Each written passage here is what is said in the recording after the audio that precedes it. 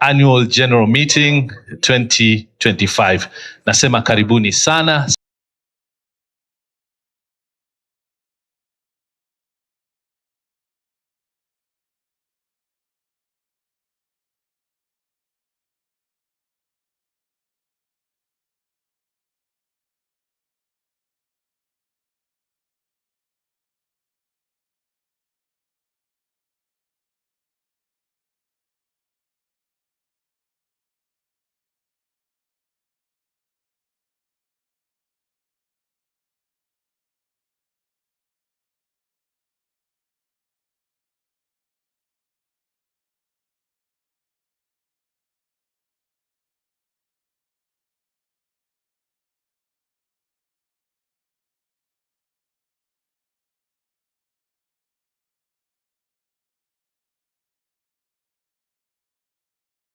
Tunapomkaribisha mgeni wetu wa heshima, karibu sana mgeni wetu wa heshima, akiwa ameandamana pamoja na delegation, viongozi ambao tutawatambulisha kwenu sasa hivi. Mabibi na mabwana, kabla ya kuketi mgeni wa heshima, tusimame kwa wimbo wa taifa kwa lugha ya Kiswahili. Tutaimba beti ya kwanza pekee yake. Mungu yetu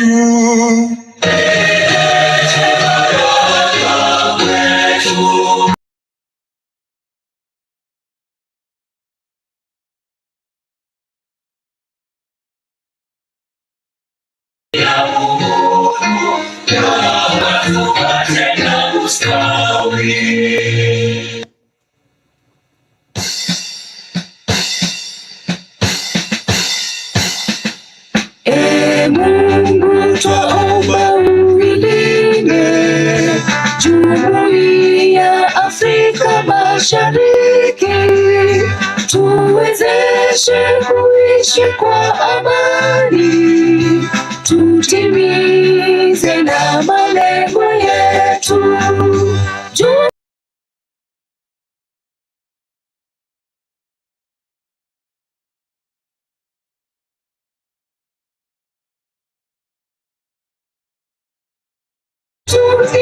Nguzo yetu idumu jumuiya yetu.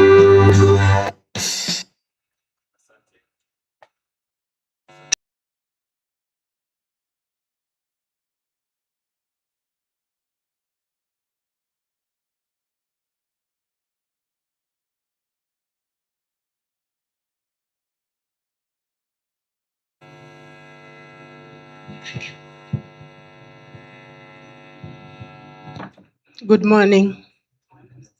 Let us bow for a word of prayer. Dear Heavenly Father, we come before you this morning with gratitude, Lord. You've given us the lease of life. Some of us were not very lucky, Lord, to see this day, but you've been faithful, my Father. As we start this day, and Father, as we go through the various programs for this AGM, Lord, we pray that, Lord, you'll guide us. You'll give our chairman the wisdom as he steers us through. The service providers that will come here to give us the presentations, Lord, you'll continue to give them wisdom to support the scheme for better results. Father, we want to thank you for the challenges you've taken the scheme through this year. There have been difficult situations, but Lord, we thank even the government offices that have assisted us get some breakthroughs and results. Father, we thank you for the guest of honors. We thank you for the dignitaries who are here, the service providers, and even the pensioners who have joined us physically, and those who are watching us online. Father, may they continue to be faithful. May they trust the scheme. And Father, us as trustees, we ask, Lord, that you give us wisdom to steer this pension scheme to where it should be, just above only. Father, as we stay here, Lord, see us through. Give us peace, understanding, focus, and commitment. We thank you, Lord, because you have answered our prayer. It is in Jesus' name that we pray and we trust. Amen. Please be seated. Thank you very much, Mrs. Rosabella Mbai. Before we start our proceedings, I'd like to welcome all of you and perhaps to start with a round of applause for our distinguished retirees and our distinguished members who are here. Makofi kwenu tafadhali. Thank you so much for making time to be here. And we really appreciate that you're here today. And I wish to welcome all of you to this auspicious annual general meeting of Telposta Pension Scheme being held today, the 10th December 2025 here in Nairobi. Chief guest, Chief of Staff and the Head of the Public Service, the Honorable Felix Koskei, EGH, Principal Secretary, State Department of Broadcasting and Telecommunication, the Honorable Stephen Isaboke, EBS, Chairman, Board of Trustees, Telposta Pension Scheme, Mr. Julius Cheptioni, Secretary and Chief Executive Officer, Board of Trustees, Telposta Pension Scheme, Mr. Peter Rotich, Chief Executive Officer, Telco Kenya, Mr. Mugo Kibati, Chief Executive Officer, Retirement Benefits Authority, Mr. Charles Mashira, the Board of Trustees, distinguished retirees, members of the scheme, all protocols observed. Welcome once again and thank you for making time to be here with us. We welcome all the distinguished members of the scheme who are watching us live, either on Citizen TV or KBC, and also online. Karibuni sana. In our presence today, we have some of the founding members of the scheme, and I understand that among us are some of the members who are well-aged, but they're here all looking young and wonderful. May I just ask, ndio chief guest aweze kujua, who here is 95 years of age? The youngest, 95 years of age. Who is here? Who is 90? Slightly younger. Who is 85 here? Ili chief guest aweze kuwaona. 85? Oh, we're getting younger and younger, eh? Okay, who is around 80? Between 80 and 85? Makofi kwa huyu bwana. Simama tafadhali. Simama. Nakupa nafasi. Msalimie tu chief guest. Usema tu habari. Usiseme mengi. Habari. Chief guest, nimeambiwa niseme habari. Habari bwana. Asante sana. Huyu bwana ana miaka michanga kidogo, haja kwenda sana. Kwa hivyo tunasema asante sana kwa kuwa pamoja nasi. And program is going to last for a couple of hours, but because our chief guest is here moja kwa moja, I'd like to be inviting to start us off our program for today, officially the Chairman, Board of Trustees, Telposta Scheme, Mr. Julius Cheptioni, to start us off. Asante sana. Karibu. Makofi kwake tafadhali.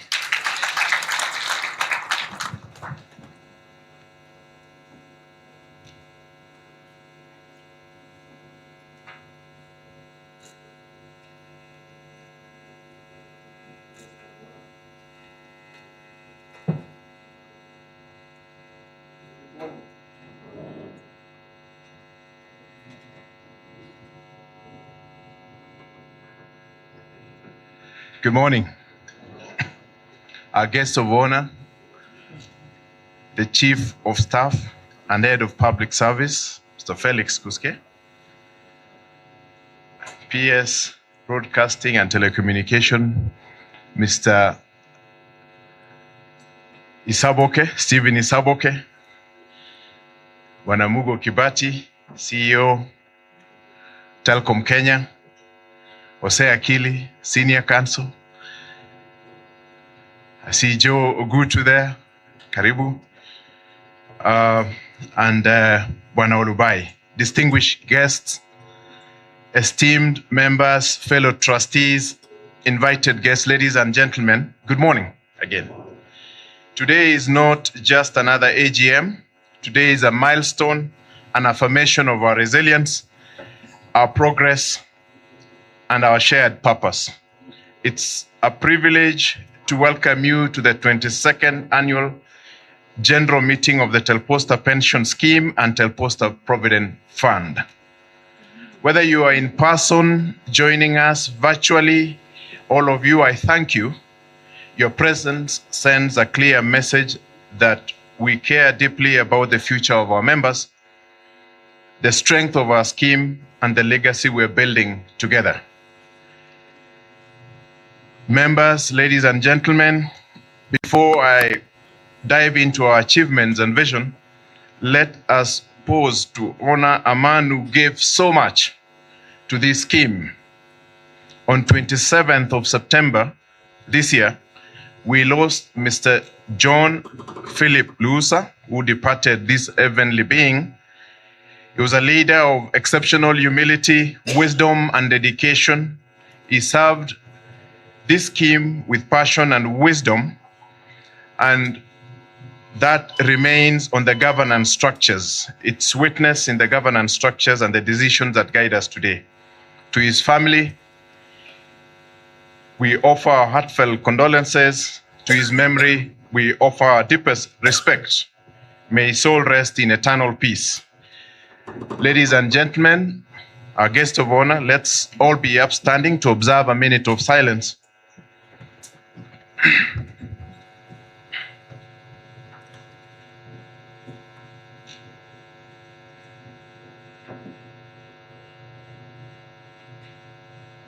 Thank you. I want to introduce to you, ladies and gentlemen, our guest of honor, our trustees, the ones who are serving today. And if I introduce you, you stand, or perhaps we all stand and I will point at you.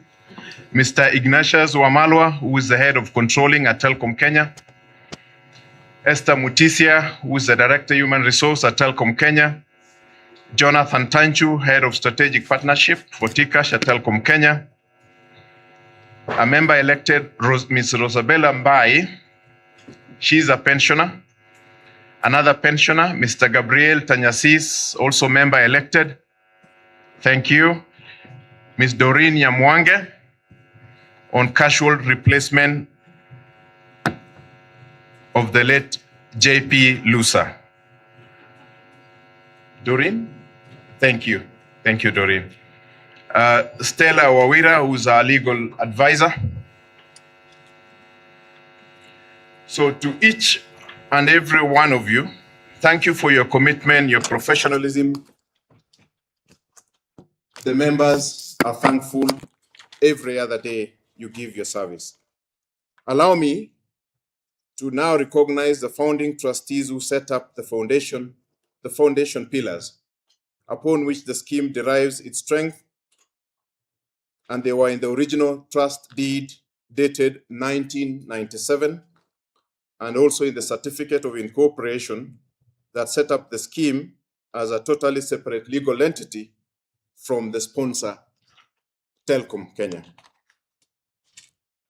Ambassador Bishar Hussein, is he here today with us?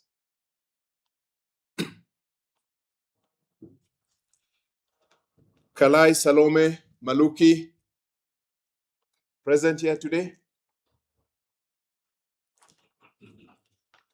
Give a shout out if they're next to you.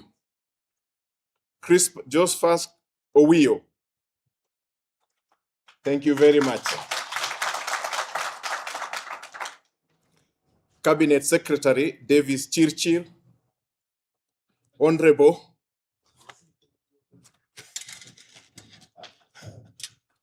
Was that a shout out? He's next to you. Thank you. Honorable Samuel Chepkonga, MP for Anabkoi. Apollo Ngzano, former General Manager, Finance. The late Jan Mutai. The late George Owiti. And the late Augustine Cheserem. Ladies and gentlemen, members, our guest of honor, we're honored by the presence of distinguished leaders, members, and partners who continue to engage and support this pension scheme. I note the presence of Hosea Akili, Senior Counsel. I note the presence of James Olubai from Zamara, the presence of Joe Ogutu, retired from Safaricom, but diehard a member from the beginning as part of the HR team that set up, supported the setting up of the scheme. If I have not spotted you, I see Postmaster General right there. Thank you very much, sir, for attending to support us as well. If I have not mentioned you, it's not for lack of respect, but because we haven't interacted this morning. Welcome. We're grateful for your collaboration, and we remain grateful for your partnership. Our journey is strengthened by the expertise of our partners, RBA. Do we have the CEO or representative here this morning? Thank you very much. Old Mutual, give us a wave from where you are. Cope Trust, thank you, Mr. Ithondeka. Gen Africa, Mr. Karaoke, thank you very much. KCB Bank, our custodian bank, thank you. Zamara Actuaries, represented by James Solubai, thank you very much. PKF Kenya, thank you. BSD Branding, thank you. Wellness in Retirement, thank you, Patricia. And of course, our secretariat, where are they? Can they be upstanding?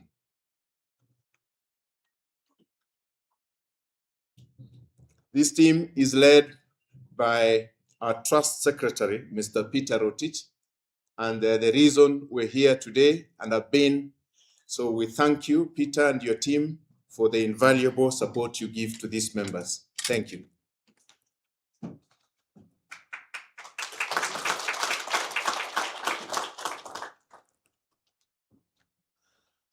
So as I thank you, I know the members have one question. Why this much attention, right? You recall that 2 years ago, I stood before you and I said, we will hold one annual general meeting in Nairobi.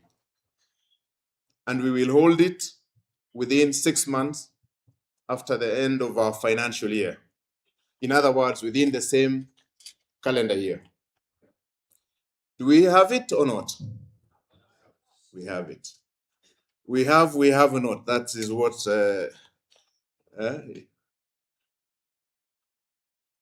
So this is the AGM. We also told you that we will strengthen governance within the scheme. I wish to report to you or give you my report shortly that is going very well. I know the question in your minds, because I told you in 2026, I do want you to ask me, what about our benefits? Wasn't that the question you are to ask me in 2026? Yes. Members? Yes. We exist so that your lives are better. And I want to tell you today, ahead of that 2026, that we've made tremendous progress in our transformation journey. And very soon, after the exercise we are conducting, we are going to be reviewing your monthly pension. So hold me to that, because we said we'll have one AGM and we'll have it within 6 months, and we are now having it. I believe you can take me for my word. So let me talk about a few strategic initiatives and give you a report of what has been going on. So on litigation, you remember the Mariga Koseo appeal, where we reached a major turning point. Over decades, we've been in court. We had a ruling by the RBA tribunal in our favor, even though we have a judicial review appeal going on. We are a law-abiding institution, and we await the outcome of that review. On properties, the disposal of Telposta Towers, which is the biggest part of our property portfolio, is going very well. We are currently having the transaction negotiations with the National Treasury according to their letter of the 16th of December 2024. So all this going well, ladies and gentlemen, you know what that means. More for members.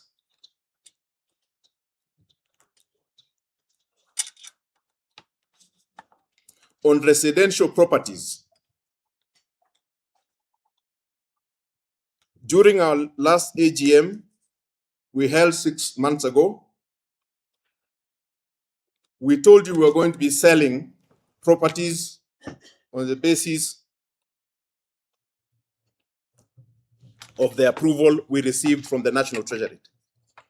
So on 30th of October, ladies and gentlemen, we did advertise properties on the Nation, newspapers, the Standard, and MyGov. And today, I report to you, ladies and gentlemen, that we have offers. Because the bids closed on 1st of December, we've issued letters of acceptance, and all inquiries are being handled through a dedicated desk and emailing system. Again, our guest of honor, ladies and gentlemen, members, it tells you that there is a strong interest and demand for Telposta properties and assets because of their strategic nature. On strategic sales to government, the board has given priority to ministries, departments, and agencies for the acquisition of strategic properties, like the Gilgil parcel of land, which has 174 built units, because of the strategic nature it holds. This initiative will not only benefit members of the Telposta pension scheme, but will also enhance government's broader strategy in optimizing public assets. We intend to move with speed. We will engage strategically to secure value from these properties. We have as well litigations on about 1.3 billion shillings worth of properties, comprising Mushai Drive, parcel of land, Mandera Road in Kileleshwa, Mwingi, and Kizingo. I wish to report that it's progressing very well, and we are at an appeal stage where in round 1 or round 2, the scheme has been receiving favor from the courts on account of justice for you members. Isn't this transformation? Isn't it transformation, members?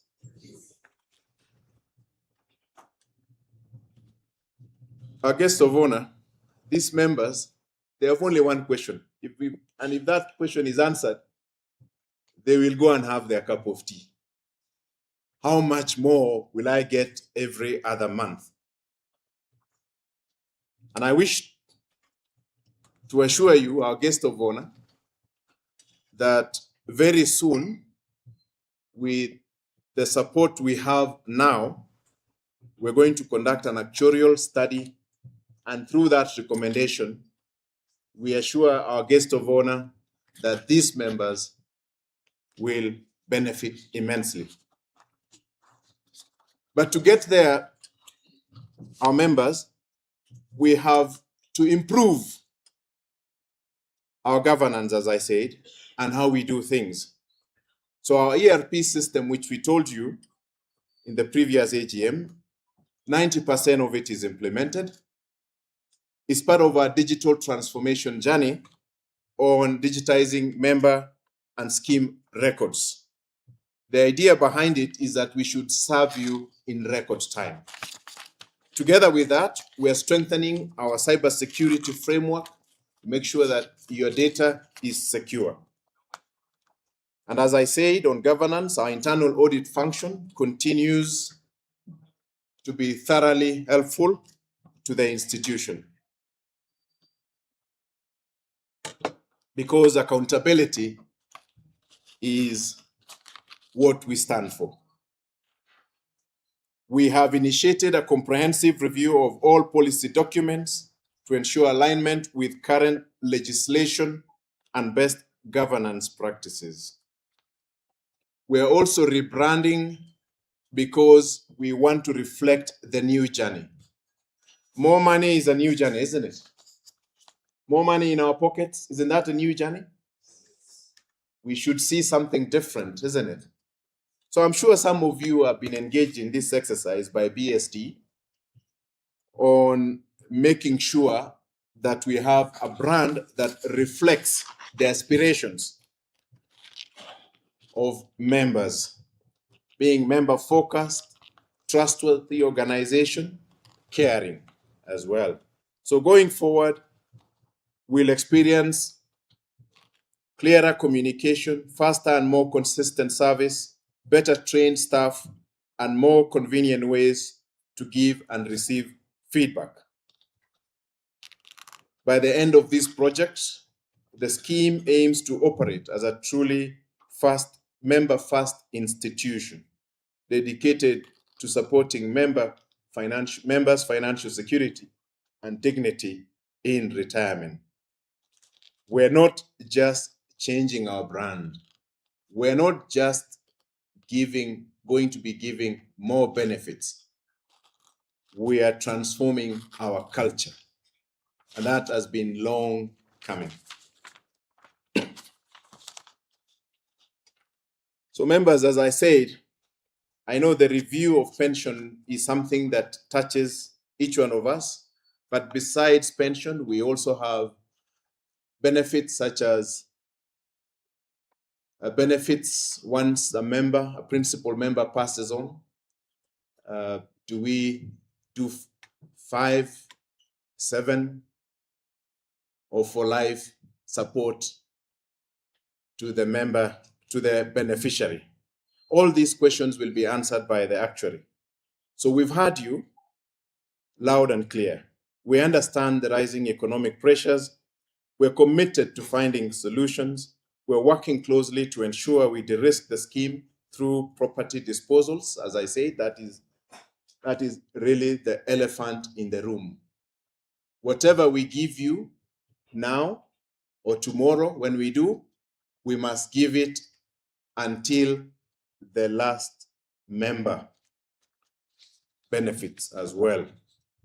And therefore, liquidity and security of our assets is very important. We will work with our professional advisors to explore sustainable benefits, improvements as liquidity from property disposals start to flow. And they have started, because those who wanted our properties, Peter will tell you he has received a lot of deposits. Thank you, Peter. We will move deliberately and responsibly.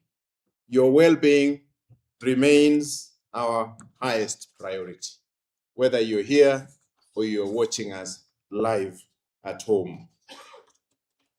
So the outlook for 2026, members, we will be focusing on property disposals across the country. We'll be unlocking more liquidity. We'll be enhancing investment diversification and strengthening cybersecurity. We will also be completing regularization of our titles, as you understand, with all the litigation and the vesting orders. And I must stand witness here to say the first time I visited the scheme and I was asking if it was vested, why is it not with us? Peter pulled out a very big report. I said, what is this about? He says, this is the Ndungu land report. Okay, what about it? He said, we read the vesting order, we read this other document, and we scan if there is any litigation. And for that, I thank this scheme, because they've worked very hard to make sure that all that was given to you is safeguarded, and the final process of that is having a title and the ability to dispose of so that the money can serve you. We will also be rolling out nationwide member education and wellness programs from March. We'll be continuing our service improvements, exploring feasible benefit enhancements, as I said. Ladies and gentlemen, 2026 will be a year of more action built on past incremental efforts, patience, and resilience that will transform ordinary moments into extraordinary achievements as we have waited for so long. As you know, the sale of Telposta Towers, which is the cream of our property portfolio, that exercise started in 2013. 2013. And progress was very, very minimal, even though a lot of hard work by past trustees was being done. And I know we have past trustees who are here who, because of these incremental efforts, were able today to say, we are turning around. Can I see by a show of hands, or if you can stand, trustees who've been part of Telposta, retired trustees? Can I see you standing? Some of you I may not know because we served at different times. Thank you very much for your guardianship. Thank you very much, because we only get told stories. And JP, bless his soul, did tell us a lot of stories of how you fought for the members. Thank you. As I conclude, allow me to express gratitude to the government, led here by the Chief of Staff and the Head of Public Service, Mr. Felix Koske, supported by Mr. Isaboke, PS, Broadcasting and Telecommunication. Our members, thank you for your trust. Our current and past trustees have said thank you for your leadership, your guardianship. The Secretariat, thank you for serving with heart. To our regulators and providers, thank you for guidance and expertise. Ladies and gentlemen, as I close this year, we built momentum, we strengthened the governance, we defended our integrity, we increased momentum on unlocking value, we improved member experience. Our mission remains unchanged: to grow, to assure the future, and secure the retirement benefits of our members. Thank you for your confidence. Thank you for your support. And thank you all for walking this journey with us. May God bless you all. Thank you very much.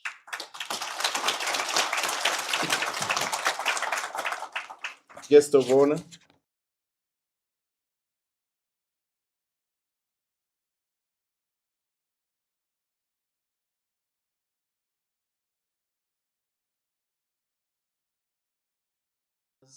And making sure that Telcom stands with the retirees, the pensioners, the sponsor himself, Mr. Mugo Kibati. Thank you very much.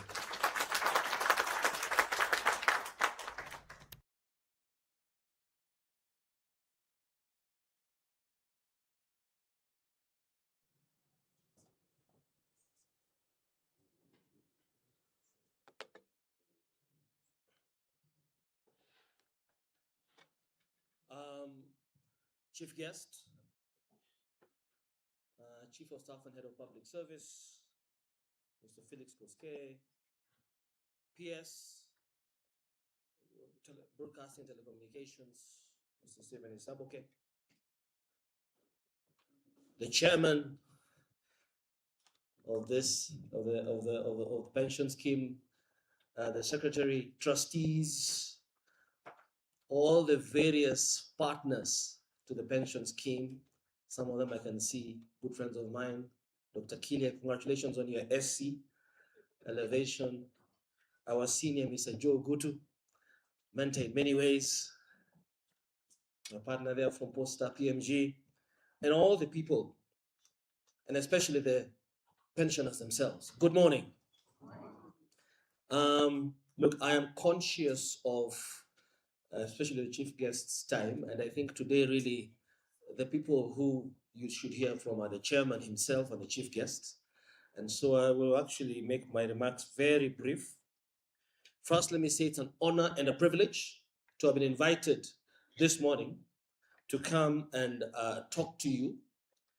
Telkom Kenya remains a key, not just a sponsor, but a strategic partner to this pension scheme. All I want to say is that you know why a pension scheme such as Telposta is critical. Because all of us, including those who are at Telkom Kenya today or wherever it is people work, are hoping to have a decent, dignified retirement. And this is why we at Telkom Kenya, as a sponsors, take great care in following up on what's happening at the Telposta pension scheme. So I will not regurgitate what the chairman has said, but I do want to say a couple of things. One is that a number of years ago, when I took over the role as CEO of Telkom Kenya, and I began to engage the trustees, some of the present ones, some of the ones who are retired, and including the late John Lusa, who actually, Chief Guest, was in many respects my mentor, my friend. When I was in high school that Mwanabutu went to, he was our chair over the old boys. And when I came here and he was a trustee of the scheme, he really schooled me on this pension scheme and the importance of it and some of the major challenges we want to teach here. And therefore, at the time, I found significant challenges in the pension scheme, of which we were sponsoring. And I know that some requests were made to me directly, which I could not honor or fulfill, because I made it very clear to the trustees that what is critical to this pension scheme is sustainability, to ensure that we have a sustainable pension fund that can support properly all the pensions. And the chairman has talked about some of the challenges that we faced, and particularly the asset mix. In a 15 billion shilling pension fund, 70% of the assets were real estate. Actually, more than 70%. One particular asset was almost approaching 70%. And that was a big challenge.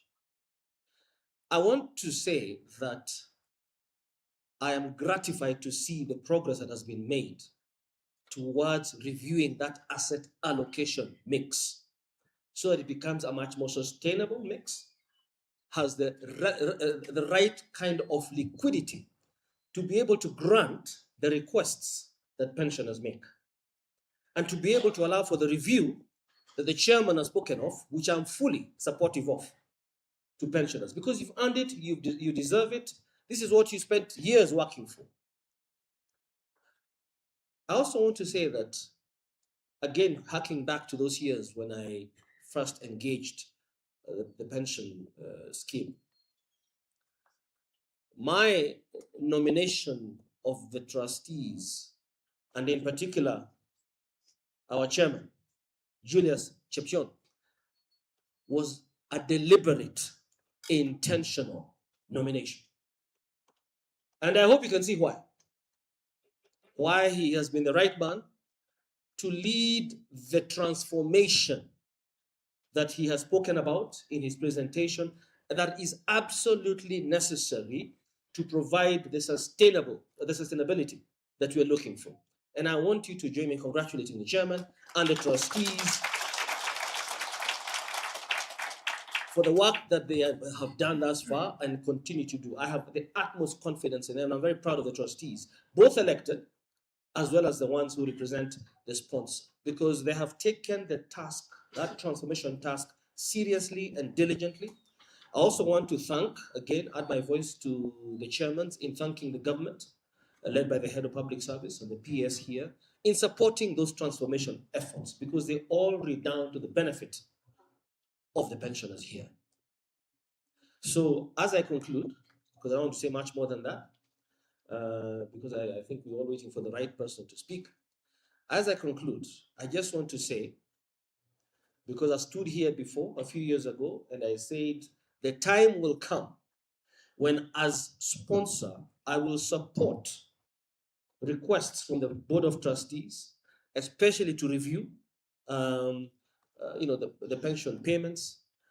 And I dare say in future, not quite yet, I think we need to conclude the task that he spoke about, even bonuses going forward will be supported by the sponsor. I know you're aware I've been quite tough on that issue, just because, again, the point is, it's good to have delayed gratification than have a quick win today and then the whole thing collapses later. The health of the pension scheme now is at a position, or well on its way, to be able to grant pensioners what they have earned and what they deserve. And with that, I want to say, first of all, God bless the soul of my good friend, Mr. J.P. Lusa. He mentored me and taught me a lot about, and he was a very, very big defender of pensioners. I also want to say to you all, I wish you a very Merry Christmas, a much more prosperous 2026 in more ways than one, and God bless you all. Thank you all very much. Thank you. Chief guest, please, with your permission, allow me to bring back on stage our chairman to invite the principal secretary, broadcast and telecommunication. Chief guest, members, ladies and gentlemen, duty falls on me now to invite the next speaker. But before I do that, you may ask why the choice of broadcasting and telecommunication. PS Stephen Isaboke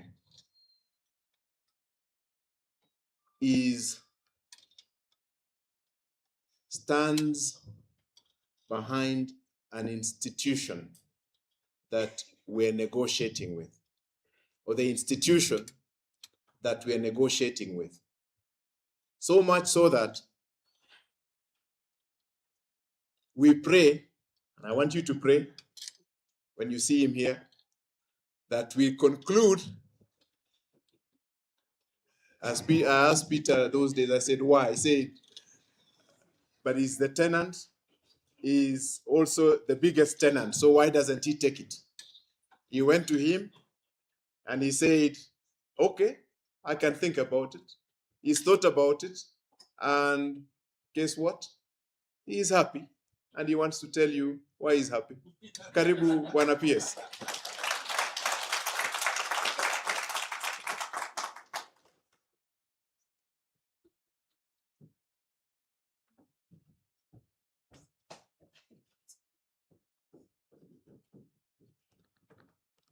Our chief guest, who is the Chief of Staff and the Head of Public Service, the Honorable Felix Muske, EGH, colleagues who have actually been identified.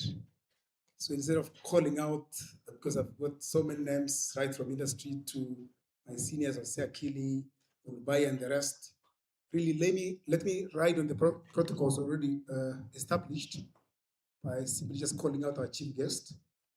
Sir, I know how your time is because we work with you very closely on a continuing basis.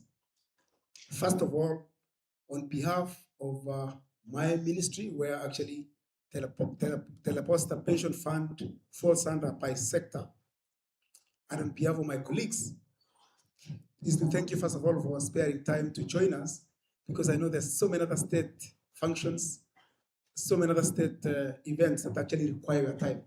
So we do not take it for granted. I think give a round of applause to Head of Public Service. Number two, and I really am going to be brief, I have been briefed by the pension trustee administrator, Mr. Rotich, who in fact hopes calls Dosh. I don't know whether he was playing reggae at that time. On the big numbers, so it is a closed fund with about 7,000 members, 15 billion pension assets. Most important, the head of public service, Mr. Rotich whispered to me and says, one of us, like whispering almost softly, hopes is part of that pedigree of the legacy of Telposta Plaza, sorry, Telposta Pension Fund. And then obviously calling out CS Chirichiri and the rest of the people who have passed through that. And for me, just as I close, to see what you've done, particularly from the history. I mean, you are a pension fund that was established before independence, because I see some people joined in as early as 1946. The 99-year-old member joined in 1946, the 1926 born member. And to see you maintain the institution over this period is actually a tribute to your governance and also to your principles that, in fact, the chairman spoke to. And I say this because Hobbes himself, in the current transformative agenda, is very particular about governance. And really, that's going to be my closing remarks. Hobbes, since I joined government about 6 months ago, there's no single meeting that doesn't pass without you talking about zero audit findings, governance, compliance, obeying the laws, so that we respect institutions, we respect structures, and we get a working society. Finally, talking about what Julius was talking about, recently pension is becoming a big interest because in fact pension funds are in many, many jurisdictions used for development. So it's good to see that the Telposta Pension Fund already built Telposta Tower, which is actually a huge, huge asset, which you're trying to liquidate. And is an example of how you can actually protect long-term funds by actually investing in infrastructure. So I just want to confirm that that process is ongoing, and to your request about prayers, Chair, that process is going on. We're putting through the governance structures in terms of the sort of the cabinet and also all the legal advice, both HE and National Treasury, but it's all in progress. All the boxes are being ticked. You guys have done fantastic work, everything else, actuaries, all those things.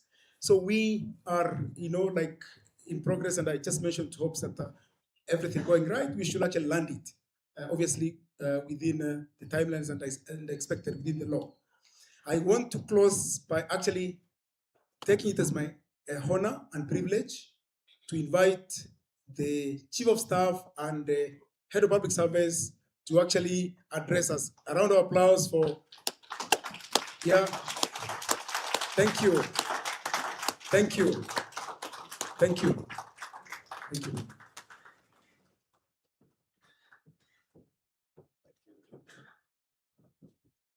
We can have our seats.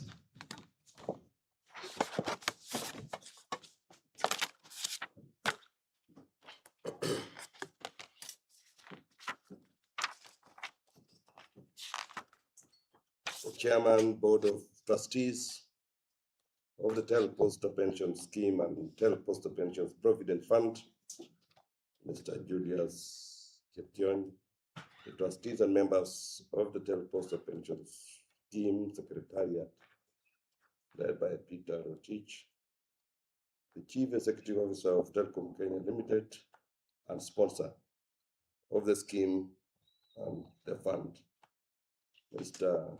Mugobibati, the CEO of the Retirement Benefits Authority is around, members, service providers, distinguished guests, ladies and gentlemen, good morning. I'm happy to be here today. I can see familiar faces across from one corner to the other. Good to see Joe Gutu, to see Koriru was manager IB, good to see Tanyasis, who was general manager finance, Professor Berubai, I can see Dr. PMG, I can see Mbanya, and I can see all of you. Good to see you. It is an honor to join you at the 25th Annual General Meeting of the Telposta Pension Scheme and Fund. Today, we are not just discussing numbers and returns. We are reflecting on the promises we've made to those who have dedicated their lives to public service and the enduring legacy we are shaping for future generations. First of all, allow me to commend the Board of Trustees for their unwavering commitment to accountability and stewardship. The continuity of these annual general meetings is a testament to principled leadership and dedication, setting an example for institutions across the country. As a former employee of the Kenya Post and Telecommunication Corporation, its predecessor, Telcom Kenya Limited, and also a member of this scheme, I feel deeply connected to this gathering. Today, we honor individuals whose service laid the foundation for Kenya's telecommunications sector. Your efforts were not merely a job, they were an investment in the nation's future. And on that, Mr. Mugo, and I know you are the newest entrant to this sector. These people, the effort that they put is what you see now. The effort that Ogutu and his team put to make Safaricom what it was, what it is now, from one room operative to where it is now, is not a mean task. They need to be acknowledged, and they are really, and we truly appreciate these people. So despite the challenges facing a closed pension scheme, including limited income contributions, the Telposta pension scheme has demonstrated remarkable resilience. Benefits are paid on time, reflecting disciplined management and foresight. The government's intervention in 1999 through the transfer of property assets and the financial support of Kenya shillings 8 billion in 2008 to clear liabilities exemplifies a strategic partnership that safeguards retirees' welfare. The financial statements reveal a surplus, yet the high exposure to property holdings, over 83% against the regulatory limit of 30%, poses a strategic and regulatory challenges. Fixed assets create a structural risk, but also an opportunity. Divestiture from strategic assets can strengthen liquidity and amplify the scheme's capacity to generate sustainable returns. I urge the board to act decisively because strategic assets management is not merely compliance, it is a moral obligation to the members. Our Constitution enshrines the right to social security. Article 43 guarantees this right, while requiring the state to provide protection to those unable to support themselves. But in practice, this has been reinforced through initiatives such as the cash transfer program for senior citizens that Telposta is doing it. The establishment of the Retirement Benefits Authority and enactment of the Retired Benefits Act has brought professionalism, discipline, and transparency to the sector. The implementation of the Public Service Superannuation Scheme and the NSSF Act has expanded coverage and accelerated the growth of pension assets, now at approximately Kenya shillings 2.9 trillion. Yet, this is more than a financial metric. It is a repository of national trust and collective foresight. Lessons from other jurisdictions illuminate our path. Australia's superannuation system, with a compulsory employer contribution of 11%, has created a pool exceeding Australian dollars 4 trillion, financing infrastructure and social services while ensuring retirement security. Singapore's Central Provident Fund, on the other hand, provides a tripartite model: housing, healthcare, and retirement security, achieving nearly universal coverage, while Chile transformed its system in the 1980s into a robust individual account model now recognized globally for sustainability and efficiency. Our challenge is to translate Kenya's growing pension assets into strategic national impact. These funds must catalyze transformative investment in infrastructure, healthcare, education, housing, transport, and energy. Public-private partnerships offer a viable vehicle to achieve these while safeguarding returns for pensioners. In 2023, the government launched the National Pensions Policy, spearheaded by RBA, to expand coverage. Currently, only 26% of the working age population participates in pension schemes, with the informal sector largely excluded. Nearly 17 million Kenyans in the informal economy are not saving for retirement.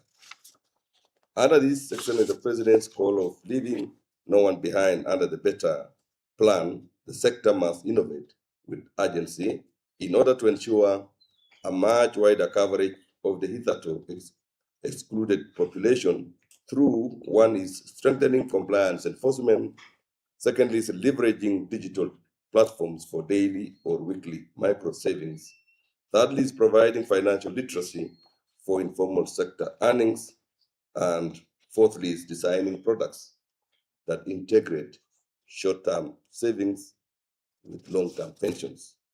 I wish to challenge pension professionals to innovate, particularly in designing products that introduce auto-enrollment for mid-large employers, that offers matching incentives for informal sector contributions, and also consolidate into low-cost default funds.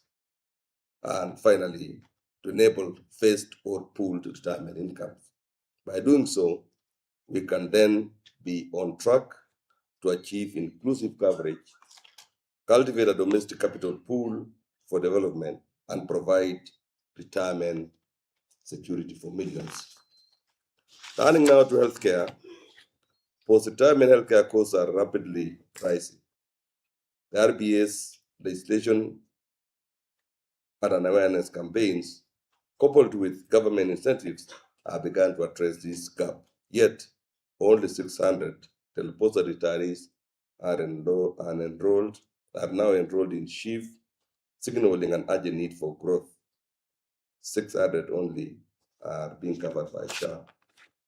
So it is a very concerning situation. So timely pension processing is a moral and administrative obligation. Current measures, including digitization of service records, verification of employment histories, clear processing timelines, enhanced coordination across MTAs. The goal is to ensure that public servants receive what is rightfully theirs promptly. Today, we meet at a time when economic realities, demographic trends, and technological shifts are rapidly shaping the pensions landscape. These changes demand that we advance with agility and resilience, not only as institutions, but also as leaders entrusted with safeguarding the dignity and welfare of our retirees. Agility means remaining responsive to the evolving needs of our pensioners, improving service delivery, embracing innovation, and ensuring that our systems are efficient, transparent, and people-centered. Resilience means strengthening the scheme's governance, diversifying investments prudently, and preparing for uncertainties so that the promises we make to every contributor is honored without fail. Our pensioners depend on us, on our stewardship, your foresight, and your accountability. Let us therefore continue working collaboratively to enhance sustainability, protect members' benefits, and uphold the trust placed in this scheme. I commend the Telposta pension scheme for the progress made so far and encourage you to build on this momentum. Together, let us advance with agility and resilience to ensure a scheme or to ensure a secure and dignified retirement for all those who have faithfully served our nation. As I conclude, I want to really thank the management of this scheme, because since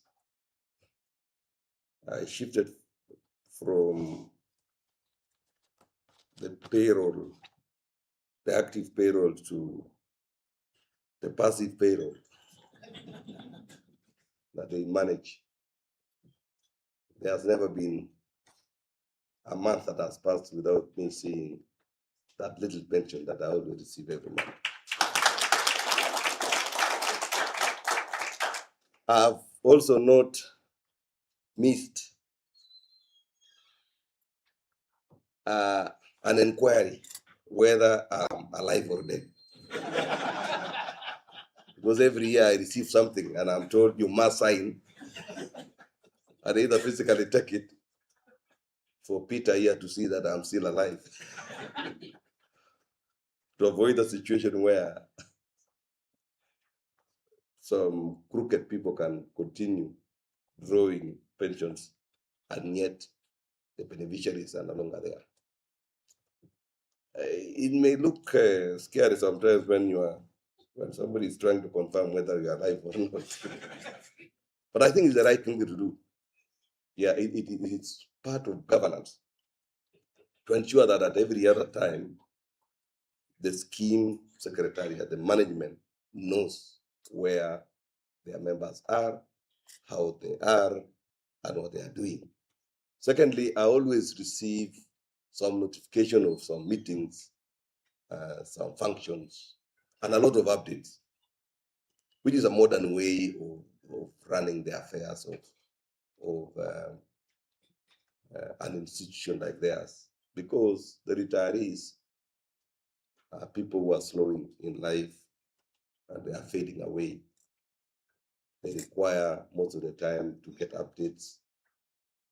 Sometimes you create, unintentionally so, some meetings, some fora, some capacity building, some kind of sensitization activities for them to come and share past experiences, and also count on themselves to check on themselves whether they are still strong and alive or they are struggling. So this scheme is one of its kind, and I want to really thank the management. I want also to acknowledge the thought of trying to comply with the RBA rules, that we go down on fixed assets and then we make liquid assets to be available for members to continue receiving their pension without any difficulty. Because, as I said, fixed assets are good, but at the same time, you can be a billionaire in fixed assets, but you can die of hunger because you don't have money to buy food. You can boast that you have Telposta and you are not getting anything. So it's better to be having a mix of assets at any one time. That is best practice, even in investment management matters. So I want also to really acknowledge that desire of ensuring that they get a balance, as is always best practice. I want to also encourage my fellow retirees, pensioners, that let us keep the spirit running. Let us continue working very hard. Let us keep ourselves healthy. Let us ensure that we are there, and we are there not because we are surviving. You need to be there because you are living and you are contributing to the development of this country actively. So, and for that, you will live longer. You live longer. You will feel valued, and you'll be part of the critical mass that handles that ensures that the country is developing, because all of us wants to see the transformation, the results of the transformative initiatives that this administration has taken. We want all of us, those who are from Western Kenya, Kakamega, Kisumu, Kisii, North Rift to South Rift, to see the dual carriageway until Malaba. Isn't it so? You don't have to die now. Just wait until after it reaches Kampala, you can decide whether you want to go or you want to remain. You want to see a lot of buildings, these housing projects being rolled out in every town, in every village. We need to live for that. We want to see transformation in our lifetime. And that is why we are still critical and we are still important. Over and above that, we are a critical body of mentorship, the way Kipati said, that the kind of knowledge that you have, the kind of experiences that you have is invaluable. It is beyond and transformation your currency. It is beyond what you think. You may think it is nothing, but if you are there for the younger generation, if you are there for the new professionals, you are adding something into their professional life. You're adding something even into their social life.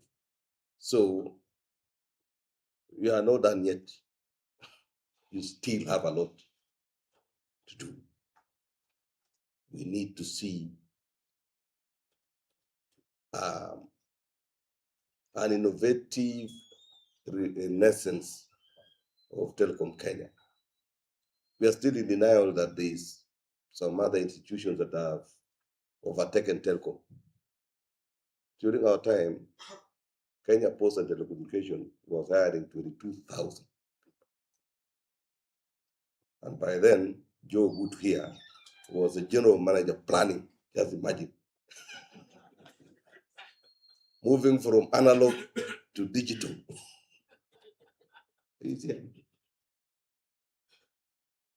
Tanyasis was handling loads of money. And everything was still analog. There were papers. If you could go to his office, you could just shout at the door to find out whether he's there or not, because he was not seen because the files were several meters high in the office. That is how it was then. And therefore, these are the people who can, and we need to, as government, we really need to have space to allow them to sometimes to lecture, for people to understand, for the young to understand, for the current generation to understand where we have come from and where we are heading. Therefore, I'm very excited to be here. I'm also, we are still representing you in various public lives. Joe is still standing strong in Safaricom. Davis Chirchir is still standing firm and ably so in cabinet. So you are in cabinet even if you are not, because Davis is there. I'm also head of public service. Just imagine, on your behalf, I'm there. John Tanui is Postmaster General, heading one of the institutions that was split heavily. So I think you need to clap for, because one of your retirees is what is heading one of the institutions that was split, and many other people. We have several members of parliament, led by Jeb Konga and many others. So I want us to be happy that we are still strong. We are still having representatives across the country, and we are all part of the transformation of this country.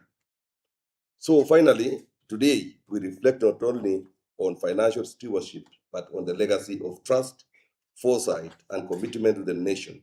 Kenya's pension system can and must be a pillar of national development and social security. I urge all stakeholders to act with vision, courage, and urgency. So as we approach the festive season, I wish you and your families a Merry Christmas and Happy 2026. Thank you. God bless you all. God bless Kenya. Asante sana.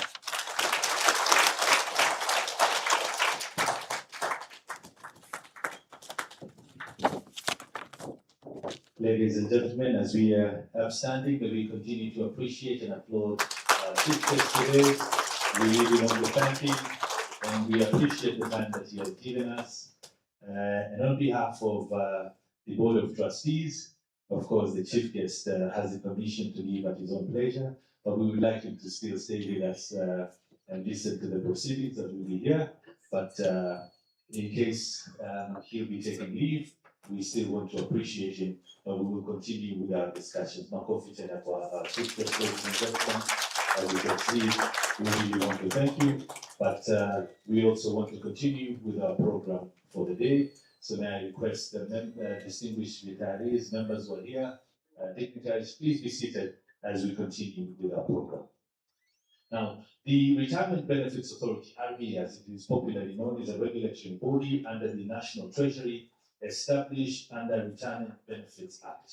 This act was enacted as part of the ongoing reform process in the financial sector in order to bring the retirement benefits industry under a harmonized legislation to address the many problems that were being faced in the industry.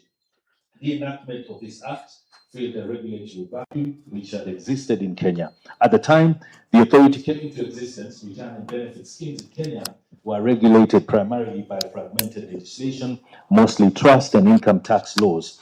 The absence of specific retirement benefits regulations allowed some schemes to adopt different styles of operation. Commonly, sponsors or employees, as they are known, dominated the operations of industries, while members and beneficiaries were largely marginalized.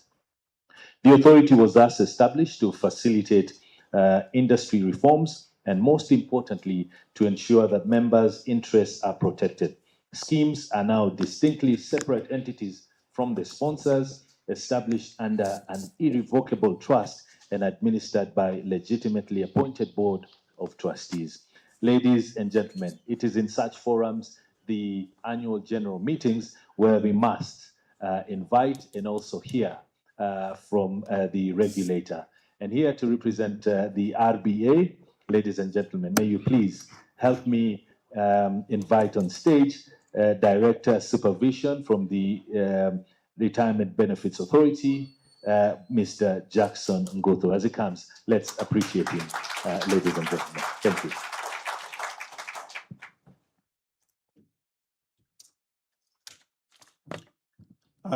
The chief guest, head of public service, the chair board of trustees, CEO Telecom, members of the Telposta, both the pension and provident fund.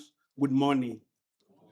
My name is Jackson Guto. I'm pleased this morning to represent the CEO RBA, who was not able to join us for this AGM, but we are happy to represent RBA, and we are excited because you're having the 25th AGM, and we have been working with you all along. I would like to just thank the Board of Trustees for convening this meeting where members are able to ask questions concerning what is happening in the scheme.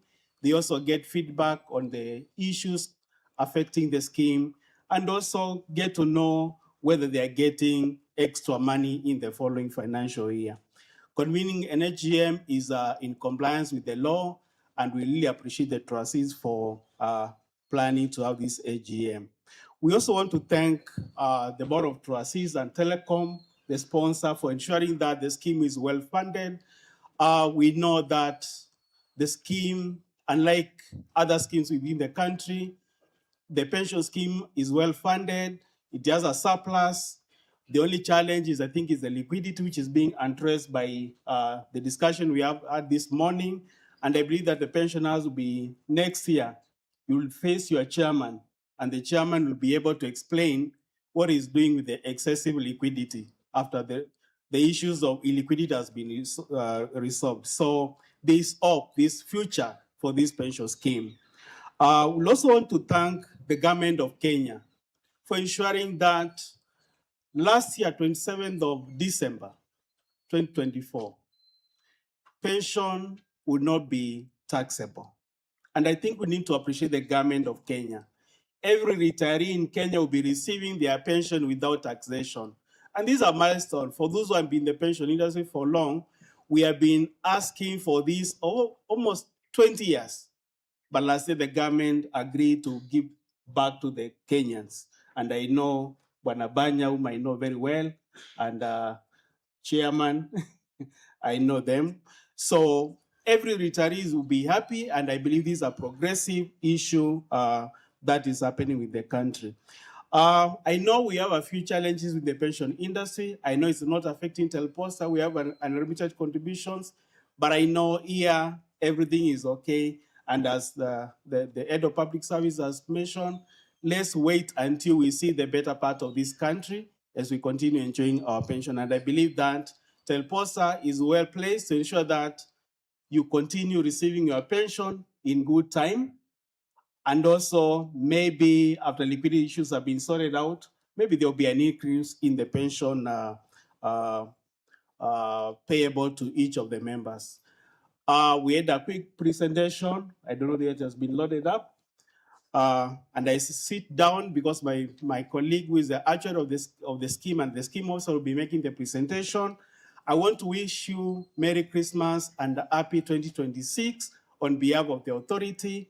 We have walked the journey together, and we will continue supporting these two schemes so that you can continue receiving your pension and lump sum in good time, and also you live long so that you can enjoy the fruits of your labor and serving this country diligently. Asanteni sana. God bless you. John, welcome.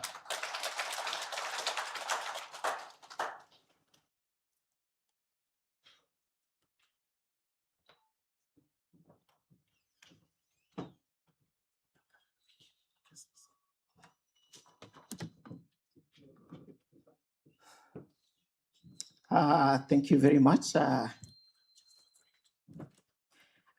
Chief Guest, Board of Trustees, the sponsor of the scheme, industry practitioners, service providers, and our esteemed members. Good morning. I'm Jambo. My name is John Muli Mutisia. I work in RBA and the director. I'm an actuary by profession, and I'm in charge of your scheme at the Retirement Benefits Authority. Trustees and Secretariat, it's always a pleasure to join you for AGMs. I was with you last year, and it's always a pleasure to join you every year for this auspicious occasion. Seeing our retired members, particularly the pensioners, reminds us at RBA why we wake up every day to go to the office. We wake up so that we can ensure that you receive your benefits in good time, and that that promise that was given to you while you're working, it's fulfilled by your scheme and your sponsor. I'm going to be making some very brief remarks. I was given 10 minutes, and therefore I'll be very brief, just to highlight some industry perspectives and where we sit as a regulator in terms of managing the scheme. So in terms of the industry overview, the size of the sector, the pension sector, has really grown over the years. RBA, we were established in the year 2000, and therefore we've been there for the last 25 years. Over the years, we've seen a lot of growth in the sector, starting with the pension assets. When we started managing the sector, the total size of the industry sector was below 40 billion Kenya shillings.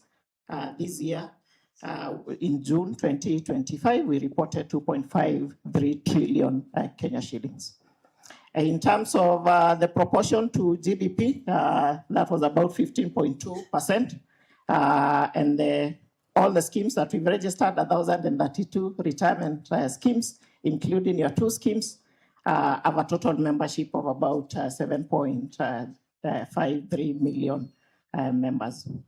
That translates to a coverage of 26%. We aspire to grow that to 32% by the year 2032. In terms of service providers, the RBA has registered 91 service providers.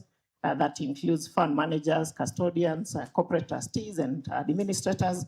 And I'm here to confirm that all your service providers are duly registered and regulated by the authority.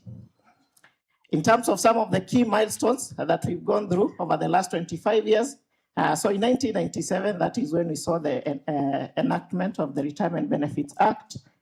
In the year 2000, RBA was put in place by the government under the Ministry of Finance, the National Treasury, to oversight and regulate the pension sector.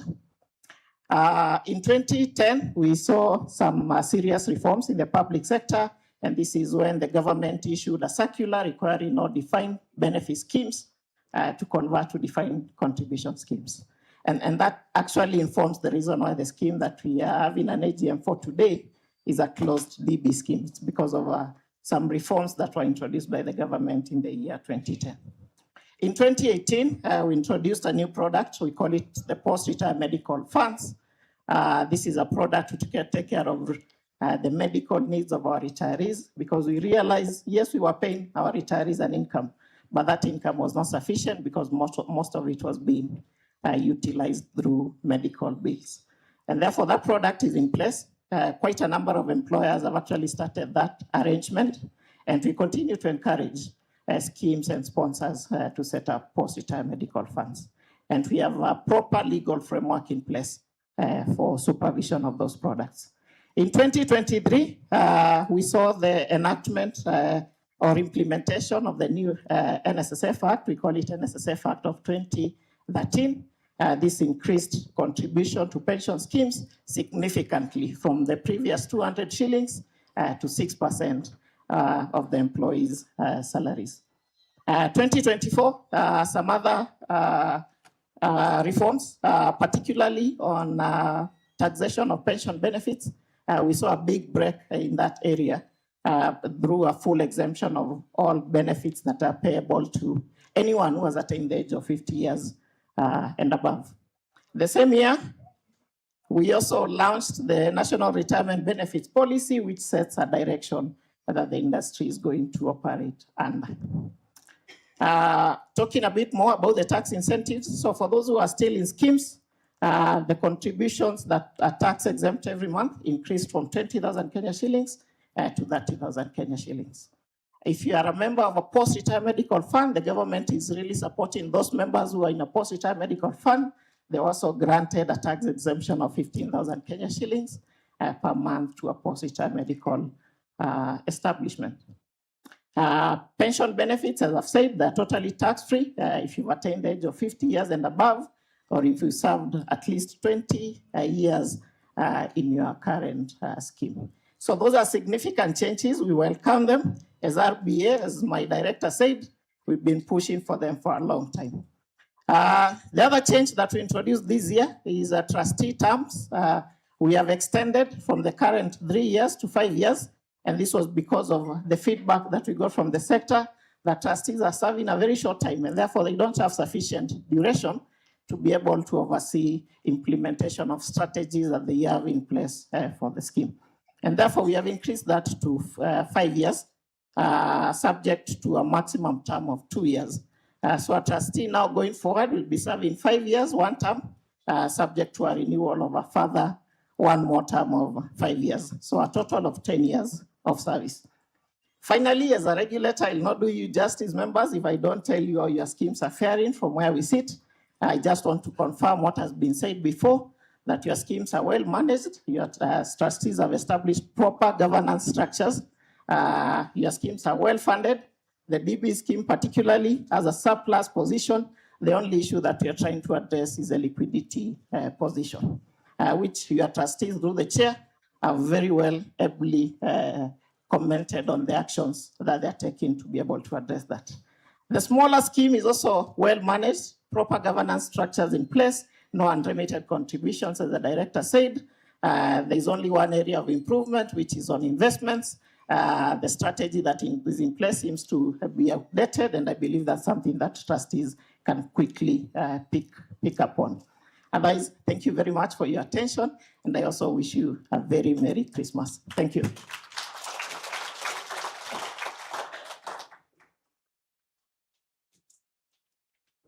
Once again, thank you so much, gentlemen, and the Regulator Retirement Benefits Authority. Let's appreciate them one more time. Thank you so much for that report and presentation. May I now invite our CEO and Secretary, Telposta Pension Scheme, Mr. Peter Rotich, to come and deliver to us statements of the report, and then we can have further discussion after his presentation. A warm round of applause for Mr. Peter Rotich. Thank you.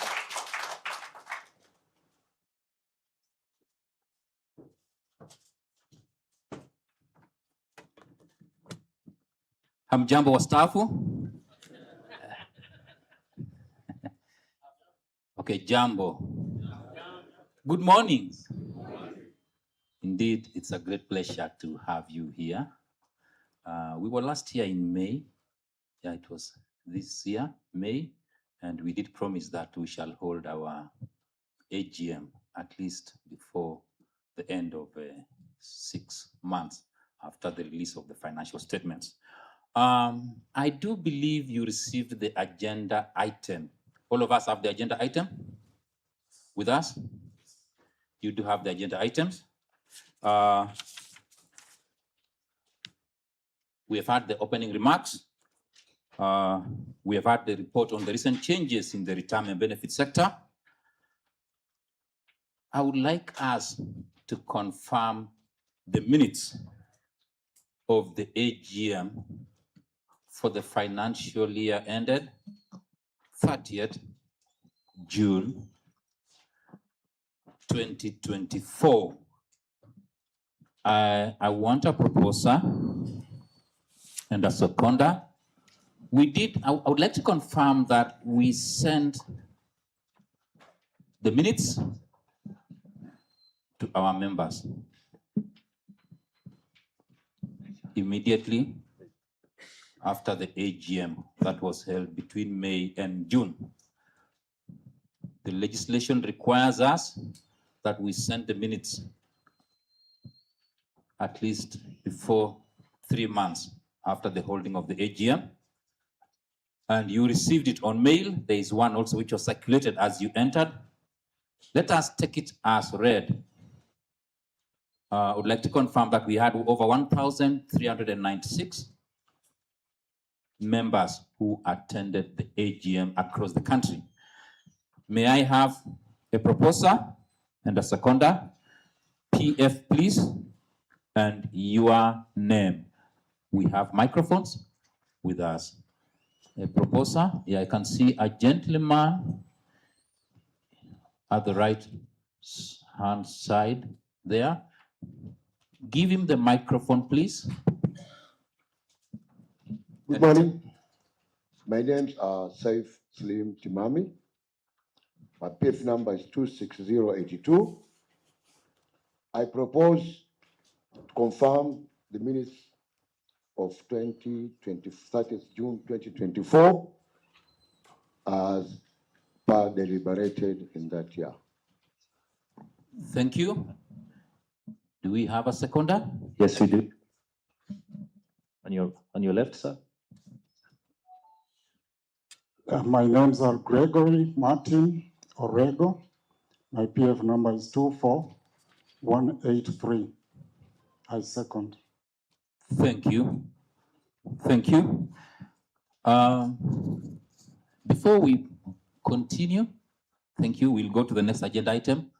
Allow me to recognize the presence of my colleagues in the entire pension industry, not my service providers, but my colleagues in the entire pension industry, from APTAC, from ARBS, from PSSF, from CPF. May you be upstanding so that you are recognized for having joined us. My friends and colleagues in the sector, thank you. Thank you for representing PSSF. As Angela Mwangangi, thank you from APTAC. Nzau, thank you, Chair ARBS. Most welcome. This gentleman here needs no introduction. He's the guru. He drives the industry. He's the president of the Senior Council. Congratulations. Steve Gikera from Gikera and Vatkama Advocates. Thank you for joining us. Wakili, I call him Wakili Kitur from Kitur LLP. Thank you. Welcome. Any other of our service providers? Yes. Our members. These are the people whom we rely on to drive our industry. Our chair did introduce our past trustees. That is Just Fasowio, Simon Banya, Henrix Katema, Manuel Ndeleko, Gabriel Chepkwon, Rachel Mwendia, Johnston Asienga Ebole, John Peter Mdune. I have a senior trustee, one of the longest serving trustees. May he be upstanding. I don't have to mention his name, he knows himself. And all of you know him. Benson Okwaro is among the founding trustees who laid the foundation for this scheme. Welcome, Benson Okwaro. We appreciate your attending this AGM. I will take you very fast through, if we can project it, if you may project it, the report from the Administrator Trust Secretary with respect to the pension scheme as well as the Provident Fund.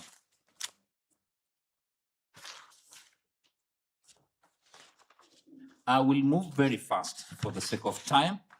How many members do we have in the scheme? We have a total, both the scheme and the fund, we have a total of 7,650 made up of pensioners in receipt of a monthly pension. That is inclusive of those who are not receiving at the moment.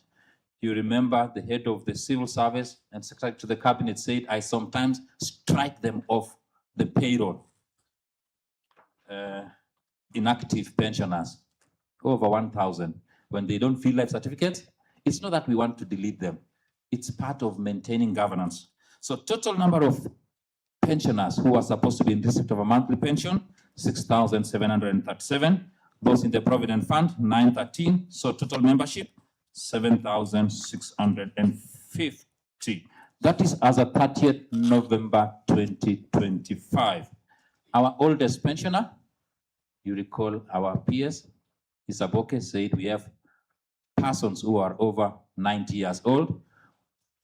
From our statistics, our pensioners who are over 90 years are 100 plus.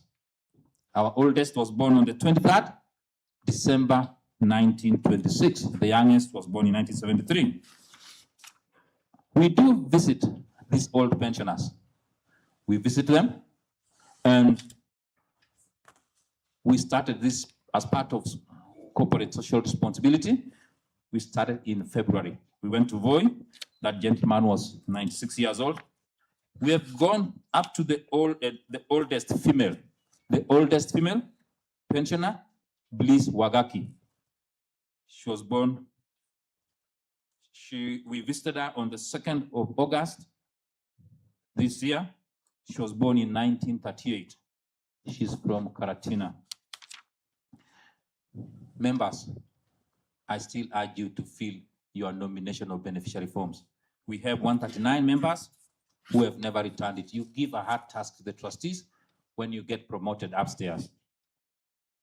Now, we have pensioners who are inherited from the Kenya Post and Telecommunication. There are some who have not given us their documents. We just received, and they've been earning a pension. We have been writing to them. As at now, outstanding proof that they were in employment are 6. We deleted them from the payroll until they prove that they were actually in employment. You had our chief guest mention about enrollment in SHIF. Please, I urge the members to enroll. Those who have enrolled are only 600. There are those who are in NHIF and they have not joined SHIF. There are 639. Now, there are those, it's very encouraging. There are those ones who are not in NHIF, but have since joined SHIF, those who are 138. Please, your health is very important. We do facilitate you to enroll by just telling us you want to enroll. You give us your documents, and thereafter you get covered. We normally give you statistics regarding the deaths. As at November 2025, we had 43 number of deaths. We every year advertise names of our members who have not come to claim their benefits. For defined benefits, let me assure you, we'll not take our benefits to UFA. We always had an engagement with UFA, and we tell them defined benefits is a promise. We can't take that benefit to UFA. We have written to UFA severally and told them we need an engagement for them to appreciate the meaning of a defined benefit arrangement. It's a promise, and depending on the manner in which you exit, that promise buys a benefit, and we can't take it to UFA. So we encourage UFA to come to the industry and engage the industry. We have engaged them. We have not been receiving positive response. Thank you. Headcount. Not only do we rely on the life certificate, we rely on headcounts. There are those members whom we have not verified. We deleted them from the payroll. Once they come back, we shall reinstate them. The number is 298. Our members always talk about pensions in payment is not enough. The average pension that we remit to your accounts is 11,980. The highest band is between those ones of 0 to 5,000 Kenya shillings per month. There are 1,465 members. Those ones above 40,000 Kenya shillings from the projection, those are 87 members. Ladies and gentlemen, that is the end of my presentation. Once again, thank you for watching. There are those who are watching us live on television, Citizen and KBC. There are those who are streaming. Thank you for watching us, and also our members who are here with us. At this juncture, allow me to call upon the next speaker. MC, take over. Thank you so much. I always request for a clap.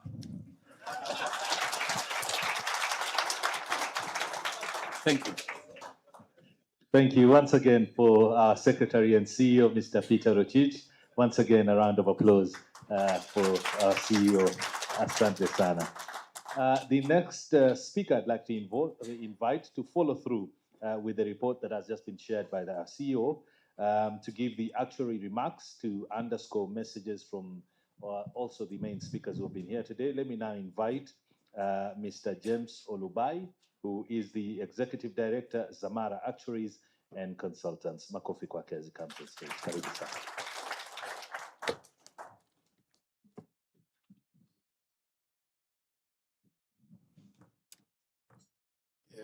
The CEO of Telkom Kenya, who is basically the sponsor. Thank you very much for inviting me here to speak to your members today. I think I'll begin by basically thanking the Head of Public Service for being in attendance, the PS in your ministry also, and then the Board of Trustees, and then all the members who are here. Ladies and gentlemen, thank you very much. Thank you for giving me the opportunity to speak at this AGM today. I'm representing our company called Zamara. And this is a very important thing for us to basically convey to you some of the numbers which underlie what Mr. Rotich has basically been talking about. As Zamara, we've been involved with this scheme since its establishment in 1997. And it's very nice to see Mr. Kwaro here. We've walked the journey with him for a very, very long time. And we are privileged to have walked this journey with you. Over the years, the scheme has undergone very, very many changes, significant evolution. And in 2007, the scheme was closed to new members. And part of the reason why that was basically closed to new members was because of the movement from defined benefit to defined contribution.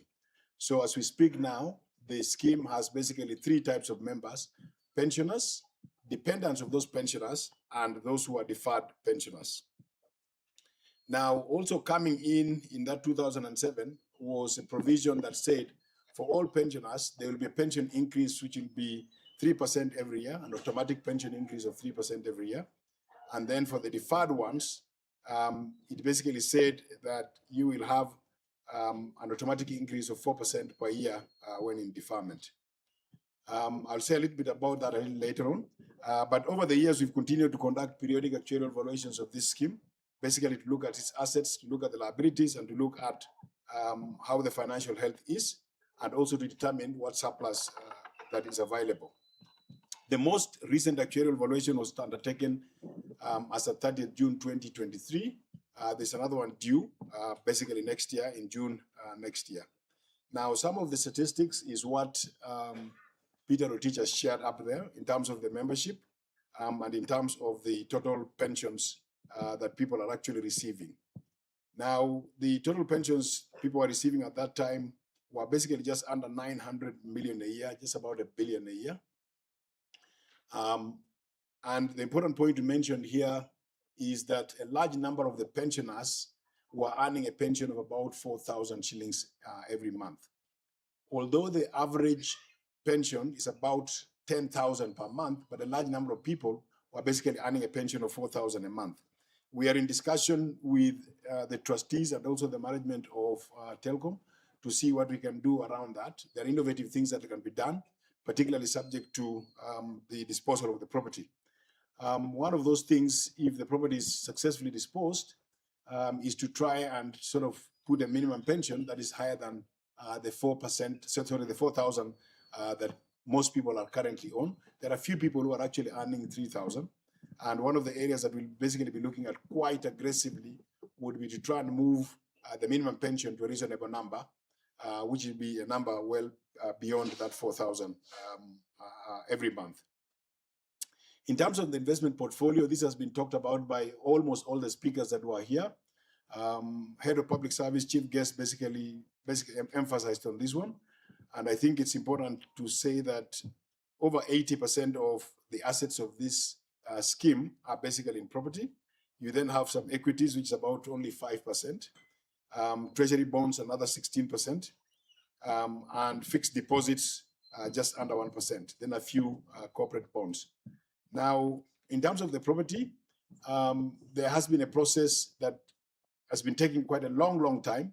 And the view is that we dispose of the property to liquidate those assets so that we can get liquid assets to make sure that we can pay pensions and increase the pensions. And also try and make sure that we earn much better returns than what the property was giving. Now, Telposta Towers, for the valuation that we carried, had a conservative market value of about 6.5 billion shillings. And then all the other properties put together is 5.4 billion. We live in a very unique country where it doesn't matter what good you want to do, there'll always be somebody who will try and stop you. The trustees are doing their best. There's quite a large number of people trying to stop the trustees from even selling property. Some people go to court, and the trustees are really, really trying to fight that quite aggressively. You would even go to court, you get a court injunction, but when the trustees go and try and sell it, you'll find people blocking them, and it becomes quite a horrendous thing. So in my view, we've advised the trustees that as that is going on, it's quite critical that we focus on Telposta Tower, push the government as much as possible so that we can liquidate that. If we could liquidate that just one property, we'll end up with money which is more than 7 billion, which can then be invested and earn good returns. And from there, we can actually improve the pensions of the members a great deal. As far as we are aware, I think everything has been done to basically achieve that. Chairman, my advice to you would be push the man who was sitting on that chair of yours very, very hard. If you try to push him very hard, I cannot see this thing going beyond June next year. So it's a matter of basically trying to push them very hard to see what can be done. Obviously, the reason why I say June next year is that their argument is that, oh, it was not in the budget and whatever it is, assist them in making sure that we've actually put in the budget, assist them in making sure that they can get that bond that they basically want. And we just basically try and push it very, very hard and put all the pressure on him so that that can be done. In my personal view, Mukisukuma, it gets very difficult. Try your best to go until the head of state to try and basically make sure you get this done. Because once you do that one shot, it will really help you a lot. Having said that, there are other properties that people have expressed interest on. Try and do your best to basically make sure that these are basically liquidated to assist the members.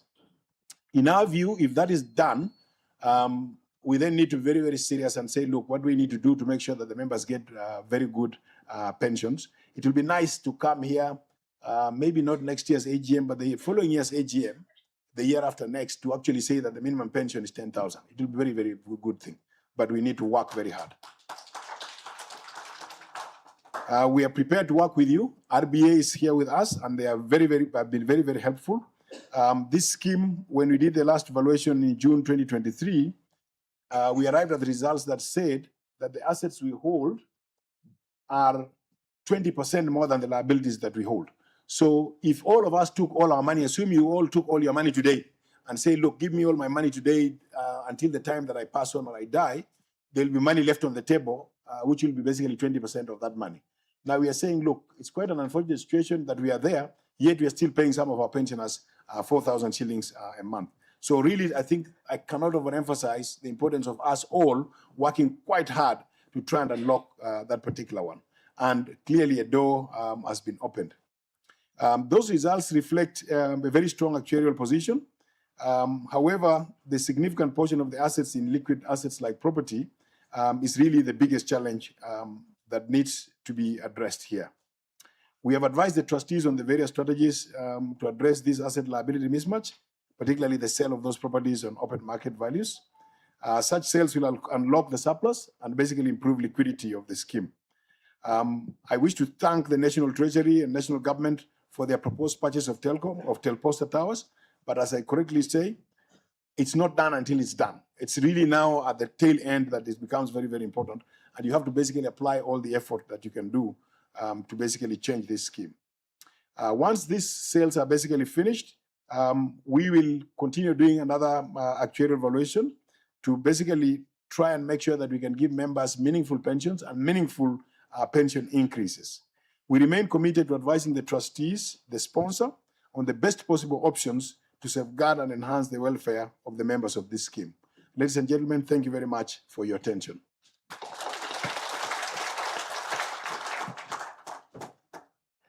Once again, we appreciate Mr. James Olubai from Zamara Actuaries and Consultants. Thank you so much for your remarks. Distinguished retirees, distinguished members, ladies and gentlemen, PKF Kenya is a leading firm of accountants and business advisors in East Africa and part of the global PFK network, which offers audit, tax advisory, and business solutions from its Kenyan offices in Nairobi, Mombasa, Nakuru, and also Malindi. They serve private and public business with a focus on quality, personalized businesses with a focus on quality, backed by international resources. It was established in the region it's been established since 1964, and they provide comprehensive services from fraud investigation to tax guides, supporting clients' success across the region. They have a regional presence like I said, in Kenya, Uganda, Tanzania, Rwanda, and even South Sudan. Mostly and importantly, they guide clients to success by acting as trusted advisors, offering innovative quality solutions. Ladies and gentlemen, I'd like to invite now on stage to come and do a presentation on this pension scheme of Telposta pension scheme, as well as the Provident Fund. May I now invite on stage the audit manager, PKF Kenya LLP, Ms. Rachel Zioka, to come and do her presentation. As she comes in, please let's appreciate her with a round of applause.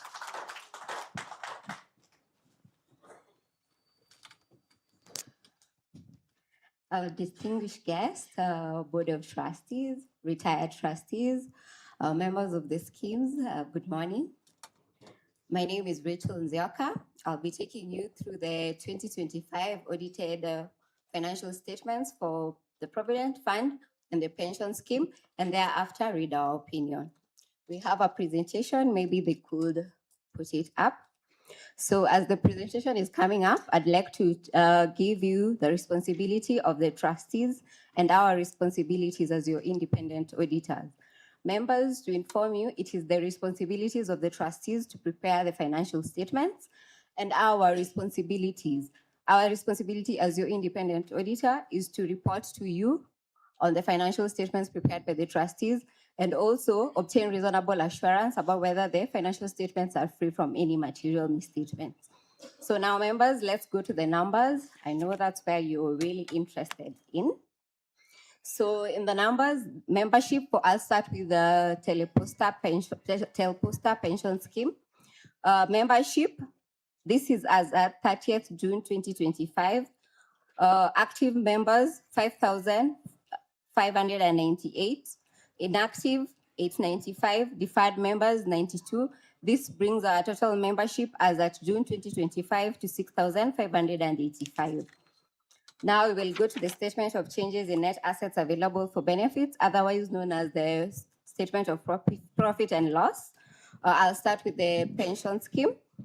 Members, you know, there is no contribution. So benefits paid to members during the year 2025, 843 million, as compared to 1 billion in 2024. Return on plan investments. Plan investments income, 984 million, as compared to 940 million in the previous year. Investment management expenses, 19 million, as compared to 14 million in the previous year. Property management expenses, 550 million, as compared to 169 million in the previous year. So this brings our net plan investment income to 414 million, as compared to 755 million in the previous year. So if other income, 2 million, as compared to 1.9 million in the previous year. Administrative expenses, 221.6 million, as compared to 229 in the previous year, which brings this to 218.8, as compared to 227.7 in the previous year. Fair value gain on plan investment, 279 million, as compared to 19 million in the previous year. Change in fair value of plan investment property, 125 million, as compared to 236 million in the previous year. So total changes in fair value, 404 million, as compared to 255 million in the previous year. So this brings our decrease in net assets available for benefit in 2025 to 242, 650, 912 million. If you add that to the net assets available at the start of the year, which was 14 billion, 14.7 billion, we get net assets available for benefits at the end of the year, 14.4 billion for the Telposta pension scheme.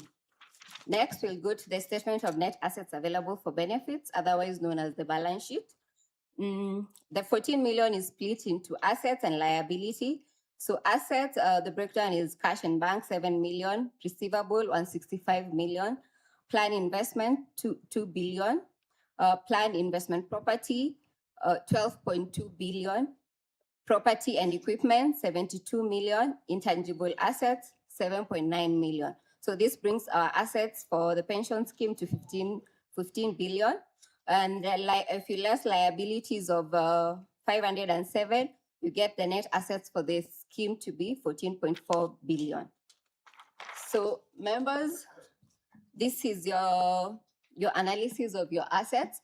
As you can see, most of them are within limits, apart from the investment properties, which is above the RBA limit, and it had been mentioned before. This is for the Telposta pension scheme. So this is just a spread of your investment, which you can see 11% is in government security and 83% is in investment properties, short-term deposit 3%, quoted 3%, corporate 0%, cash also negligible. So next we move to the Telposta Provident Fund. Membership at the start of the year, 492 members. Leavers, death in deferment 8, deferred maturity 83. So this brings our membership for Provident Fund to 401 members. Next, we will go to statement of changes in net assets available for benefit, otherwise known as the profit and loss for the Provident Fund. So for the Provident Fund, leavers during the year 2025, 38 million as compared to 46 million in the previous year. Return on plan investment, there's plan investment income, 167 million as compared to 144 million in the previous year. Investment management expenses, 4 million as compared to 3 million in the previous year. So this brings our net plan investments to 162 million as compared to 140 million in the previous year. Net plan investment income, administrative expenses, 9.6 million as compared to 7.5 million in the previous year. Fair value gain on plan investment, 186 million as compared to 3 million in the previous year. So this brings our net increase in net assets available for benefits for the Provident Fund to 300 million as compared to 88 million in the previous year. So if you add that to the net assets available for benefit at the start of the year, which is 1.2B, you get net assets available for benefit at the end of the year for the Provident Fund, 1.5B as compared to the 1.2B in the previous year. So statement of net assets available for benefits, otherwise known as the balance sheet for the Provident Fund. The 1.5 billion is split into assets and liabilities. Assets comprise of cash and bank balances, 1.2 million, receivables, 119 million, plan investment, 1.3 billion, to bring this to 1.5 billion. If you less the liabilities, which are payables to service providers, 3 million, you get your net assets of 1.5 billion. So for the Provident Fund, every asset is within the RBA limits, so there is no one that is above the limits. So this next is the investment spread for TPF, which you can see 73% is in government security, negligible amount in corporate bonds, 2% in quoted shares, 7% in short-term deposits, and then negligible amount in cash and bank balances. So members, I'll go ahead and read our opinion. In our opinion, the accompanying financial statements give a true and fair view of Telposta pension scheme and Telposta Provident Fund net assets available for benefits for as at 30th June 2025, and of the changes in net assets available for benefits for the year then ended in accordance with International Financial Reporting Standards and the Retirement Benefit Act. So in short, members, this is to say we as your independent auditor, we gave a clean opinion, but we also put an emphasis of matter, which is in the financial statements that you have. Thank you, members. Thank you so much, Ms. Rachel Nzioka. Once again, we appreciate your report and your advice as well. Distinguished retirees, distinguished members, fund management is a professional oversight and administration of investment vehicles like mutual funds, pension funds, or venture capital funds on behalf of the clients. The primary goal is, of course, to maximize returns and while managing risk effectively, leveraging the expertise of professional fund manager. The fund management allows individual or institutional investors like yourselves to benefit from the expertise of qualified financial professionals who continuously monitor market conditions as well as adjust portfolios. The client money is pooled together, which enables the diversification across a wide range of asset classes like stocks, bonds, and even real estate, etc., etc. That would be difficult for an individual investor to achieve on their own. Managers therefore develop clear investment strategies based on the fund's objectives and risk tolerance, and these strategies guide decisions about which assets to buy, hold, or sell. Today, here present, we are lucky to have two fund managers, and I'll be inviting the first fund manager representing Corp Trust Investment Services Limited, the managing director, Mr. Nicholas Ithondega, to make his presentation. Karibu sana. Let's welcome him warmly. Tafadhali. Asante. Karibu sana.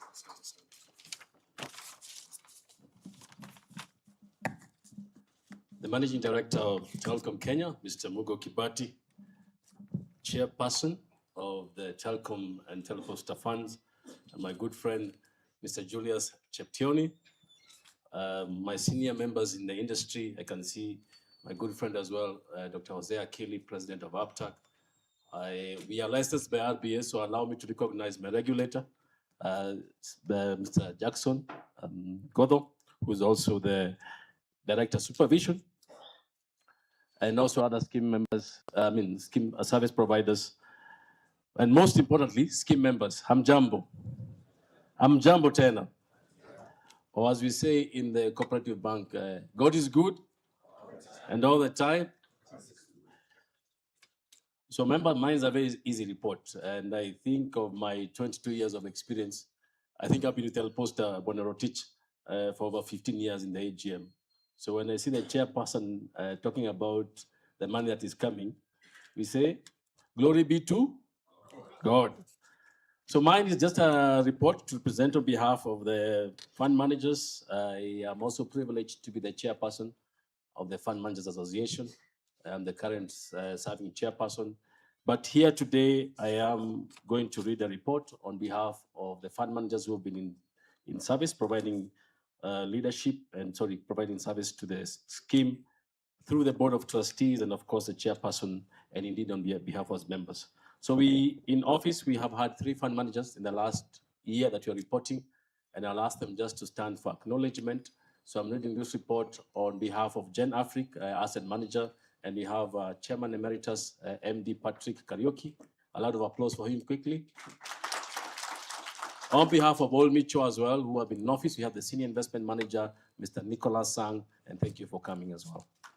So on behalf of myself, as a Managing Director of Corp Trust, members, last year was very good in terms of numbers. We had good returns. Chairman Julius, we have a 45% return on stock markets. So we are very happy as fund managers to be receiving money on a picture when the stock market is up. And this year as well, as Rachel pointed out, the numbers were very good in terms of returns. We had over 1.4 billion investment gain. Previous year as well was very good. We had about 1.3 billion investment gain, which was quite commendable. But across the major parameters, and it's unfortunate the chief guest has left. We'd want to say thank you on behalf of the government, because for the last 2 years, to be honest, it was quite tough. As fund managers, our work is to look at the economy and where the money is being placed and make the right decision. And when the government took over, we were quite in a very tight spot. And they were able to navigate through the 2024 dynamics of even the Eurobond, which remember we are staring at almost a near default. And the government has done very well, and we must commend them for that navigation on that tough period. But last year, members, again, things have grown very well. And the numbers speak for themselves. I will not dwell too much into that. On the PowerPoint presentation, there was a slide that was talking about the market value, which again was shared by PKF as Rachel. And of course, the biggest thing for us is the 82% holding in property. And through that journey, as I was mentioned, for the last 15 years, we've walked a tremendous journey. For us to be here and to be seeing that we are getting towards the end, again, for us as fund managers, we are truly happy about that. In terms of the Telposta Provident Fund, which is a smaller fund, again, which is about 1.2 billion in terms of size. Again, same scenario, has done very well the last couple of 2 years in particular. Last year, numbers have been good. Your scheme year end closes in June. So already as we speak, we have visibility of the 6 months number through the board, through the chairperson, and even that, if you allow, Mr. Chairman, is also looking fantastic. We are dealing with almost close to another 10 to 12% return in 6 months going into the new year. And for us, we believe that will hold through quite well. So for me, it's just to say thank you for the services that we continue to offer. And indeed, Chairman, as you've promised, we continue putting you in prayer. We also sit in other boards, in central bank, MLF boards, and some of those matters in Telposta have been heavily discussed. So, and we believe the time is right and it will actually come through in terms of issuance of special bonds just to take care of some of those obligations. Thank you so much and may God bless you.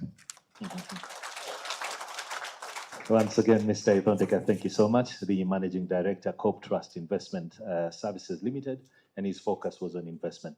The next fund manager I'd like to invite is the Managing Director, Gen Africa Asset, Mr. Patrick Kariuki, and I want him to come and share his focus on some of the investments and mainly real estate. As he comes in, let's welcome him with a warm round of applause. Thank you so much, Mr. Patrick Kariuki, for making time to be here with us. Karibu sana.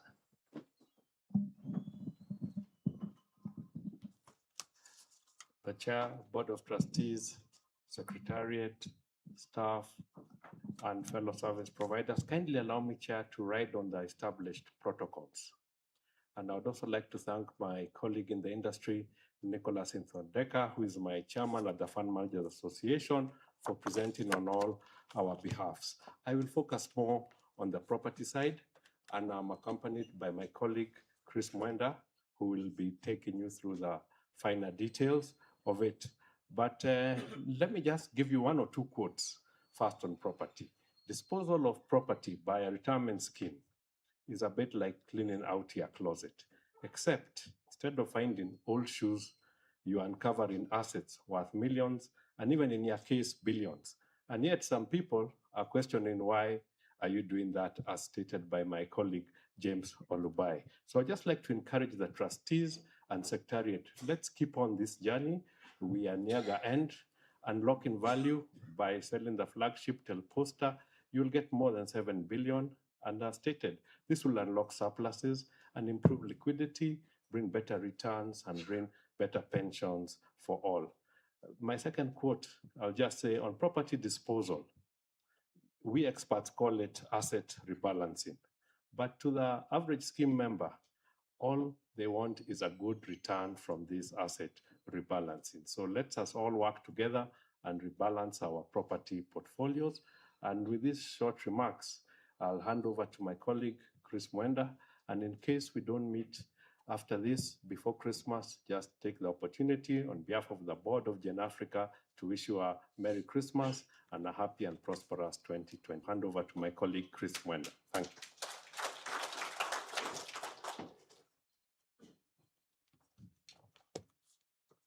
Distinguished guests, trustees, and on the Jogoo and the Gilgil flats, we're happy to report renovations have already ended, and we are happy that the units are now ready for tenanting, and the rents that they can now generate are higher. So very, very good progress within the year. And on the Gilgil flats, also happy to report that the evictions are successful and now the units are ongoing renovations. So just to give a confirmation and comfort to the members that as the asset managers, we are working with the scheme to ensure that the property portfolio is properly being disposed and that all benefits are going back to you. Thank you. Asante sana for those brief remarks. Distinguished retirees, distinguished members, your custodian is in the house today. Yeah, your custodian has had the distinct opportunity to securely hold and safeguard your financial assets that include stocks, bonds, cash, for you as clients, and acting as a neutral, independent guardian to prevent loss or theft of your benefits and your monies, while also handling related tasks like settlements, record keeping, and income collection, ensuring investor safety as well as transparency without making investment decisions. Ladies and gentlemen, I'd like you to put your hands together as we invite our custodian here today, the Kenya Commercial Bank, led by the Head Investor Services, KCB Kenya Limited, Ms. Florence Nduba, ACSI. Karibu sana, Ms. Nduba.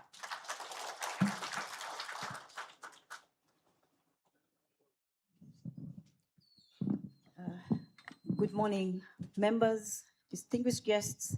Allow me to write on the protocols already observed. My name is Florence Nduba from KCB Bank. KCB Bank is the custodian of the Telposta Pension Scheme and the Telposta Provident Fund. As your custodian, we are a key partner and we ensure that your assets are fully safeguarded at all times. All the assets which you have had from your auditor and the fund manager, the government securities, the cash, the quoted equities, the property investments, and all supporting documents pertaining to those assets, including the title deeds, are all maintained at KCB Bank. And our mandate is to ensure that all those assets are in custody and are available for distribution as pension when that time comes for each and every member of the scheme. So members, mine is to thank you and the Board of Trustees for giving us the opportunity to serve you and to assure you that your assets are safe at KCB and will be available for payment of your pensions when the time comes. Thank you. We will be able to respond to any questions you may have at the appropriate time. Asante. Thank you so much, Ms. Florence Nduba. And now I'd like to invite a trustee of Telposta Pension Scheme, Mrs. Rosebell Bai, to come and do a presentation on the remuneration of the trustees. Karibu sana, Mrs. Rosebell Bai. Karibu sana.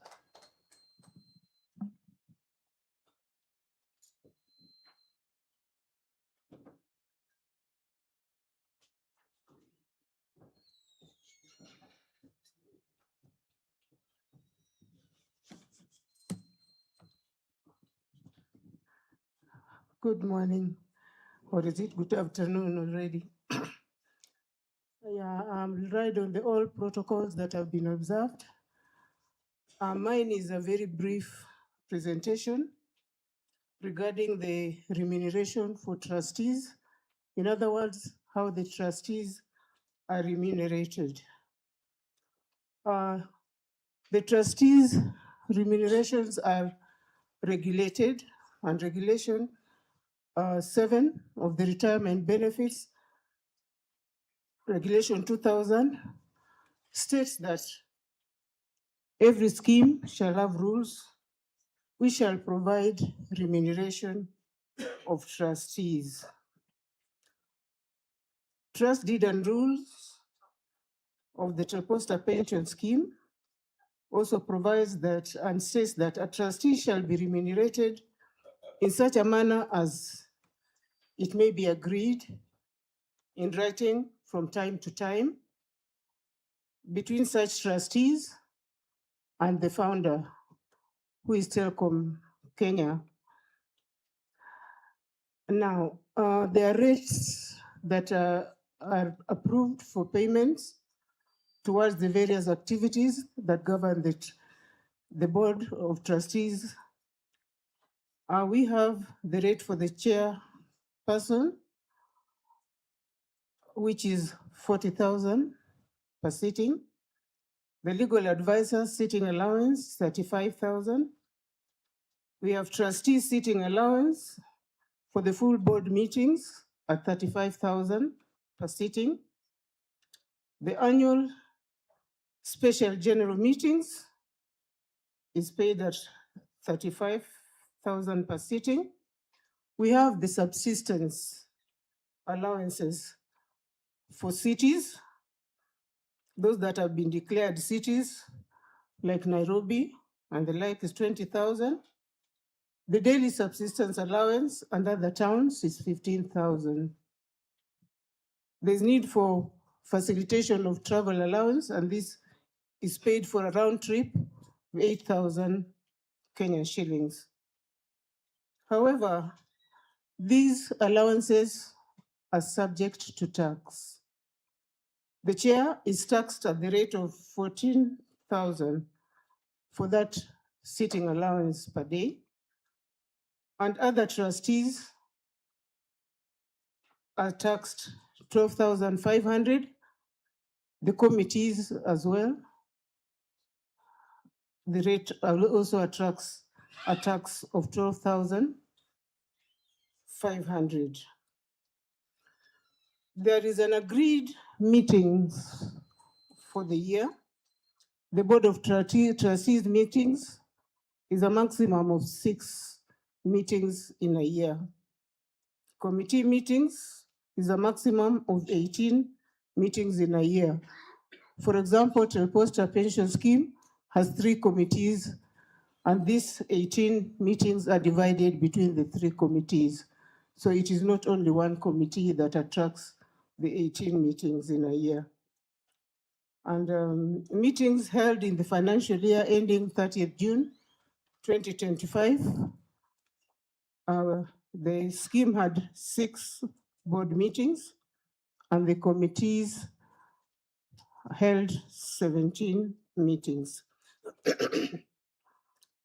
Now, the meetings that have been held from 1st July 2025 to date, main board has held 2 meetings so far, and the subcommittees a total of 4 meetings.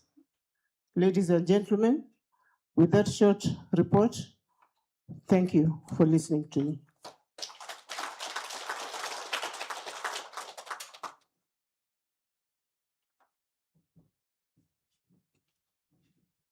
Distinguished members, distinguished retirees, I'd like to move on with our program, but very briefly, just deviate a little bit from the program ili nimwalike mgeni mmoja ambaye napenda nimwalike kwa Kiswahili nione kama wasifu wake utatoshea kwenye lugha ya Kiswahili au namna gani, sivyo?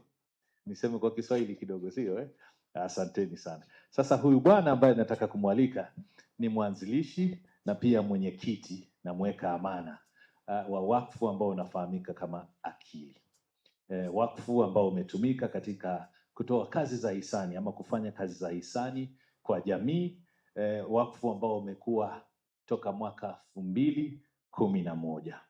Yeye na mkewe wakishughulika katika kazi ya kila siku kuwasaidia wale ambao pengine hawajiwezi katika jamii, anawashika mkono. Aidha pia amehusika katika masuala ya usimamizi katika ngazi tofauti, taasisi tofauti. Pia ni wakili katika mahakama kuu hapa nchini Kenya, ana shahada ya uzamili na pia amesomea masuala mengi tu kutoka chuo ama taasisi ya Southern Africa, na pia ana taji ambalo ni taji kubwa sana la kutajika kutoka taasisi ya makatibu waliohitimu katika shughuli za ukatibu, kwa kimombo inafahamika kama ICPSK. Aidha pia ni mshiriki wa chama cha mawakili hapa nchini. Katika huduma zake, shughuli zake za kila siku, amewahi kusimamia hazina na vile vile pensheni za kustaafu ama mafao ya wazee kwa muda mrefu. Kwa hivyo ana tajriba kuu katika eneo hilo. Kwa sasa hivi anatumika kama mwenyekiti ama anahudumu kama mwenyekiti wa eneo la Afrika Mashariki na Kati kuhusiana na masuala ya kulinda mafao na mapato ya uzeeni kwa wale ambao wamestaafu. Pia kwa sasa hivi anahudumu kama rais katika halmashauri ambayo inawaleta pamoja wote ambao wanaweka amana katika masuala ya mafao na mapato yanayotokana na kustaafu au uzeeni maarufu APTAC. Naomba tafadhali mchukue fursa hii tumpigie makofi, tumwalike Daktari Jose Akilu. Si mgeni kwenu. Nafikiri nyote mnamfahamu. Yeye alikuwa nafikiri anashangaa anamwalika nani. Ni yeye tu. Makofi kwake tena. Karibu sana. Asante sana mpasha habari.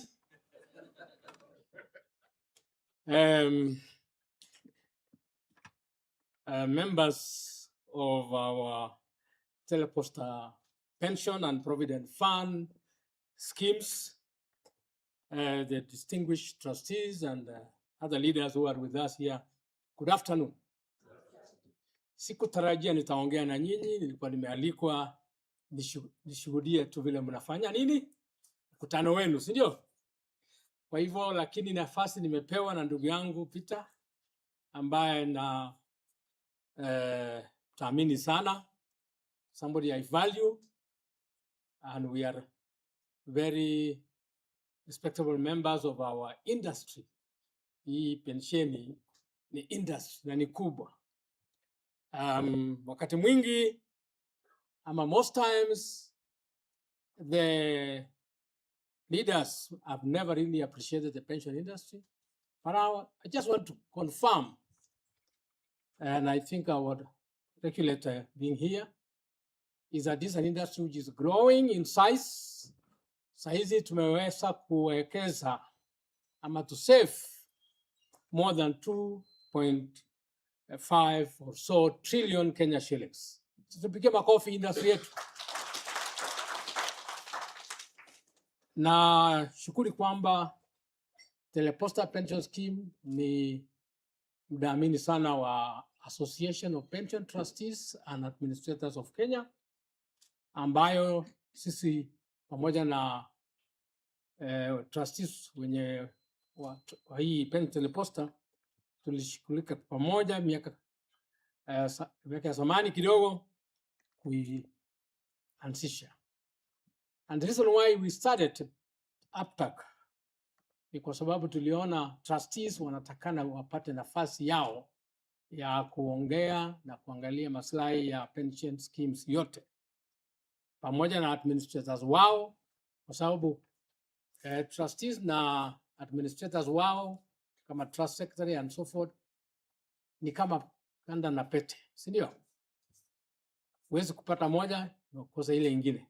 So Chairman, I'm very happy to be here. Mimi naona kwamba mnaendelea vizuri na kuna historia ambayo pension scheme hii is similar to ile mina chunga inaitwa Lab Trust. Lab Trust I think is the oldest pension scheme in the country apart from the National Treasury one. Because we were born in 1929. I don't know whether you were born then as a scheme, not as a person. I think I heard of one of the members here being quite old. I don't know. And I'm saying that is really wonderful. I still have pensioners for Lab Trust actually not living in Kenya. They live in foreign countries because they retired in 63. A few of them are still alive. And I have visited them occasionally in London and some places in Canada and in India. But one of the things I want to speak about is the unfortunate low rates of pension or the amounts of pension you have our members who are in this old scheme, these old arrangements are paid. And I'm happy that finally, Rotich, I know you've been sharing the challenges of your scheme, of the illiquidity, that finally you have gotten the government approval to actually liquidate your assets. And your members must appreciate it. It's good to have liquidity. It's good.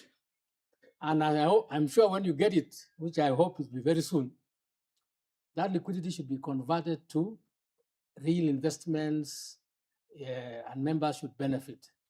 In Lab Trust, when I started running that institution, our members were earning as low as 500 shillings per month. Ridiculous, yeah. But I want to say that, and we worked with Olubai here. I think Olubai is a rock of the ages in this industry. He actually, at one time, I think he served as a trustee in Lab Trust. Yeah. So we worked and we managed to, right now we are operating at a minimum pension of, I think, 5,000 to 6,000, I think, for our pensioners. And we have roughly about 10,000 pensioners in our defined benefit scheme. But we intend, and we are in the same journey with you, we have so much unlimited contribution from the former local authorities, which have, of course, been taken over by the current counties.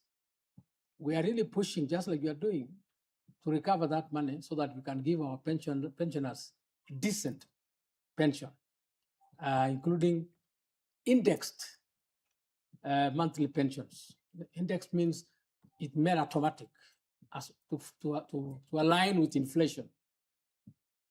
And that is what we as a APTAC, as we are industry leader and representative, is pushing, so that as a policy, all these schemes which are in defined benefit as they are actually being retired should actually adopt a policy of indexation, which means it's an automatic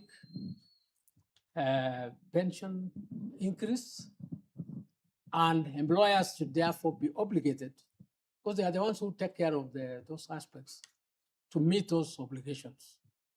I know when I'm talking to an employer like my friend Mugo, he might not be very comfortable with it, but I say that was the intention at the beginning. When you set up the defined benefits many years ago, the intention was that you will make these people have the same lifestyle in retirement as they were having when they were working. So are you meeting your obligation, Bwana Mugo? You need to meet. Equally the same with Posta. I know there have been challenges in Posta, but I think the journey is also the same. I am happy that our country or our leadership has now recognized that pension is an important ingredient of fiscal management, so that people can be given the right thing. You know, sometimes people forget when you are in their offices, they almost literally forget that they will also retire. So I normally caution ourselves, and I caution our senior leaders to be very careful about the kind of policies they put in place for pension. Everybody must pass through that journey. And it is important that we remember to take care of those who have gone ahead of us. So with those remarks on behalf of APTAC, and as I said, I think Mwangangi, please stand up, because I also want you to recruit our trustees here and other members who want to be part of APTAC as an association. That's the man to see, okay? So all trustees of these two schemes here, please kindly be active members of the association. And I now, Chepchon, I've now marked you. Join us. Some of us are retiring very soon. So, tunataka watu wa kuchukua hii kazi, si ndio? Kindly join. Which I will not forgive you if you don't bring these leaders, plus the other ladies I saw here. So with those remarks, allow me to say thank you, congratulations for holding a very wonderful AGM. Asanteni sana. Daktari Jose Akilu, asante sana. Tumpigie tena makofi Daktari Jose Akilu, mawaidha yake, mazungumzo yake. Hai, nafululiza kwa Kiswahili kidogo, alafu nitabadilisha tena nizungumze lugha ambayo wengi tunaifahamu hata kule nyumbani. Unajua kuna wengi wanatazama sasa hivi aidha kwenye mitandao, kwenye runinga, wanaona kwamba hapa kuna wastaafu wanafikiria pengine vile wana mvi ama nyele nyeupe, pengine wanafikiria ati umri umekwenda sana, hawafanyi mazoezi, hawachungi afya zao. Mimi nataka tuwaonyeshe kwamba wao mnachunga afya, au sio? Maana Mwenyezi Mungu amewajalia afya toka ujana, amewajalia afya nzuri zaidi toka uzeni. Hem, tusimame kidogo tuwaonyeshe kwamba tuna afya nzuri, wengine tumetembea kutoka mbali. Mzee wangu, hebu njoo kidogo. Njoo kidogo tu. Njoo kidogo. Huyu mzee wangu atoka, hebu ulisema watoka wapi mzee wangu? Atoka Voi, Taita Taveta, sio? County. Niulize, huwa wafanya mazoezi? Kila siku. Wafanya mazoezi. Sasa. Hai, so na hao wenzako wote wana umri kama wewe. Nataka waonyeshe mazoezi mawili matatu tu, ili watu watuone kwamba tuko na afya nzuri. Kabla tuite mgeni mwingine kuzungumza. Kwa kazini. Bwana Uguya ndio alikuwa anatufanyisha mazoezi, kwa mwambie aje. Nani huyo? Mr. Uguya. Uguya. Mr. Uguya ndiye alikuwa anafanya mazoezi. Yuko wapi Mr. Uguya? Njoo tafadhali.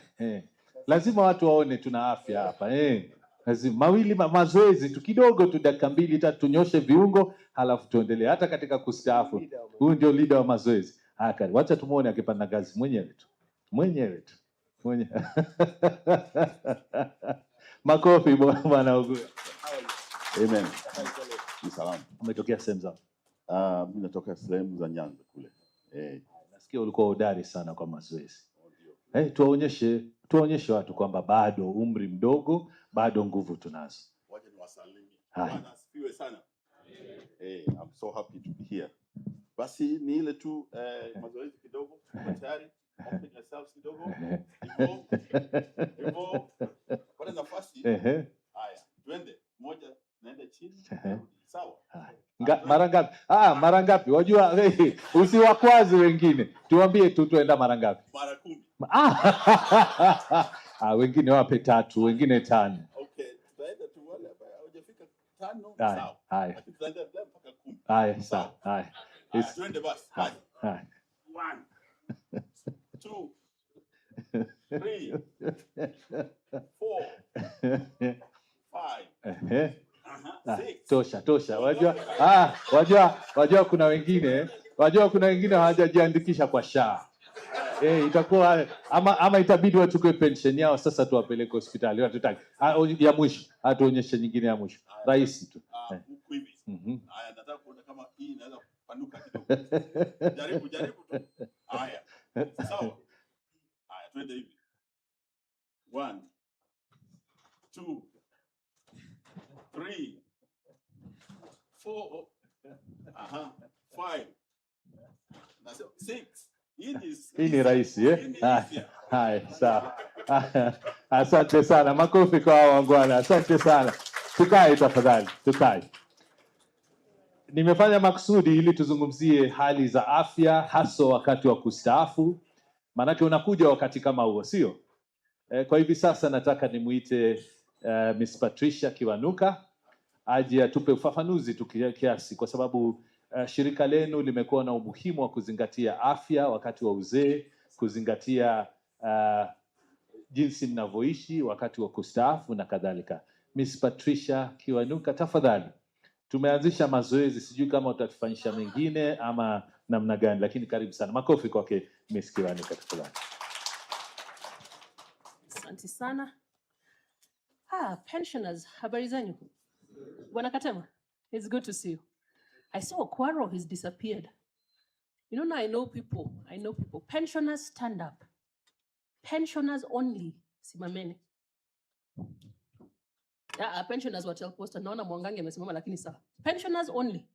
I want you to, where's the camera? Nimrod. I want you to wave to the people at home. They see how beautiful you look. Wasalimia wale wako nyumbani gani? Ni wave kwa gani? Kamera ni gani? Ni wave. Uko wako. Okay, wave anywhere. Zunguka kidogo. Salimia watu chair. Turn around. Look at your people. Sasa kaeni chini. Asanteni sana. You look amazing. Salamu kwanu, nyinyi VIPs leo. I'll do no other protocol for the rest of the team. I have a presentation on health.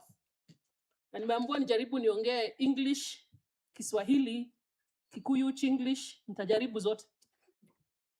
So tuongee mambo, you have a flyer with you, ya wellness, so nitajaribu kufuatilia na hiyo. Presentation? Haipo. Haya, tutaendelea basi. Mbele yako una hiki kitabu kimeandikwa Financial Wellness in white and green. You can follow along. In white and green.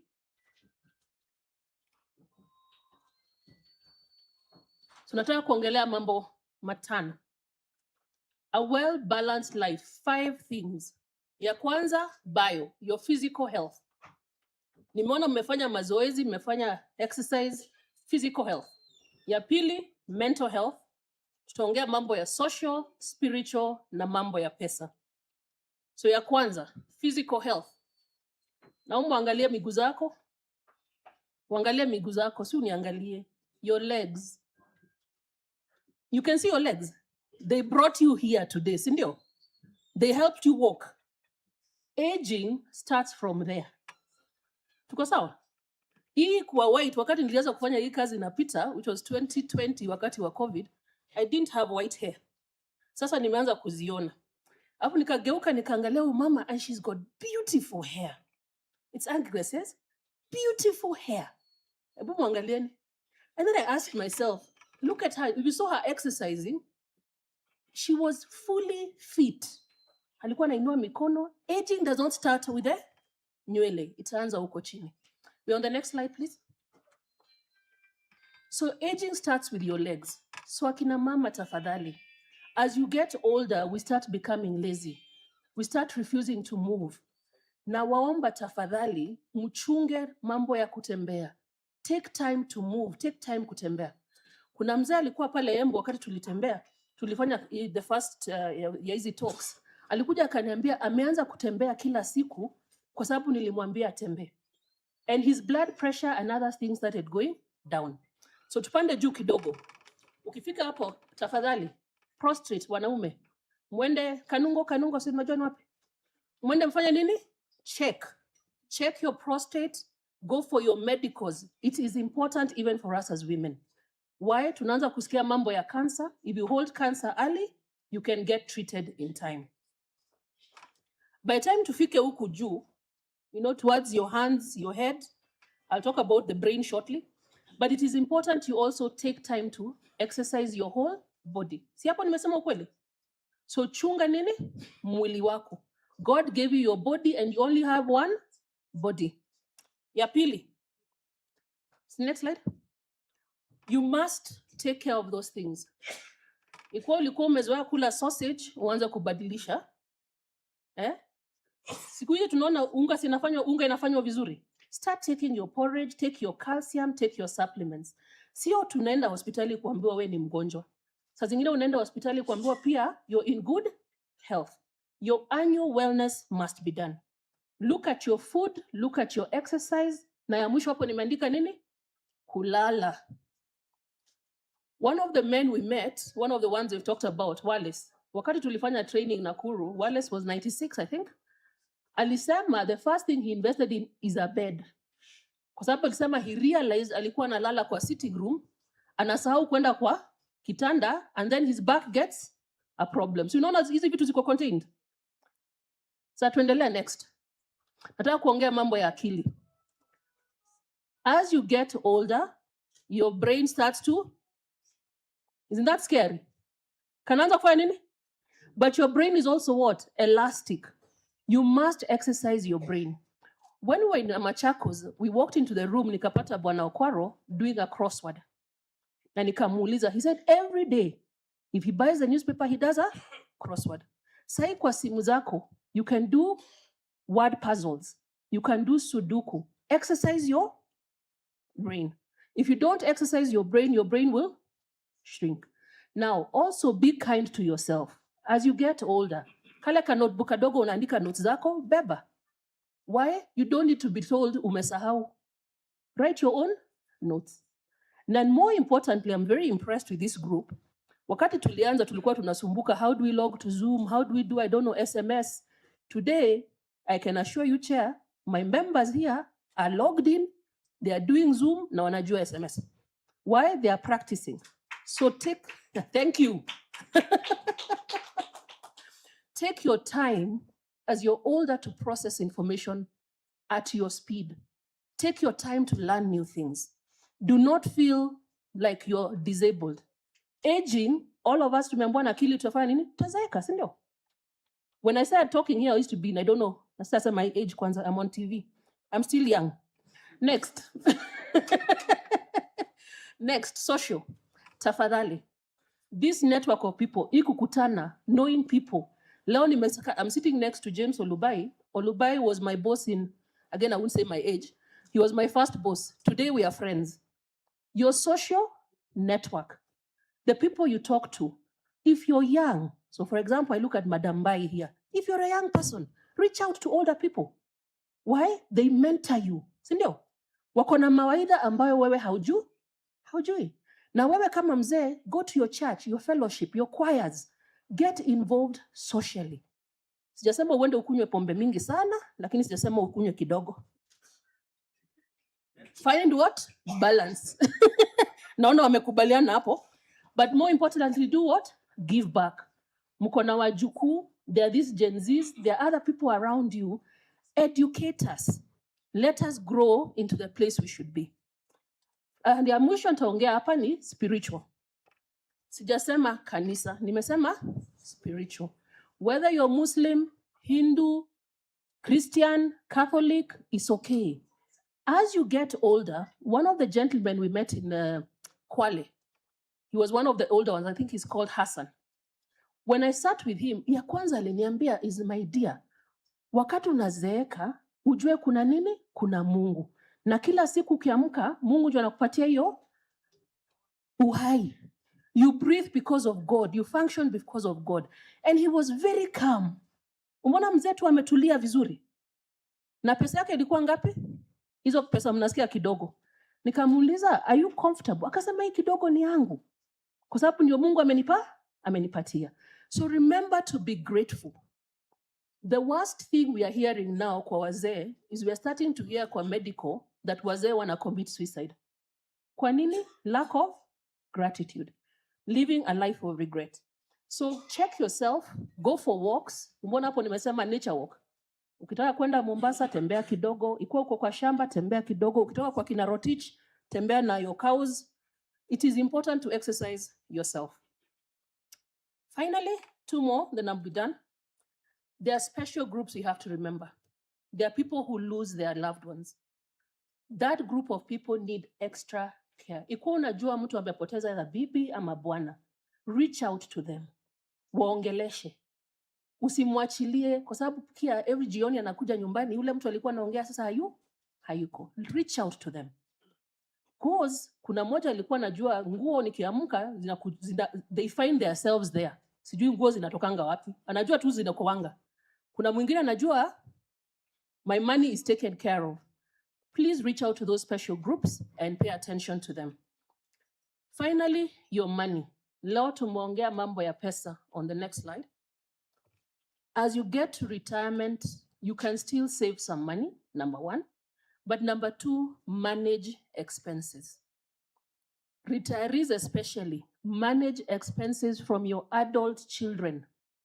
When I talk at times, unapata retiree, ulifanya kazi, sasa una educate grandchildren na great grandchildren, na pesa yako haito, unaingia stress.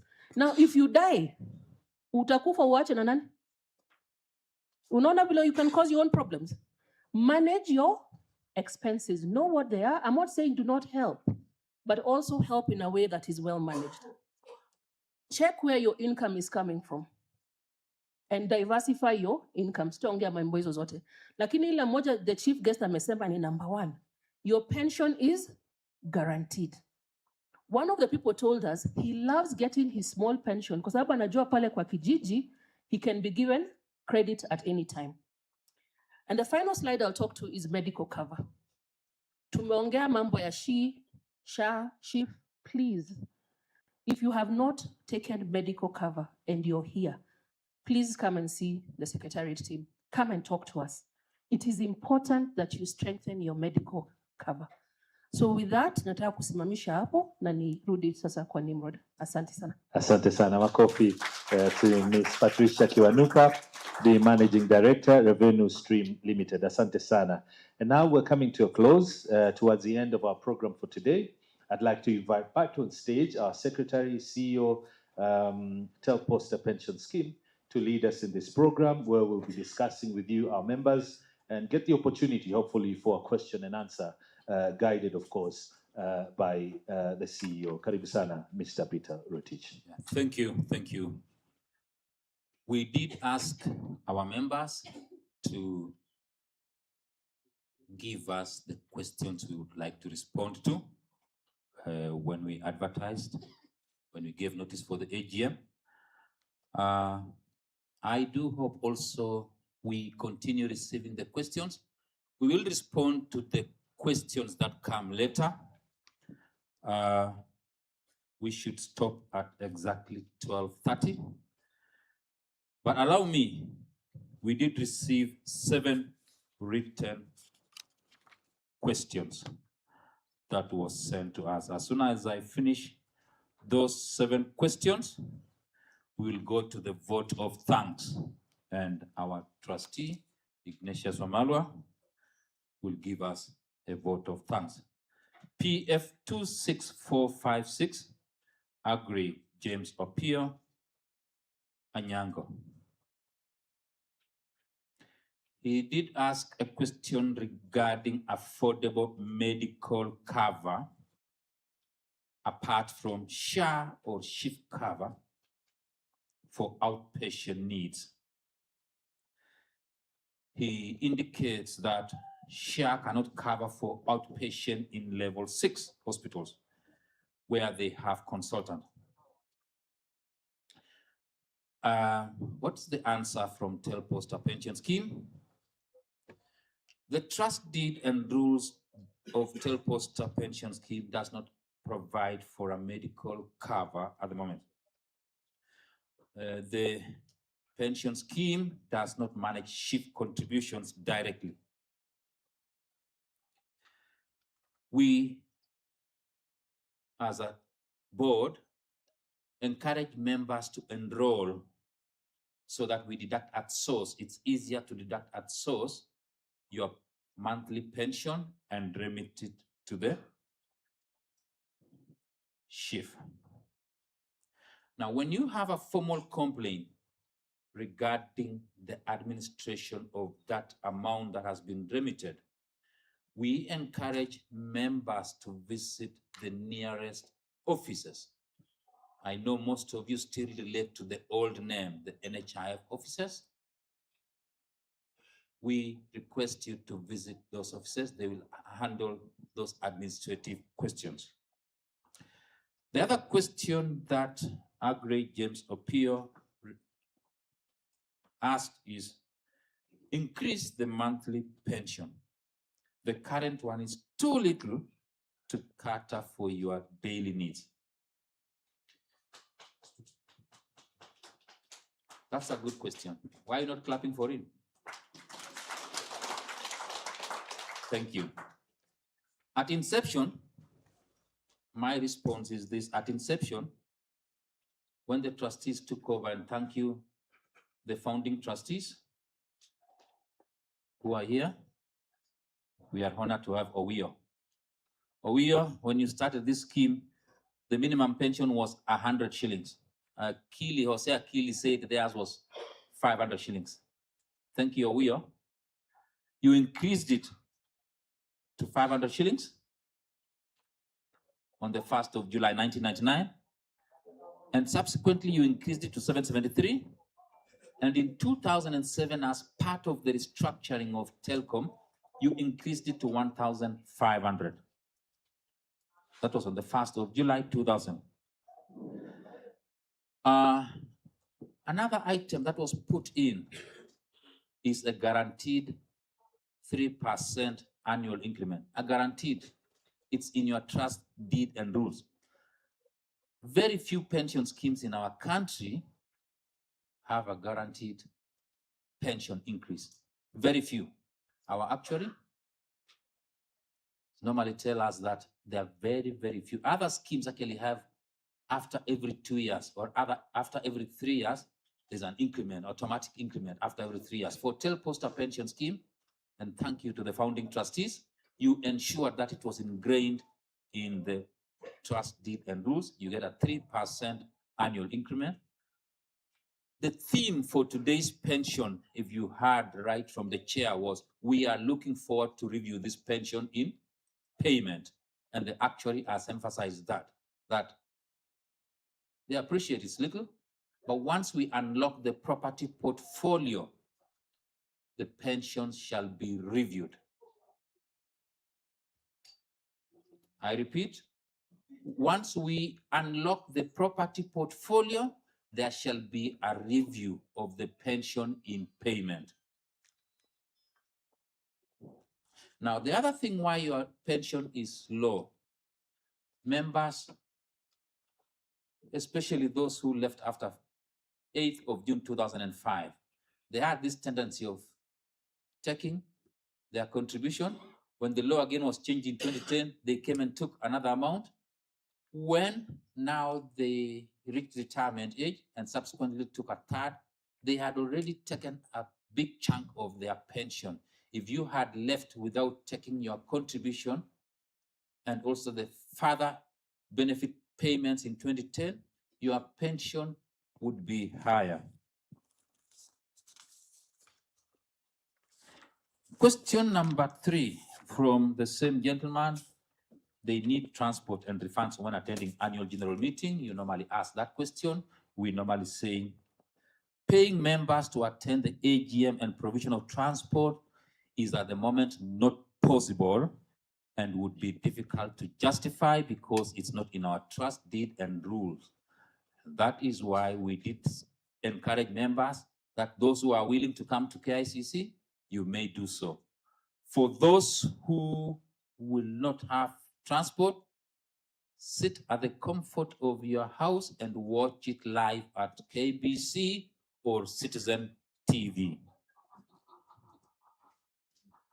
Bonus payments. Members, if you look at our trust deed and rules, it does not provide for bonus payment. It's a discretion.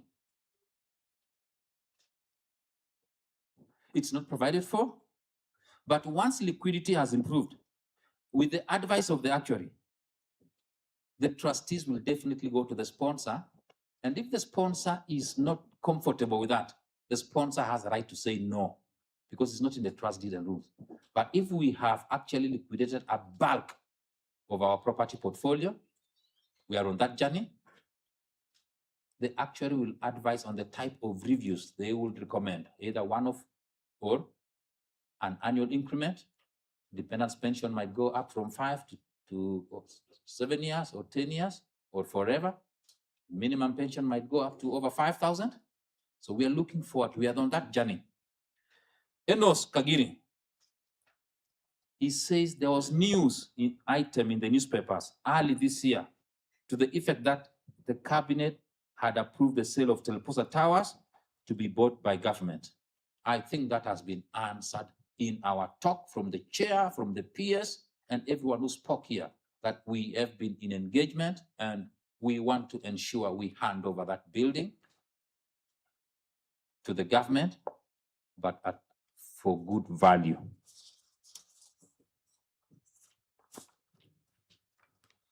Catherine Boyane Olo Aringo, what is the current status of dividend distribution for pensioners for the financial year ended 30th June? Dividend distribution. The answer is dividend distribution is not provided for in a pension scheme. This is not a SACCO. This is not an investment club.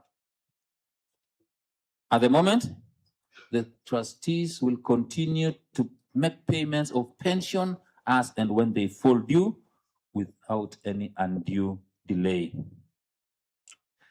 Another question that Catherine asked was, are there any changes expected in the payout schedule for pensioners in the upcoming financial year? Payout schedule? So far, none. You will continue earning your monthly pension payment. We will give you the annual 3% increment. And before we close for Christmas, we'll give you the pension payday schedules for 2026, which we'll release before we close. The other question from Catherine is, how is the scheme ensuring sustainability of funds, specifically to secure pensioners' benefits in the long run? A very good question. Our response is that the scheme's assets are invested across a variety of asset classes, including government securities, quoted equities, fixed deposits, corporate bonds, and real estate, that is investment in properties. This diversification is intended to optimize returns while managing risks to ensure sufficient funds remain to meet pension liabilities and provide liquidity when required. We have an investment policy statement. You can download it on the web. You should be able to read it. What measures are in place? That's another question. What measures are in place to communicate clearly with pensioners about their entitlement or any changes? I would like to confirm to the members that we have communication channels via emails, via SMS, via post office boxes. We also have websites. We do have bulletins. And in case of any queries, members, we encourage you to write to our officers, reach out to us. We have an open door policy. We will respond to any of your questions. Another question, can the scheme provide a summary of the investment performance? and its impact on pensioners. Yes, if you look at the financial statements, we normally have asset categories like property. We also have government securities. We have quoted equities, fixed deposits, cash, corporate bonds, and all that, when it's total, it goes to 14.7 billion Kenya shillings. The percentage holding also is indicated in our financial statements. You will get it both for the pension scheme and for the Provident Fund. Latifa Shiban Shiragin. She says she's 64 years old. She talks about the medical concerns and what can be done. We encourage members to enroll in SHIF. Members, you heard the head of the civil service talk about enrollment in SHIF. Our expert in wellness, she has talked about enrollment in SHIF. Zakayo Gideon Habwe, thank you for the congratulations. You have congratulated the board. We have now seen the property deposits effort in top gear through tenders, in media adverts, and evictions. Keep up the momentum. Thank you for that message.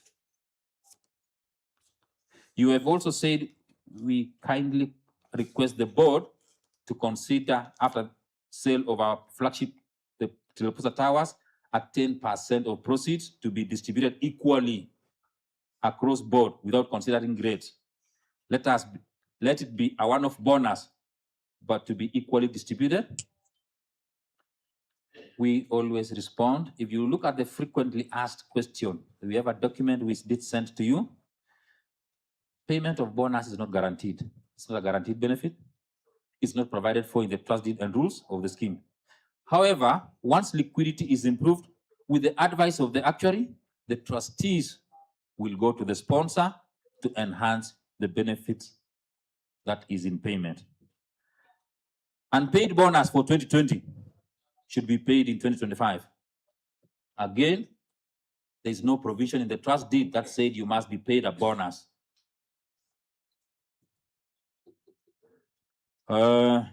Number 4, we are eagerly looking forward to the chairman's commitment to a major long-awaited pension review. We hope it will include fixed bonus, annual pension increase of 3%. The fund was established to benefit pensioners only and no other party. So the views of the pensioners is pension needs to be increased. I'm totally in agreement with that. We need to enhance and review your pension in payment. And the promissory note is, once the property portfolio, we have started that liquidation. And the big elephant in the room is that big property, which we have to push to hand over, and we get good value for it.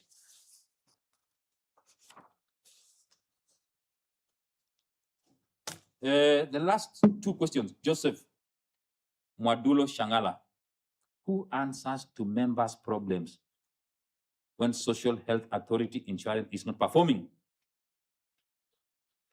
May I request and respond to the members that the scheme does not manage SHIF contributions directly. For issues like missing deductions or delayed claims, members, we are currently encouraging you to contact SHIF customer care. Ours is to ensure we deduct at source. So those small hitches, go to the nearest customer care center. You will be actually assisted. The last question, Onesmus Molandi Munyithia, increase the pension in payment. So what is the general talk here? Pension is low. The trustees have heard your cry. They will do something. They will do what? And I encourage you, tell those people who want to go to court to stop us from disposing properties because they're occupying some of the houses. Please prevail upon them not to take the trustees to court, especially as we move to the stage of disposing these assets. Court process is normally very long. Thank you. I've taken long. Allow me, MC, to call upon Ignatius to give us a vote of thanks. Yes, Mheshimiwa.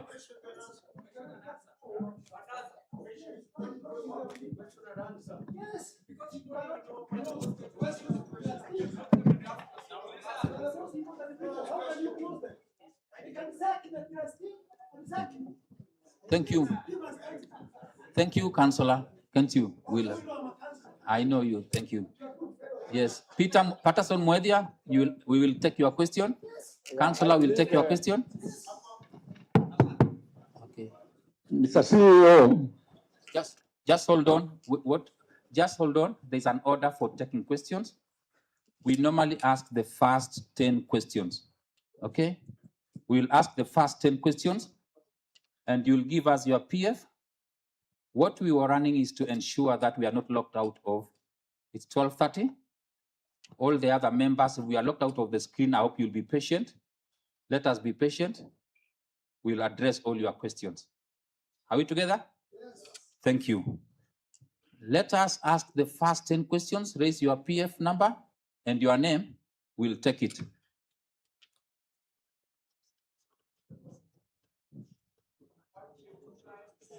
Okay. Okay. I am guided. Let us be patient. I've been guided so that we go off the screen, we give vote of thanks, and then questions will continue with the questions and answer session. Are we together?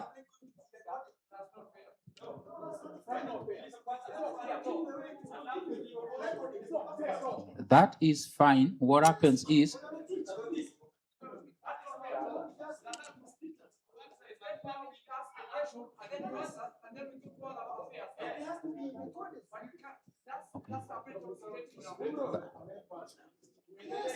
Tuendelee, that's okay. We are responsive to your request. We are very responsive to your request. Just be patient, Mzee. Just be patient. We'll be responsive to your request.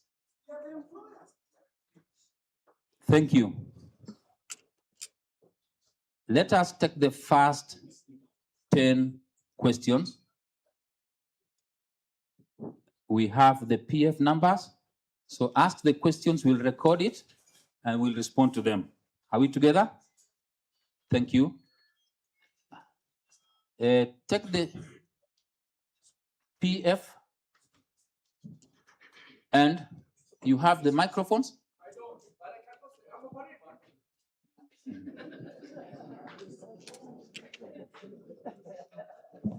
Aha. I'm not going to say show the sums, but now I'm going to say this. All those delegates that you came with going to be paid by our pension kitty.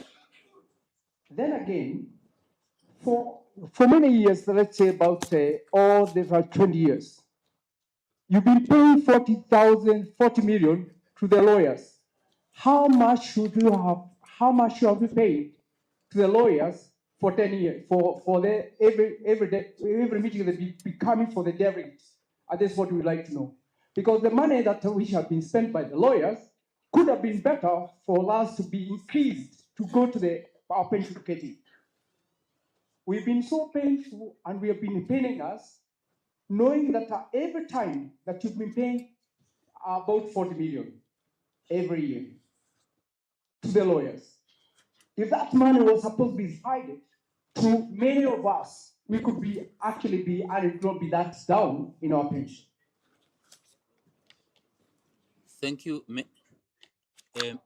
Just for our record purposes, may you kindly give us your PF number and name? My name is Paul Korir. PF 8998. Just hold on. May I kindly get this PF number? I want to record it for our record purposes. Yeah.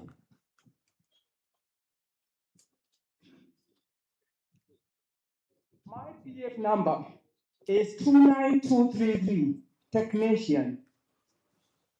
Thank you. Yes. Is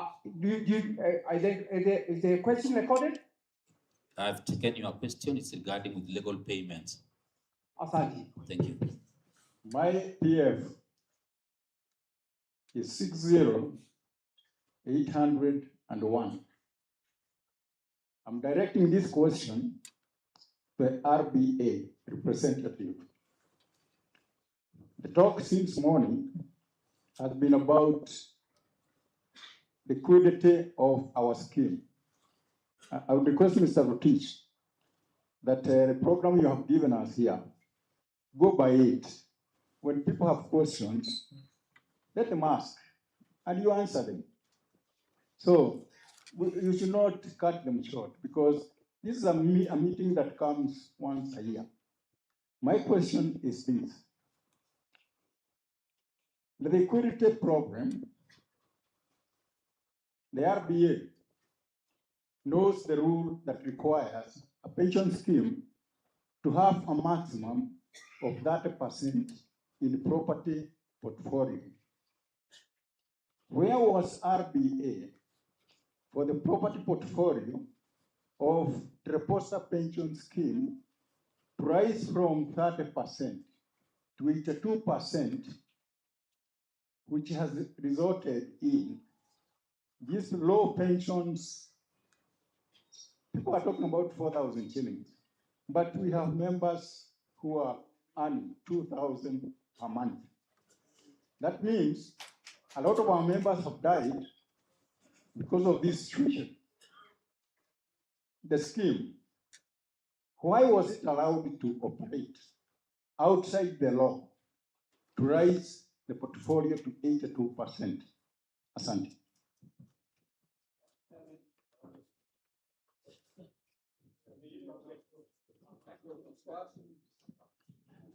Let's pass the Thank you, microphone to that Mr. gentleman. Otich.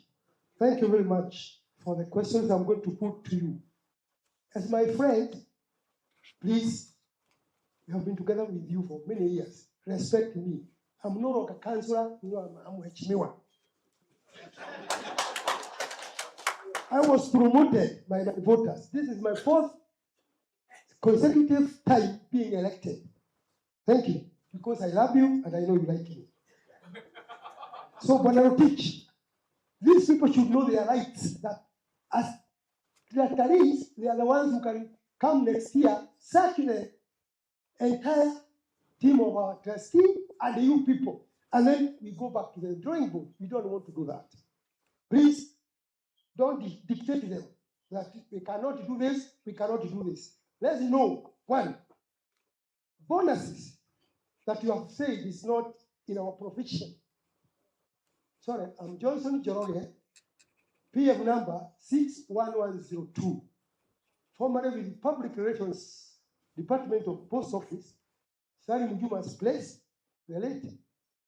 But later I was taken as a senior supervisor in Nyeri MTO, where I retired prematurely to go to politics.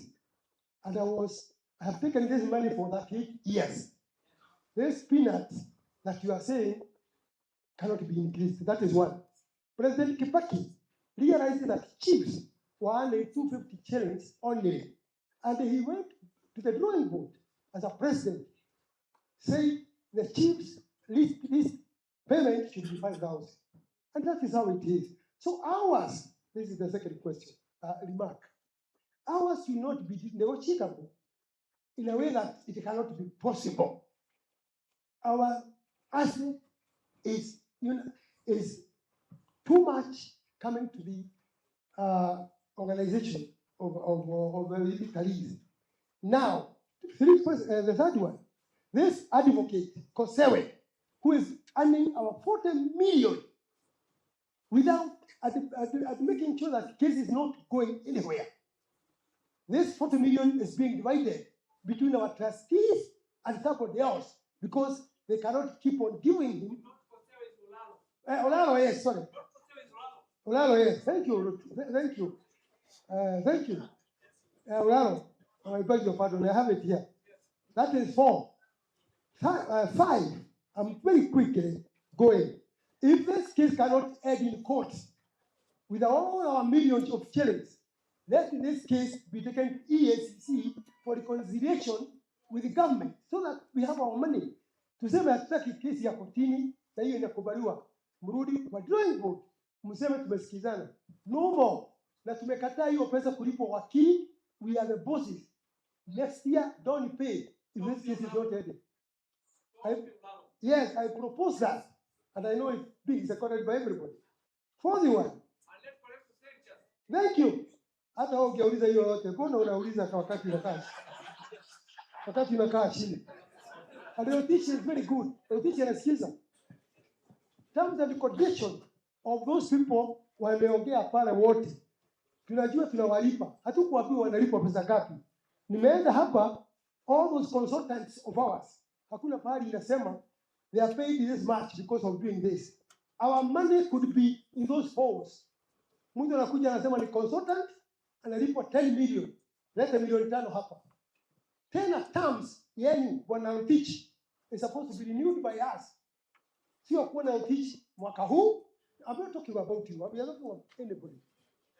Mwaka ule mwingine anakuwa kama our supervisor and you are your boss because you are telling us things like you have employed us.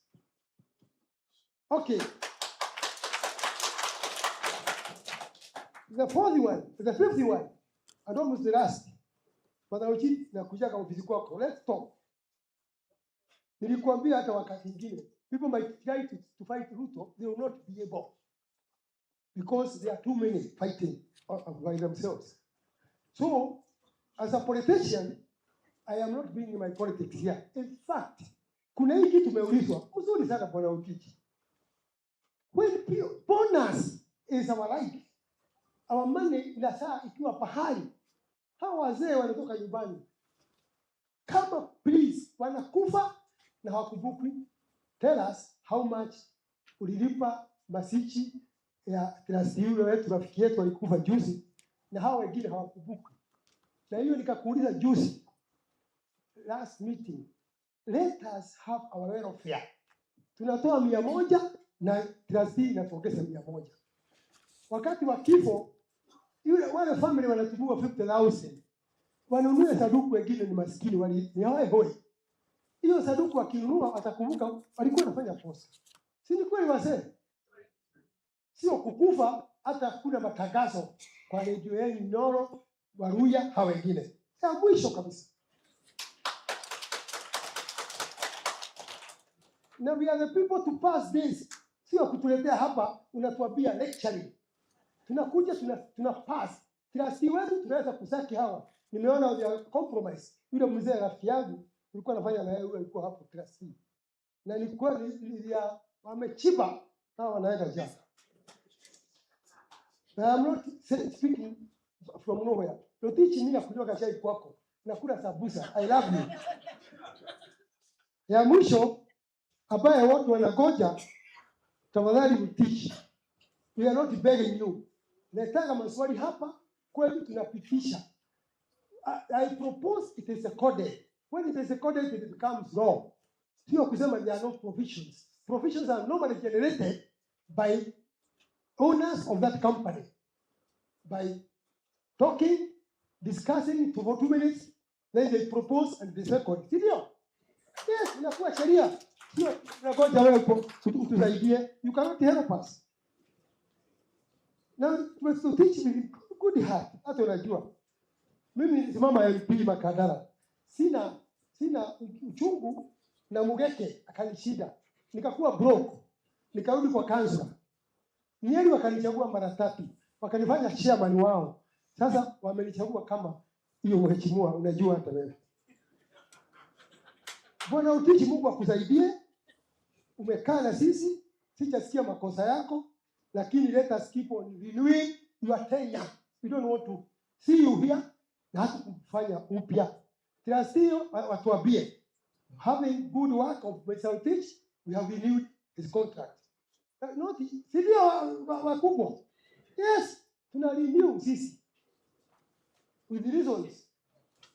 Anyway, Bwana Utichi, God bless you.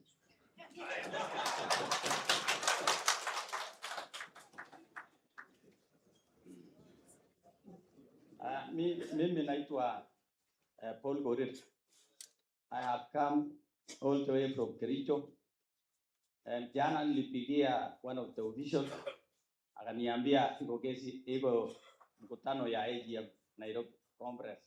Nikaambia wacha nitakuja. Mimi nimekuja all the way mpaka hapa. Hasa kufika hapa ndio nimesikiza mkutano. Ile kitu amenilete kutoka Kericho ni we want to pay our pension. Hiyo tu. Mimi niliandikwa, my PM number ni 89998. Paul Gorit. My PM number 89998. Nilikuwa mwalimu, nikaletwa na Ng'eny, na akakuwa karani yake 1985 huko KPNDC. KPNDC Posta 1985. Nikafanya mpaka 1987. Company got split into two, Telecom and Postal. Sasa nikaenda Telecom. Sasa I was being promoted to Kericho, kufanya kazi kule. Alafu nikaendelea mpaka 207, tukaenda retrenchment. From 207 tukaenda nyumbani. Tukakaa nyumbani kabisa almost 3 years. Hatuoni pension. Mpaka tukashika ukili. Moja naitwa Koseo. Fuate hii maneno yetu. Tukalipa 20,000. We were karibu 6,000. Tumelipa pesa. Calculate 6,000 times 20,000. Mpaka leo hujapatia nafasi Koseo apea sisi pesa. Saa hiyo unasema unataka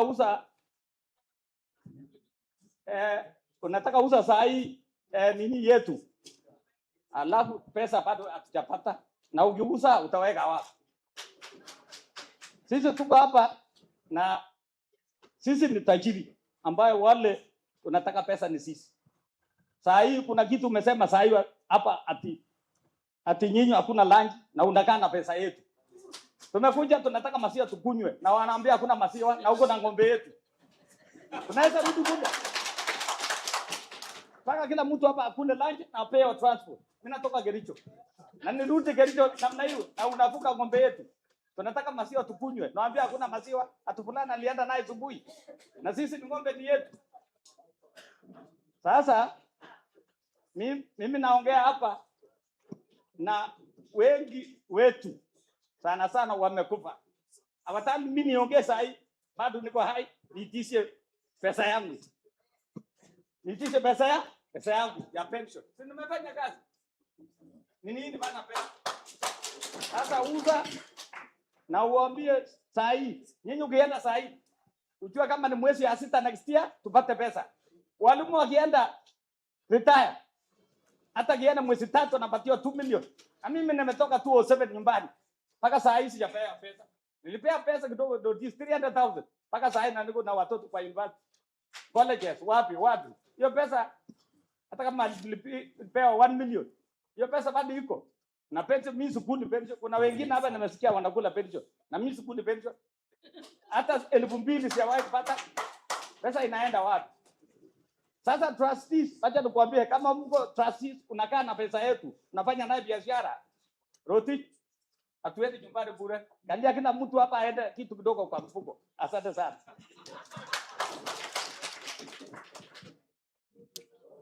Yes, let's still have some more questions.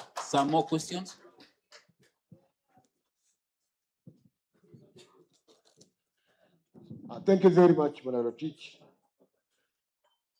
Ya kwanza ningelianza kumpongeza Bwana Koskei kwa kuwa ni mwenzetu, alikuwa mwenzetu kila kwa serikali na chuo kikubwa na kuja hapa kuweza kutuhutubia. May you kindly give us your PF number? Sorry, my name is Saif Slim. PF number 26082.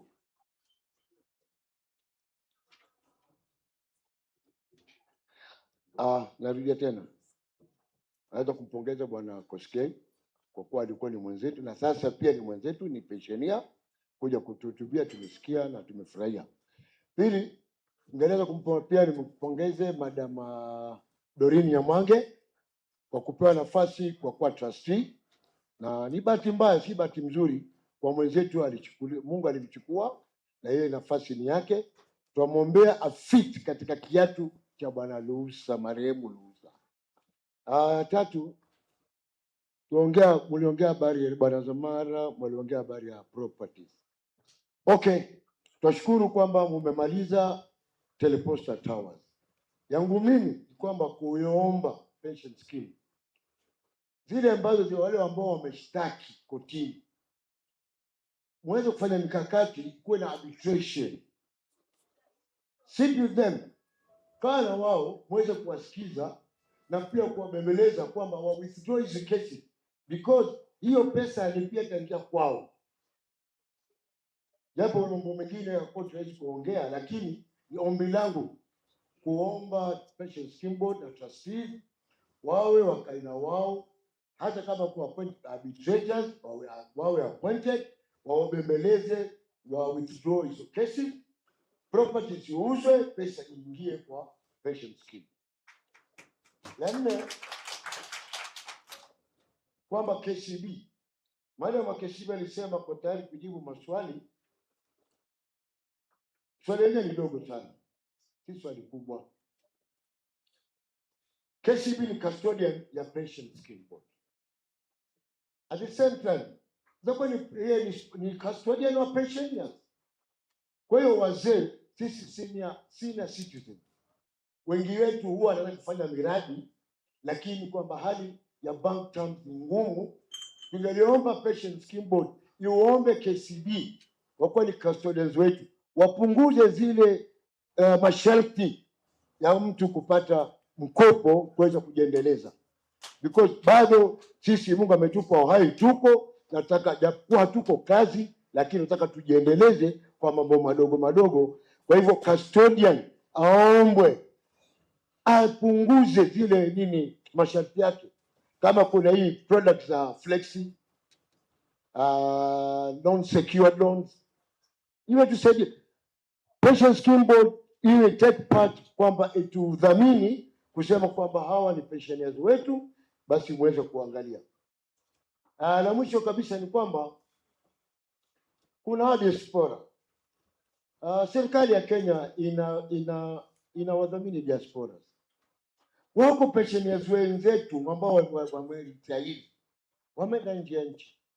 Je, mikakati gani Pension Scheme Board ishirikiane na Ministry of Foreign Affairs and Diaspora Affairs kuweza kuwatambua hao watu, waweze kuwa waingie on board, wapate haki zao, because walitoka hapa si kwamba matakwali, kutoka economic situation zikawafanya wa migrate, lakini still wana PF numbers na wengine wako hai.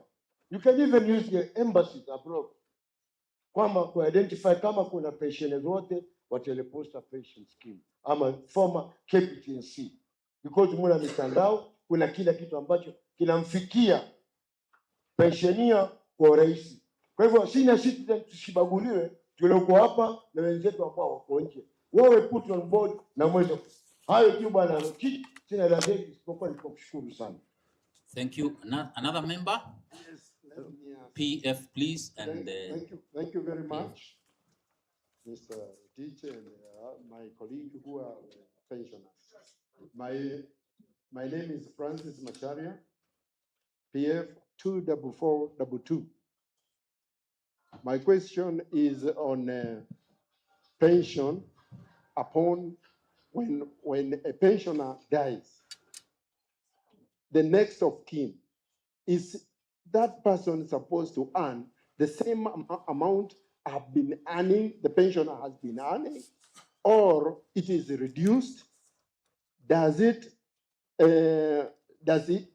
person get the 3% increase on the every year?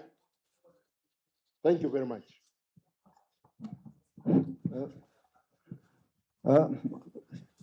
Thank you, Mr. Chairman.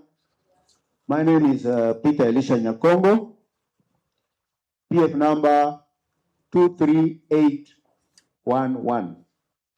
I've got only two questions. One, this contentious issue, which most of us are asking, is the improvement of our inadequate pension benefits. What we know is that what was locking it was failure or the percentage of the fixed assets that was too high. Now that permission has been given for liquidation of the fixed assets, And the process is ongoing, I believe, for sales of our properties. Question I'm asking is this: what is the projected time frame for disposal of our assets? Along with that, are we going to wait until all our assets, fixed assets, are disposed? In other words, liquidated is when we will start now working on the increase of our benefits. I would suggest that while this liquidation process is in process, and we should not wait for all the assets because they will go at their own time. Some will be disposed of faster than the others. You look at it that once there's a certain number of our assets which have been disposed, you can now start now looking at improvement of benefits rather than waiting until all the assets are disposed. That would be a good idea. The second question is on bonus. I know people have asked about it, and the answer we have been told is that our sponsor is at discretion of giving us. Our sponsor is also our people. My suggestion is that now that in anticipation of the liquidation process, which is now going on, can we go to our bank, KCB, we borrow some money so that you get a one-off bonus for next year. And this, everybody borrows, even the government borrows. Why do I fear? Because we have our properties liquid security with the KCB. That is the security. So can we convince our sponsor, which is Telecom Kenya, to allow us to borrow some money from the bank, KCB, so that we get something next year? Then this money will be refunded because the liquidation process, liquidation is now in the process. Thank you, Mr. Chairman. Thank you. Do we respond to those questions or we continue with the questions and then we respond? Members? Pardon? Okay. Let me get all the questions. Let me get all the questions asked and then we will respond. Yes. The other one? Yes. Yeah. I'm Jackson Murioki, PF 26767. My question is on trust deed and the rules. May I kindly take your PF again, please? 26767. My question is on trust deed and the rules. According to my understanding, it's like our welfare is tied to the trust deed. It is like, it is a wall that we cannot be able to pass. My question is, who does the changes? Is it this forum or is it somewhere else? And can they be changed to suit our welfare?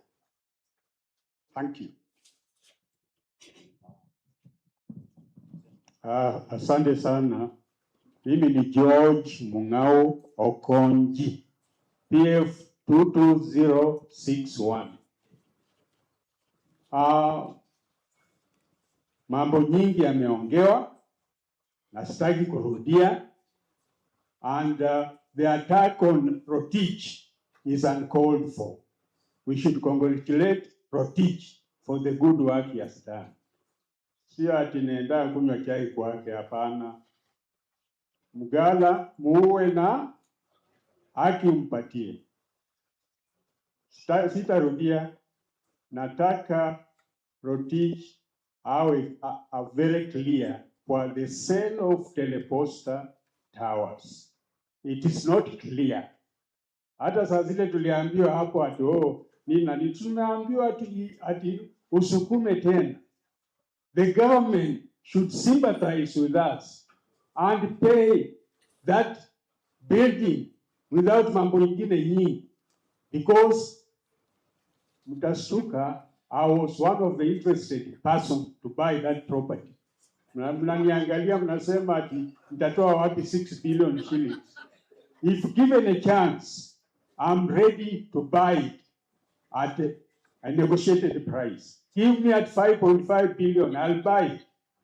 Hey, tuache kuhangaika tunangojea ati next financial year. Give me that offer of 5.5 billion, I'll pay it tomorrow. Okay. My PF number is 25625. Umeandika? PF number 25625.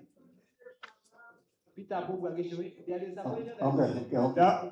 22061 is my PF number. My PF number is 71083. So please, I think there are 2 microphones concurrently asking a question. There's a gentleman 25625. Can we give him a chance? Because that's the first PF I picked. PF number 25625. Okay, there is a question I wanted you to ask you, Mr. Rotich. Mr. Rotich, about this pension, because the monthly pay is all right, because we are paying today. About this bonus, is it this year, November, December? That is the question. And because the monthly pay is always there, when is that bonus? Should it not be November, December?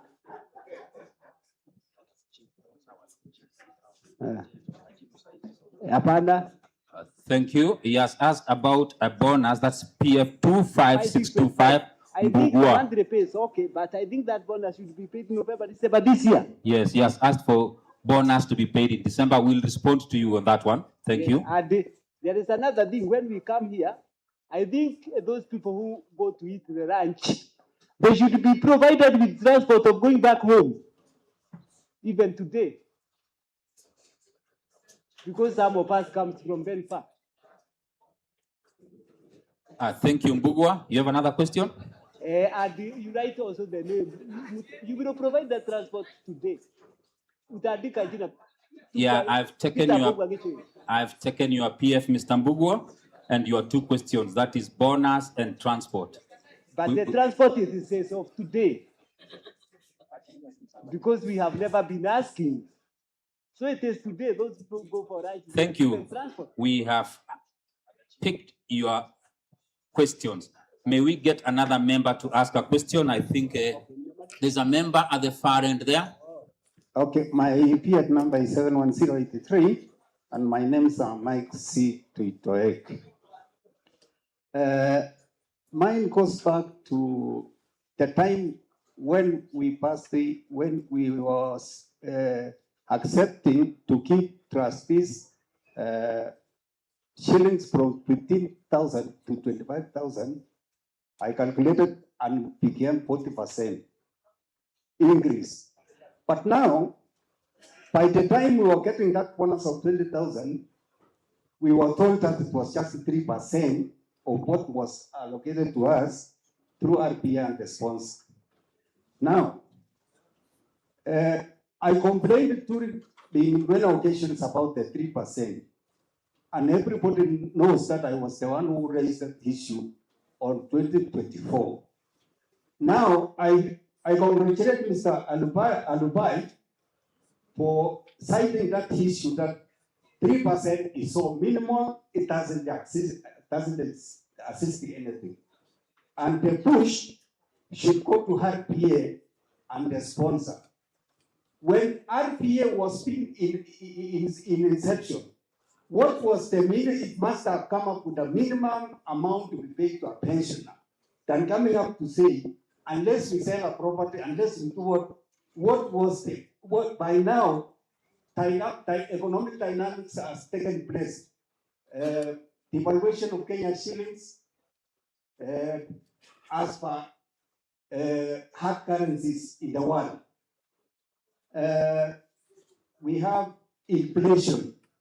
So the amount of money we are being given does not factor any dynamics of economics. So when we ask something to be added, you, Mr. Rotich, you speak to your card saying it is not provided by the scheme. The scheme was in a folding from inception. When somebody was thinking about 3%, what was he meaning? And those who are making that decision, we were not informed in any decision to reach that scheme of giving people 3%. What is 3% in lifetime? Please, those who waited for that scheme to be inoculated, they should go back to the drawing board and think about what is 3%. When the trustees are given 40% and we are told to approve, so can we give us anything which is minimal? If it is minimal, it should have been 40%. Thank you. Thank you, Tritoek. And next question. There is a gentleman here with a question.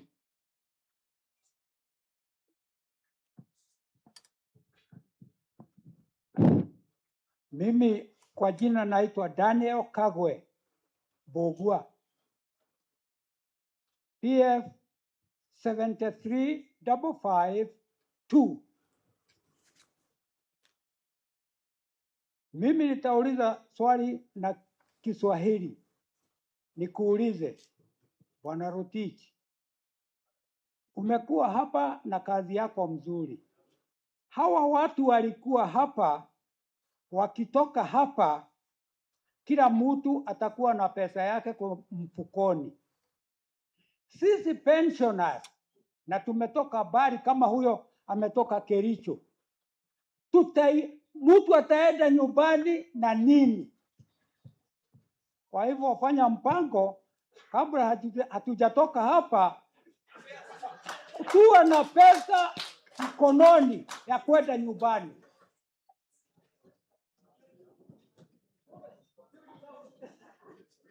My name is Samuel Ogum, PF 27455. Chairman, 27455.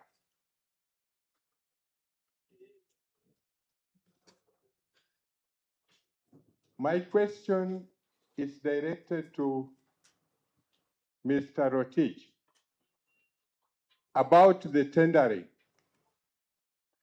I've heard that now you've gone to the final stage. And I thought it would be wise if we share the tendering list with the members so that we know exactly whether it was open or it was directed, because we can see there are some interests. If our Telposta towers, that is the only one that is giving us, and that is why we are here, giving us something to get at the end of the month. And now we've heard that it is being followed closely by the government. Was the tendering done open? Could you share with us those who tendered for our house and at what cost, so that we know exactly if we were told that the Telposta tower is going to the government, we know they are going to pay aside. We don't want things which are going to be hidden underground.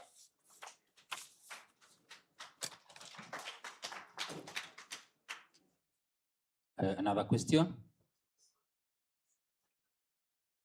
There's kindly hand over the microphone to the gentleman here. Thank you.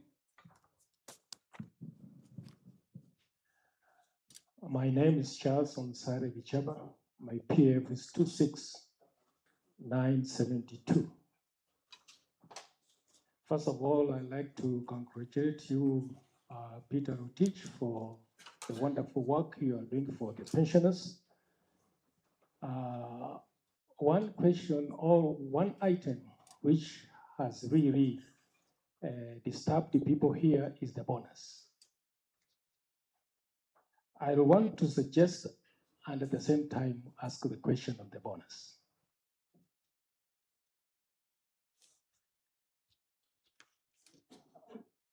Mr. Rotich, the best help you can give us is to draft a proposal to the regulator and ask that regulator to at least consider giving pension to the retirees at least every once a year. And I don't think whether they can refuse. Instead, I mean bonus, not pension. Bonus at least once a year, so that wherever we have an AGM like this, you don't have an excuse to say it is not in the regulatory pension regulations. Thank you. Thank you. That's a question from Charles. Tuendelee na maswali.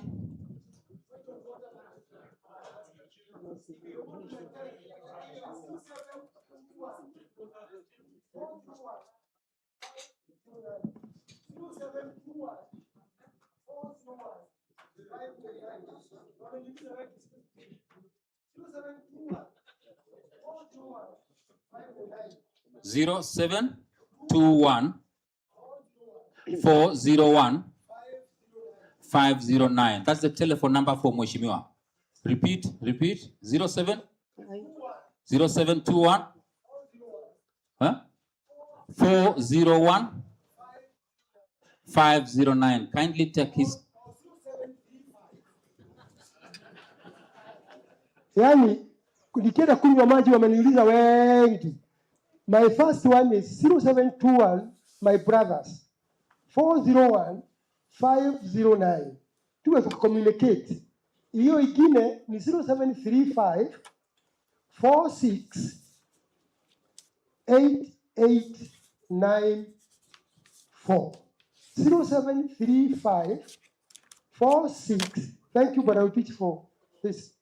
46 8894. 0721 401 509. God bless you. Lakini mseme Utich afanye. Hivyo mnatakiwa kupitisha resolutions. Proposal na sekoda of all what we have talked here must be asked here. Proposal sekoda. Brother Utich. Proposal should be there. Sekoda should be there for all that you have said. Wacha tusikie. Proposal ni nyinyi mnatakiwa. Proposal uchukue mkono juu. Na sekoda. So yes, good. So that it is safe. Allow me to respond to your questions. Chairman will come over. Can you come over? Yes. We'll respond to all your questions.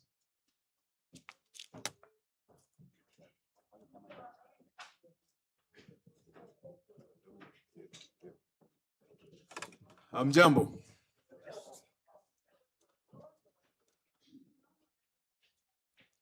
Bwana Ndeleko. na JP. Yeah? Is it looking the same or we are moving forward? It's a step forward. Sorry? Very many steps forward. Look, thank you very much for the questions. I think with all due respect to the Secretariat, the way this AGM was organized was that it would be televised for everybody else to participate, because as you may know, we won't have another AGM. We told you this, and I told you why we wanted to do it. If you recall, I said, we have trustees going around the country having AGMs. They are good forums for engagement, but mindful of the cost, we want to institute governance so that we're not only being compliant with RBA, but we're being efficient. So when we hire the signal from Citizen, At some point, they have to switch it off because we are paying money and they've given us a slot. So it is not about, it's not Rotich saying no. It is your AGM. It is not the secretariat saying no. The reason they ask you to send questions in advance is because you may recall we did the same thing during COVID. Do you remember at Hilton? We had one AGM, we would have questions sent, and we would read the questions, and we would end on time. Rachel Mwendia was the chairman. Rachel, may you stand, please, so we can appreciate you. Yeah. This gracious lady did a fantastic job. Thank you, Rachel, to guide us through that difficult moment. The questions were similar, but upon my taking over, I said, listen, it's only prudent that we become efficient. And I told you this, I said, so that if when we save a shilling, we transmit the shilling to your pocket.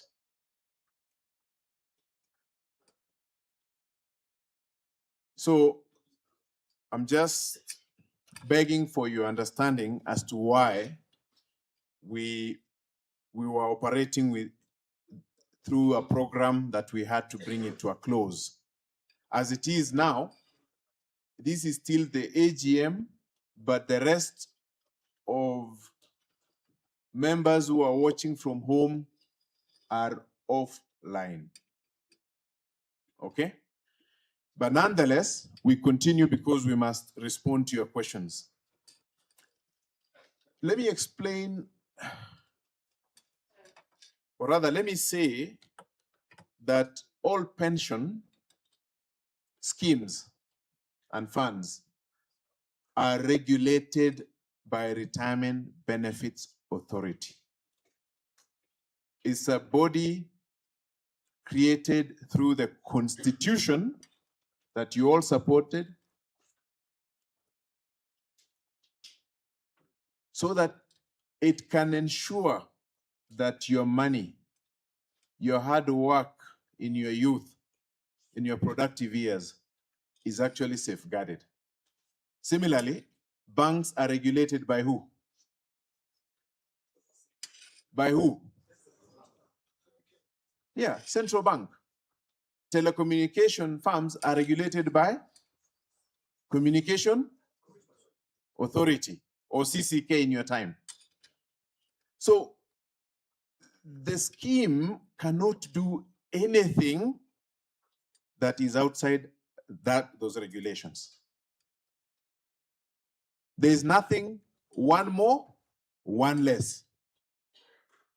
Everything from establishment with the trust deed and rules,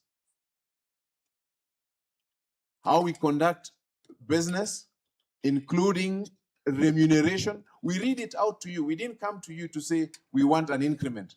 We read it out to you because it's a requirement. Okay? So and it's a requirement from who?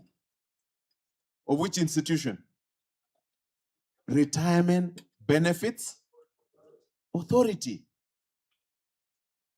I also told you last year particularly, in this same building, when we had the AGM here and then we went around the country, other than saying we would have one, I said we have started strengthening our governance, internal governance. What does that mean? It means we're being watchful in terms of our controls. So we have appointed, as you know, the secretariat, the small team. Yeah. Abala in finance. How many are you? No, I'm saying in finance alone. Do you understand? How many are there? And, sorry? And do you get your money on time? Whatever amount you get, you know, we respect it, but you get it. Do you get it on time? It's done by how many people? 2. So we put in internal audit to check controls. They give us now reports. They give the board reports. These reports, we look at them. They say, okay, you need to comply here. You need to do this. You need to do that. You need to implement an ERP.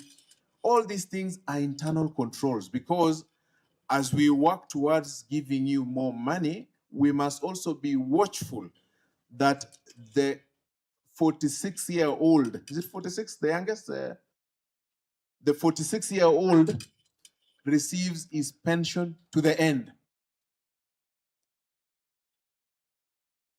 If we gave you more today and 1,000 people miss their pension, would we have done our job? So it's a balance, a tension between what you have, how many people you have to serve, and how you can extend and stretch that piece of string or wallet, kibeti, mpaka kila mmoja apate haki yake. Tutakuwa tunakosea? Huh? It is exactly why I acknowledged and we called the former trustees. And please stand up again if you don't mind, gentlemen. Kama uliwakilisha kama trustee, eh? You see, the lady and gentleman that you see here today and the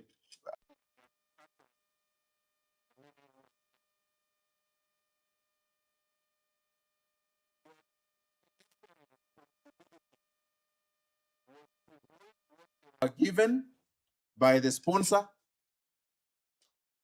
At minimum, don't damage it. At best, improve it. Didn't they do a good job? Now that we're still here, we're paying on time. Haven't they done a good job? So we celebrate you because it was. What if it had been sold by them for the price, whatever? Or if they allowed grabbers? In fact, I'm told, was it Owio who fought Mr. Owio? Yes. Who fought so hard for a property that is today $1 billion shillings? And we're winning in court. We've been in court for so long. People came, said, let's talk out of court. And I've never met him. But the history is there about how he stood firm on everything. And he fought and fought. And if you compare what we've paid, because, you know, if people take you to court, lazima pia uende huko sio? And you must go with your lawyers.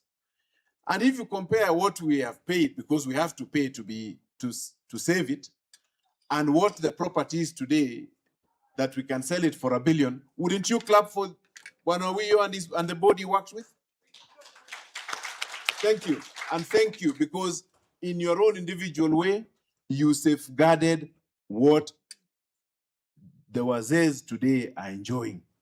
And our duty was to take the baton from you and run with it, improve it, but at minimum, do not damage it. Asanteni sana. So let me come to, I wanted to set the record straight. And set the record straight because we don't make our own rules. We don't even choose what to pay ourselves. We go through a program that is governed, controlled, and the RBA representative who's in charge, who, by the way, is not just in charge, he is responsible. His KPI at work is to supervise Telposta pension scheme. He's just not come here today to celebrate an AGM with us. He goes to see Bwana Rotich every other time. He looks at our reports all the time. And if there is a miss, he is answerable. And he guides us. And we work very well. And he stood here and he said, based on everything they have done with us and the inspections they have been conducting, this scheme has been running well. So wazee, kwa sababu wengine wenu ni baba, wengine wenu ni hata babu, sio? Wengine ndugu, naomba tuelewane sana sana sana, kwa sababu Bwana Rotich aketi akitengeneza sheria zake, ama Bala na wenzao, hapana, ama trustees. In fact, the duty of a trustee is very controlled. There's only so much they can do. So, coming to, I think there was a question, and I will go through it as buckets of questions because they're very similar. The question on bonus, for instance, I can address it straight up. Yes, Bwana Rotich said it is not in the trust deed and rules. That is true. The trust deed and rules was there, is the constitution that governs how we operate. It's the constitution. Can the president do anything outside the constitution? Wouldn't you go to the streets? Rightfully so, there are processes, and RBA can tell you how it is made. Okay? So, bonus. And I know the late JP, bless his soul, he met me many times. And he wanted to see how we could change a thing or two. And he also understood the difficulties.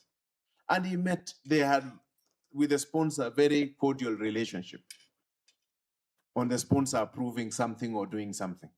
But you know, bonus, by its very name, is an excess of what you're entitled, correct? But you get that excess once you have counted all your goats and cows and say, I was supposed to have 10, but I have 12. Hii mbili tutakula. So bonus is given once we've done an actuarial study. And the results point to a surplus. Tunaelewana? Hatupeani bonus tu kwa sababu tunaweza pea bonus, tunaamka tunasema pea bonus.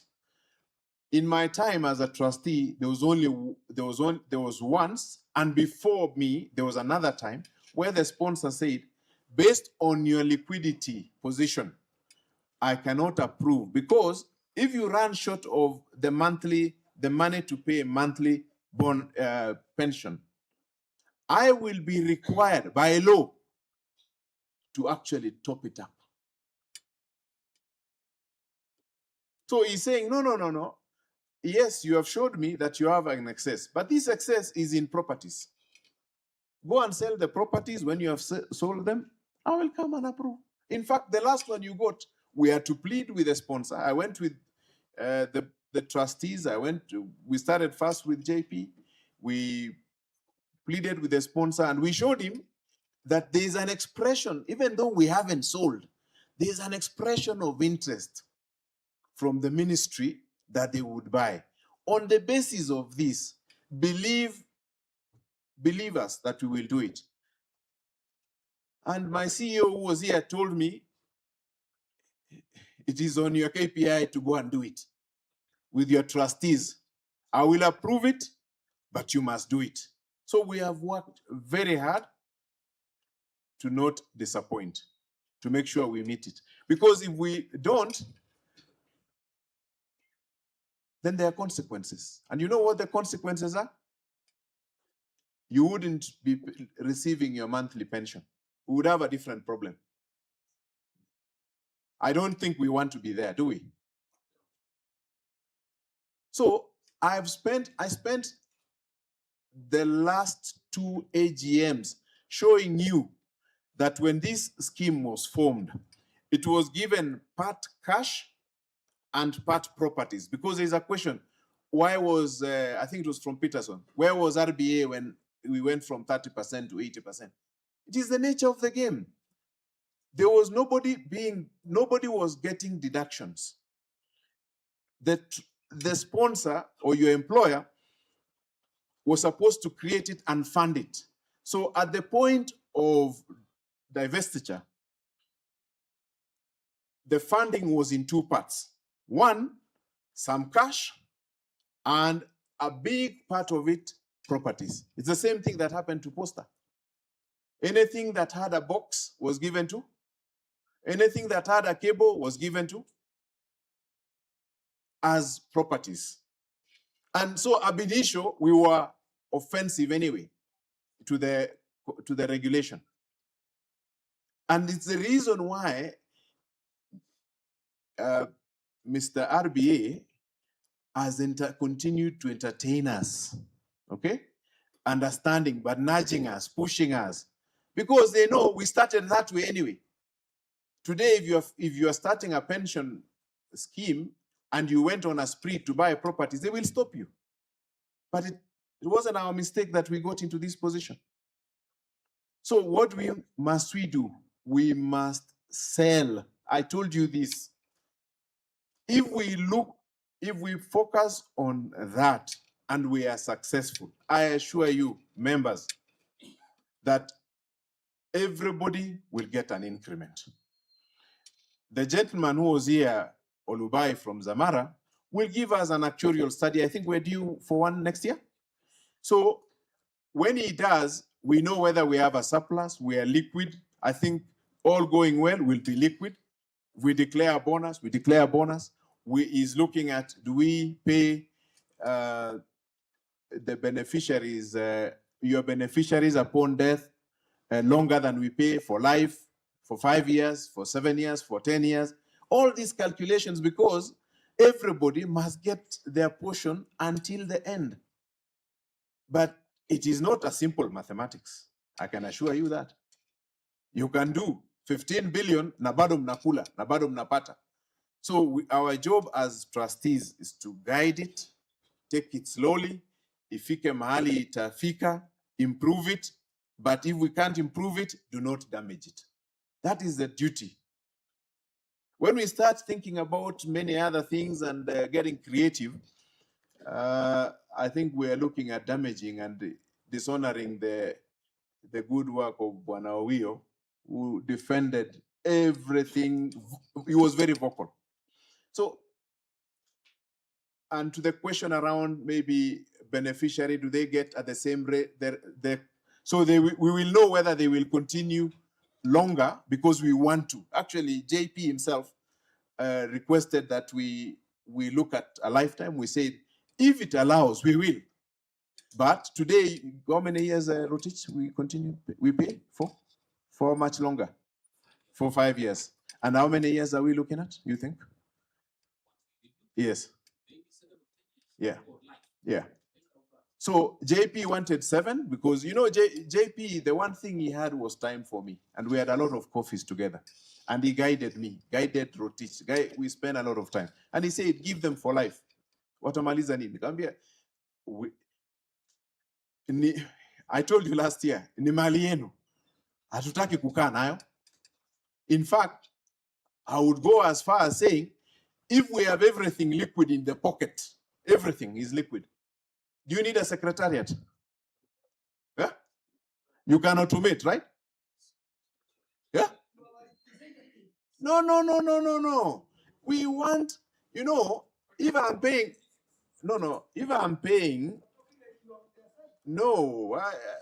I am the chairman. Yeah, I'm the chairman, and this is a rules-based engagement, ladies and gentlemen. Okay? I'm not making the rules on the floor, no. And I won't make them tomorrow. That man from RBA would be very, would not even tolerate me to do it. It's rules-based.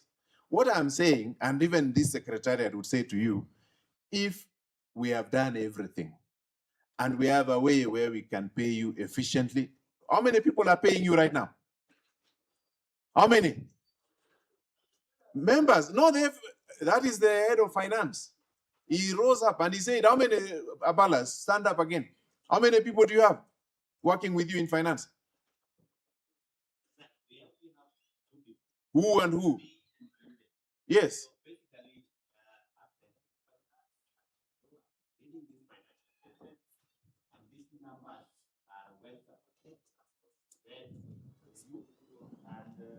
You know, every year I go through these regions. If you have a question that pertains to any number, I'll be willing to take you through to the bottom line of that number. These numbers are well documented, and we cannot bring the administrative part of the presentation here because financial statements have got an FRS which you have to follow when presenting the financial statement. So this is a report. The nitty-gritty of the financial statement is the financial accounting framework where we anchor these reports on. So all this that somebody has a question on pertaining to legal expenses, please feel free. I will run you through those numbers and you will be able to understand the background where we are coming from. Thank you. Thank you, Abala. Abala has just told you there are two. Yeye na assistant wake. Now anawalipa on time. If in future we have done everything and we can run the scheme with two people, wouldn't you want to do that so that the money that we save paying a staff and paying for office flows to you? So I declared a transformation around cost containment, governance, and all I said was so that we can, I told you, in 2026, ask me for progress. We have even done it ahead of that 2026. Ask me for progress. And the progress is we have to make sure that we have money in our pockets or in our bank so that we can pass that money to you. It is yours. You know, by the way, if you don't finish it, itarudi kwa sponsor. Do you think we sit here wanting the money to go back to sponsor? Or Mugo wants the money to go back to sponsor? Tutawapatia yote na mtakula yote. Kuna ile mtakula kila mwezi, we will look at an increment, whether it's 4% instead of 3, iwe 5, in which case then we'll amend our trust deed and rules. Then we will look at bonus, okay? But at minimum, what we said is, we do not want to see people earning less than 5,000. And you saw there are over 1,700 or thereabouts. Yeah? So kila mtu atapata yake, ataongezewa ndio, yeah? Lakini tunataka tufanye nini? There is a floor. But we want to do it in such a way, when you eat from that granary, it will serve you and serve also the youngest member. That is the responsibility of these trustees. There's nothing more to add in terms of that responsibility, and there's nothing more to take out. So I want to just quickly then go through the issue of COSEO because it touches on legal fees, Oraro taking 40 million. It's important I speak about it. I told you, I spoke about it, but I didn't want to go deeply into it. Okay? I didn't want to go deeply into it because they have applied for a judicial review, which is a court process, which means we must pay Oraro again. He's not. No, but you, as you know, we are in court. This is an interesting case. We are in court with pensioners who believe, for some reason, that their pension was miscalculated. That is why we're in court. So you have your side, and we must have our side on behalf of 7,000.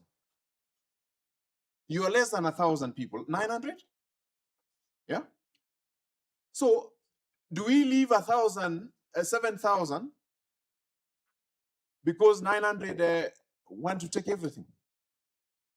And I'm not saying you want to take, you know, if you believe that there was a miscalculation, it is your right. Okay?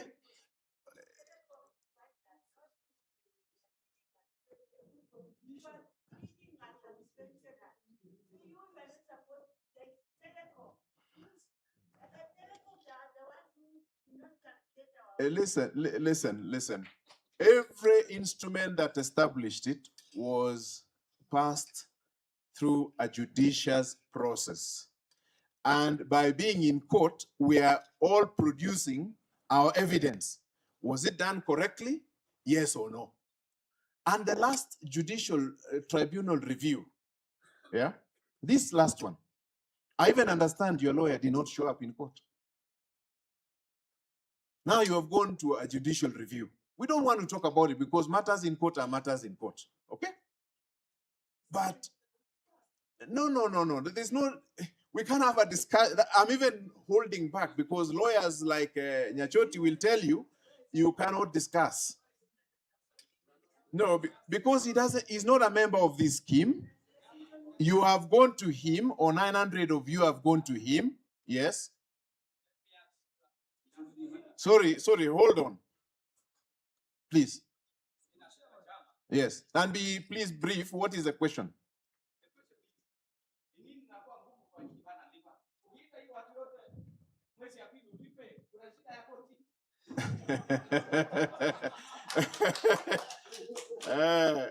Ingekuwa rahisi hivyo tungelipa.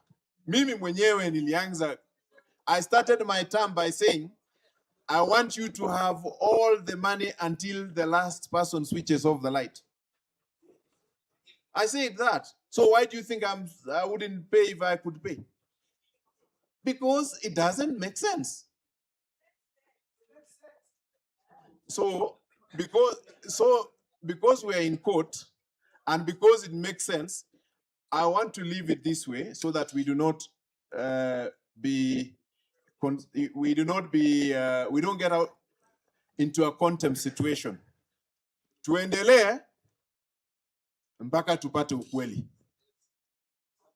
Because as I stand here, as a trustee, you are just like a father or a mother, a parent. Lazima uangalie watoto wote. Kuna yule mnyonge, kuna yule akona ukakamavu, lakini kwa nyumba lazima uhakikishe wote wamepata haki yao. Kwa sababu yule mwingine mshupavu hawezi kuja akanyang'anya mwenzake nini? Sahani yake. Sasa hatuwezi tukazungumza hapa kwa niaba ya watu 900 na tuko na watu tunashughulikia 1000 ngapi? 7. Tuheshimiane hapa.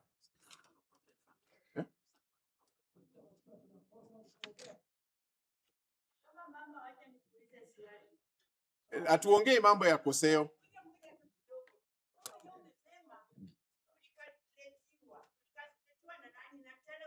Hapana. Okay, endelea.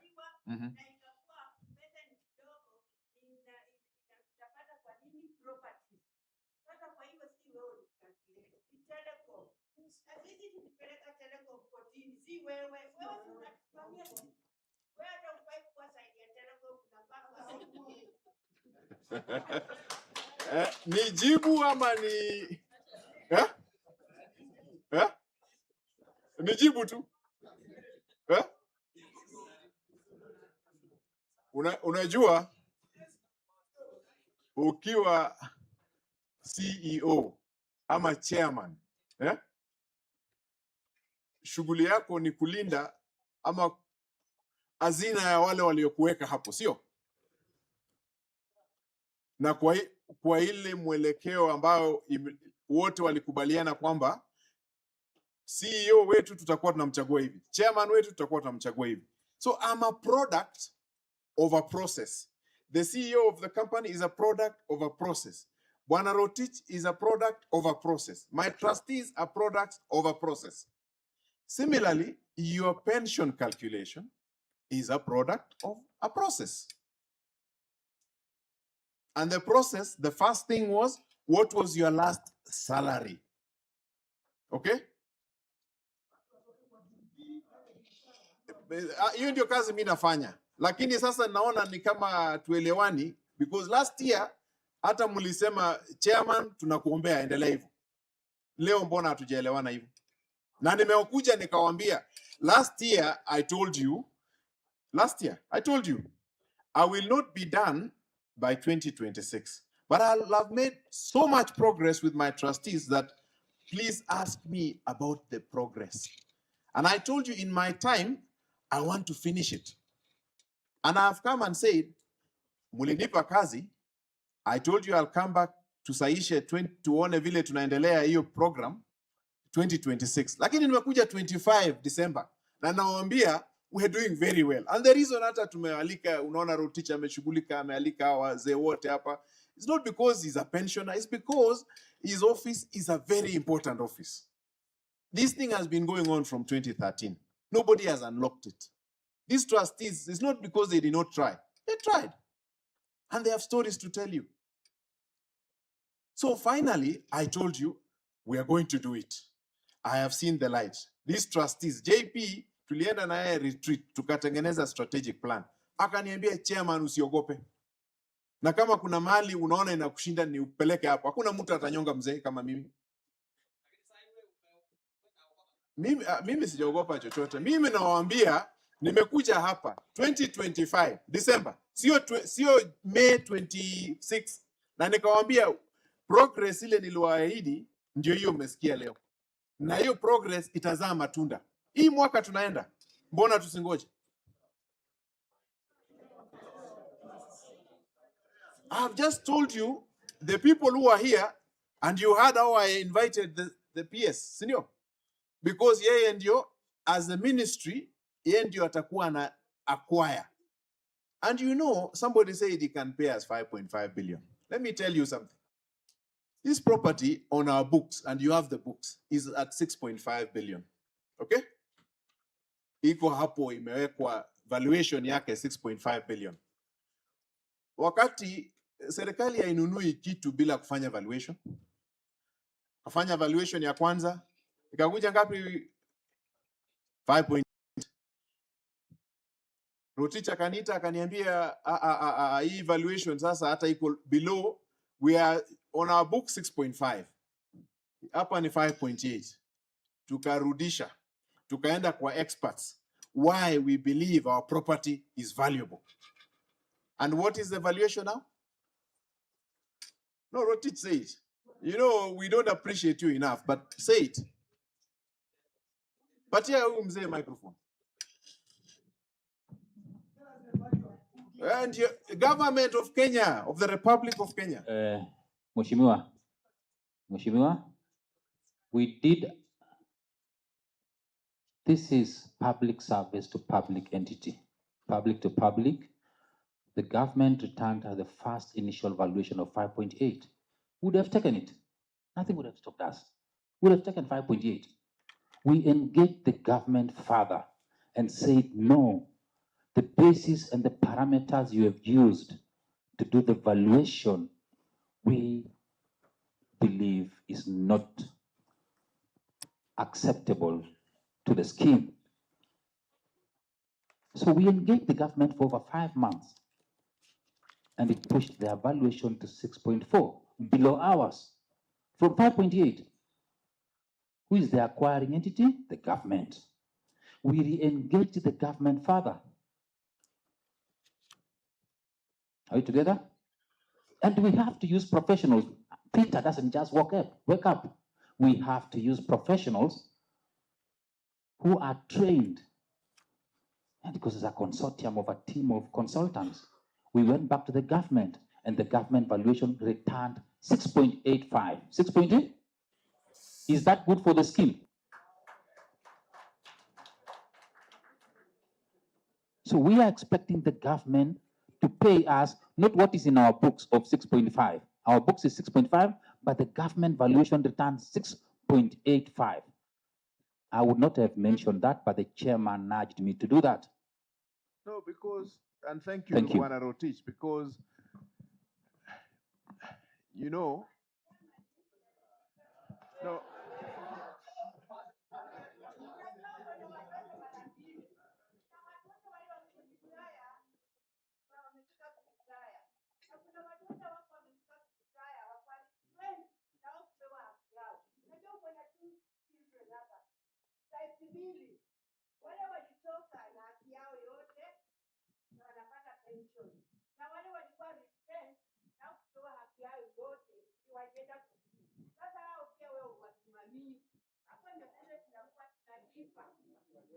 I think Asante, unajua kwa heshima nimesema kesi iliyo kotini ile mnaita koseo ndio hiyo kesi, na siwezi nikazungumzia kwa sababu wale wataalamu wa hii mambo pamoja na koti ndio wataamua kulingana na ile evidence imetolewa. Si afadhali tuachie hapo mpaka tufike hapo? Yeah. So asanteni. Thank you very much, members. Thank you. So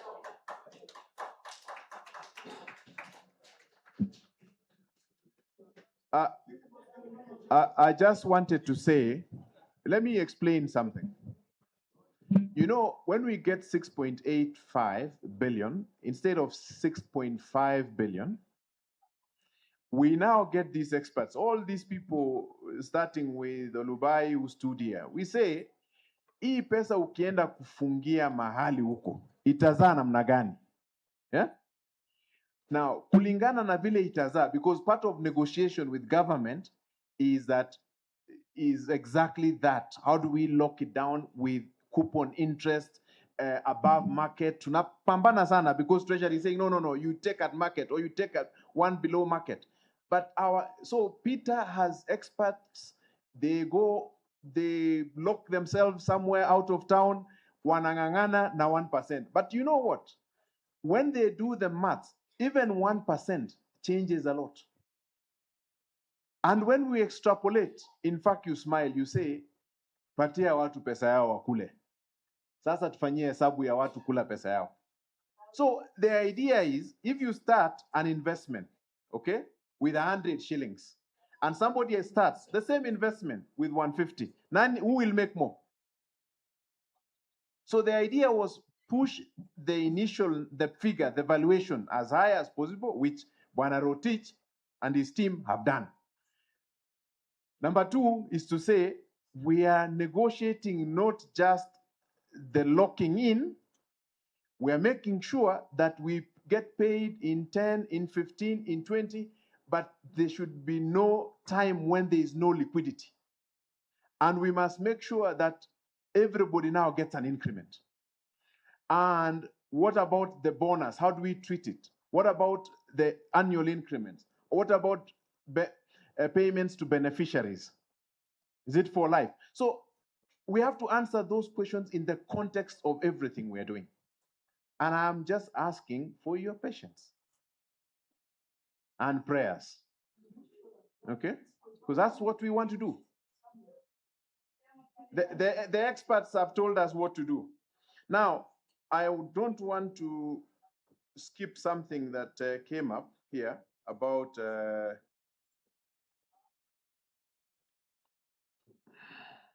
you know, when we lost JP, and bless his soul, because he was not just a pensioner.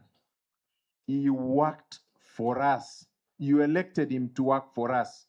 He was a board member. We lost a pensioner as well as so as an organization, aren't we obligated to do something for our employee? So I want to answer the question because I don't think I want to be standing here and talking about what we did for him or didn't do for him. But I just want to say that JP did so much for all of you. And I feel sad because on the day we had his mass, his church service, that is the day the title deed Bwana Owiyo fought for was delivered to our office. 1 billion shillings. And JP stood the same way you stood. And on that day, actually the Friday before, and we had the ruling on Koseo, and on Monday we had the title delivered to our office. And I say this is in honor of this great man. And I'm not justifying what we did or didn't do, but I want you to respect his memory. Okay? Yeah. I just want you to respect his memory. Thank you.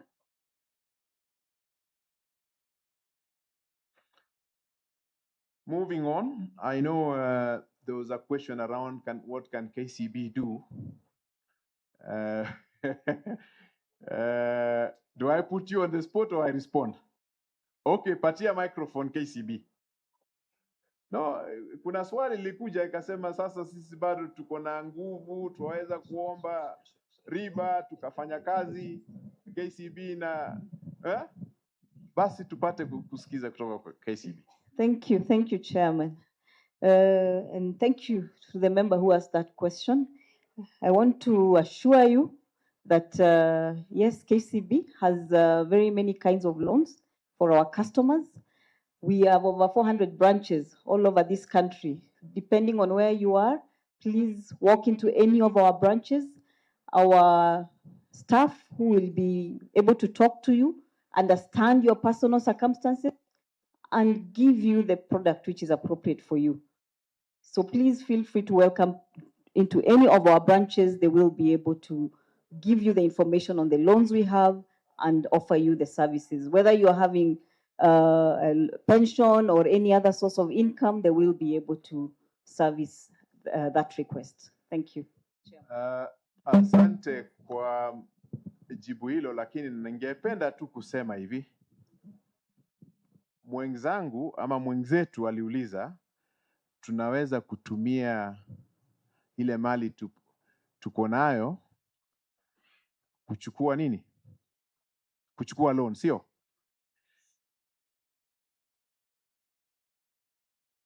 So sisi kama trustees tumepewa mali ya nyumbani, tuichunge. Lakini mmoja wawili wanataka kwenda kwa bank wapeane hiyo title ya nyumbani, na sisi tutafanya nini? Tutakuwa tunafanya nini? No, mnijibu tu. It may not be corruption, but clearly there is a problem, sio? Hivyo tu ningependa kusema KCB is a great bank, has all these facilities, but we are not going to mortgage your. Thank you. Now, there was a question on tendering because I said I will answer them in buckets. Tendering is very simple. There is an act called Public Procurement and Disposal 2020. There's a whole book, on that act for those who are procurement specialists. Gabriel himself, thank you, sir, for coming. I know you know procurement very well. There is a whole book. Saidia wazee waelewe public procurement inafanywa namna gani. Hii vitu tunauza hatuuzi kwa kujuana. Unanielewa? Siwezi nikanunua kwa kujuana. Inanunuliwa kupitia njia ya hadharani ya umma, guided by that law. There was even, when we advertise on Standard and Nation, there was a requirement that we do it on MyGov. Manielewa? So it is open and transparent, and the conclusion, the disposal, the payment, everything will be open. And I think we dealt with this. You remember there was a very big question on first priority and all last year, those who came, and we dealt with it. What did we say? We cannot make our own rules around it. Didn't we conclude in that way?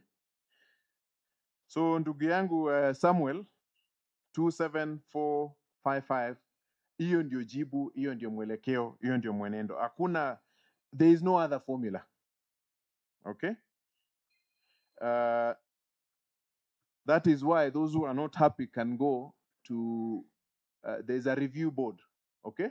It's also it's a public institution paid for by the taxpayer, so that when an injustice in procurement takes place, you can go there. Now, finally, I think I've covered in buckets about everything. The perennial question on lunch, transport, tumezungumzia sana. I think every year I've seen it. Bwana Rotich, I know you've answered it several times, but I just want to say very simply, because we have talked about it for so long. We don't have mechanisms to do it. We cannot do it. We give you lunch, we give you, in fact, mulituambia okay, tupe lunch, tupe maji. Sisi wazee wengine unajua mambo ya mwili, sukari nini, tupe lunch. Tukasema niyo ni sawa. We'll cater and offer something. But we do not have provision. Nani mulisikia hata malipo yangu who governs it? Huh? RBA. Yeah? My allowance, it's RBA. So RBA has not given us provision for us to do any of those other things. No. It is not in the industry. There is nothing like that in the. We are talking. RBA doesn't set rules for Telposta. Then it sets rules for Lab Trust and other rules for another or other pension schemes. No. I said this is a rules-based game. Okay. But we are one. So our asset book is 15 billion. How much did they tell you they have under guardianship? How much? Do you remember? Huh? Do you remember what they said? 2.5 trillion shillings. That is the governance. The governance umbrella is looking after 2.5, of which 15 billion belongs to who? Can they make a rule for Telposta and not the rest? The day they make it, we will. Please, if you make it, tuambie will come for inaitwa public participation.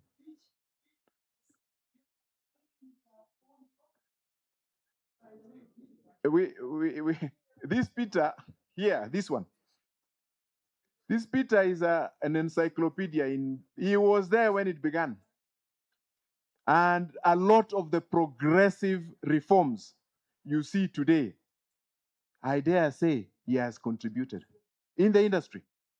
So it's not because he is not looking after you, but he also has to, kama anauliza kitu kama tusamee, tumefikisha 80% instead of 30, asamewe, lakini sasa aulize ingine, sila hata yeye atakuwa anajipanga.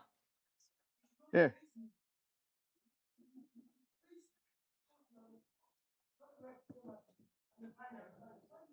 No, because mimi nakutana tu once every 3 months.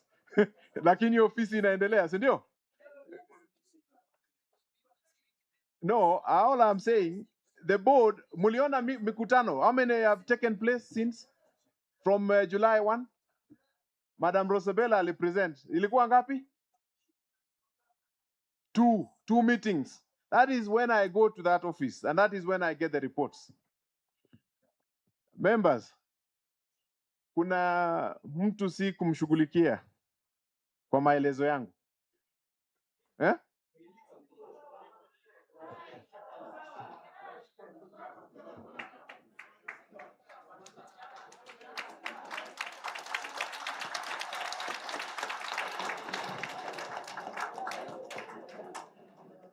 Bwana Nimrod Tabu, narudisha kwako. Asante sana Bwana Chair. Distinguished asanteni sana distinguished retirees, distinguished members.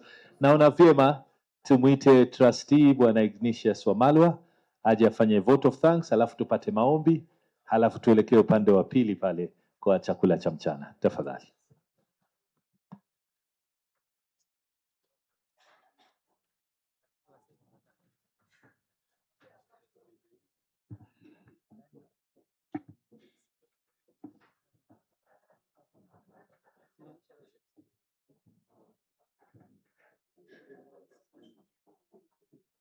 Esteemed members and our distinguished guests, all protocols observed. I know energy levels are running low, but allow me to pass this vote of thanks in a few minutes. First of all, I would like to thank the Almighty God for the gift of life and for enabling all of us to gather here today for this important AGM. Is it clearer now? Thank you. Esteemed members, our distinguished guests, all protocols observed. Allow me to pass a vote of thanks in a few minutes, considering our energy levels are running low. First, I would like to, on behalf of the Board of Trustees and all of us, to thank the Almighty God for the gift of life to all of us and for enabling us to gather here today for this AGM, and also for taking care of those who are following this AGM virtually. I would also like to thank our special guest, our chief guest, the Chief of Staff and Head of Public Service, Mr. Felix Kosgei, EGH, and the PS Broadcasting and Telecommunications, Mr. Stephen Isaboke, and all the other dignitaries that we invited and all the other special guests for finding time to be with us in this important meeting. We appreciate that precious time, noting that you had many other engagements that you had to set aside to be with us. We'd also like to appreciate the government for the support we've received, especially in this meeting. You've heard about the progress we've made on the approvals for property disposal, a problem that we've been following up for several years. Allow me also to thank the sponsor, Telkom Kenya, for the support and especially ensuring that the decisions we make as a board and as a scheme are for the long-term sustainability and benefit of our members. I'd also like to thank our service providers and the regulator who have ensured that all the actions we make were well guided through the policies formulated by the regulator that take care of the interests of all the members. I think our chair has emphasized some of those. And the service providers, our actuary, Zamara, and our fund managers, Old Mutual Investment Group, Corp Trust Investment Services, and Gen Africa Asset Managers, for not just preserving the value of assets of the scheme, but ensuring that we invest these investments or assets in areas that give competitive returns to our members. We also appreciate our custodian, KCB Commercial Bank, for ensuring that all our titles and ownership documents are kept safe, and for attending this AGM to assure our members that your money is in good hands and it is safe. Of course, we have many other service providers, including our auditors, PKF, our lawyers who have worked with us to protect the assets of the scheme, which we as trustees are tasked to protect and ensure that we make them available to all our members and their beneficiaries. Ningependa pia kumshukuru mwenyekiti wetu Julius Cheption kwa uongozi wake kwa bodi ya wadhamini, na vile alivyosema huu mkutano ni wenu, na ijapokuwa tulikuwa na muda ambao hatungeweza kukamilisha agenda zote, lakini amehakikisha kwamba maswali yote yamejibiwa, na kuna mambo mengi ambayo wadhamini waliotutangulia walianzisha, na nawashukuru vile vile tulipowaalika wajiunge nasi katika mkutano huu wa kila mwaka ili kuwaeleza zile hatua ambazo tumepiga katika kuendeleza Telposta Pension Scheme and Fund. Wamekuja kushirikiana na sisi. Tunashukuru kwa ile kazi mlifanya ambayo iliweka msingi dhabiti ambao umetuwezesha kukamilisha mambo mengi mwaka huu. Vilevile ningependa kuwashukuru wadhamini wenzangu kwa kujitolea ili kuhakikisha kwamba mambo tunayoyashughulikia katika pension scheme na fund yanaelekeza kwamba yote tunayoyafanya ni kwa manufaa ya wanachama wetu, na kila mara tunapoketi katika mikutano yetu na kufanya uamuzi, tunapoangalia mambo tofauti, huwa nia zetu ni kuhakikisha kwamba manufaa yanakuja kwenu. Vilevile ni washukuru secretariats ambao wameshughulika sana na mipangilio ya mkutano huu, na vilevile shughuli za kila siku za ofisi ya Telposta Pension Scheme na Fund kuhakikisha malipo yenu yanawafikia wakati ufaao, na wakati mko na maswali wanajibu ipasavyo. Vilevile mkutano huu kuna wengi ambao hawakuweza kufika hapa, lakini wamepata kufuatilia kupitia televisheni za KBC na Citizen. Ningependa vilevile kuwashukuru kwa kupeperusha shughuli za mkutano huu moja kwa moja hadi wakati ambapo ilibidi waendelee na ratiba zingine katika mitandao yao. Kwa hivyo tunawashukuru, na naamini kwamba katika mikutano ijayo tutaona ni vipi tutahakikisha agenda zinakamilika wakati mwafaka. Kwa hivyo nikikamilisha ni kuwashukuru nyinyi wote wanachama wetu mliofika hapa na wale ambao wamefuatilia mkutano huu kutoka nyumbani. Tunawaombea maisha marefu ili muweze kupata mazao ambayo kwa miaka mingi mlifanya kazi mkiweka kando pesa zenu za uzeeni, na jinsi Bwana Mwenyekiti alivyowahakikishia, tutazidi kuhakikisha kwamba zile properties tulizoachiwa na sponsor at the time of transition zimeweza kubadilishwa ili tupate hela za kuimarisha malipo yenu na vilevile kuwalipa kwa wakati. Naomba Mungu awabariki na awajalie safari njema. Asanteni. Asante sana. Thank you. That brings us to the end of our wonderful AGM. Naomba ni waagize tu kwa heshima kuu muweze kusimama. Nataka nimwalike Bi Fahima aje atuombee chakula cha mchana na pia safari na uzima, hasa msimu huu ambao ni wa likizo. Tafadhali.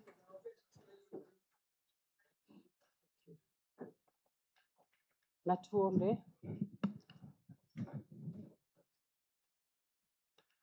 All praises is for Allah, Lord of all, the most compassionate, most merciful, master of the judgment. You alone we worship, and you alone we ask for help. Guide us along the straight path, the path of those you have blessed, not those you are displeased with or those you are astray.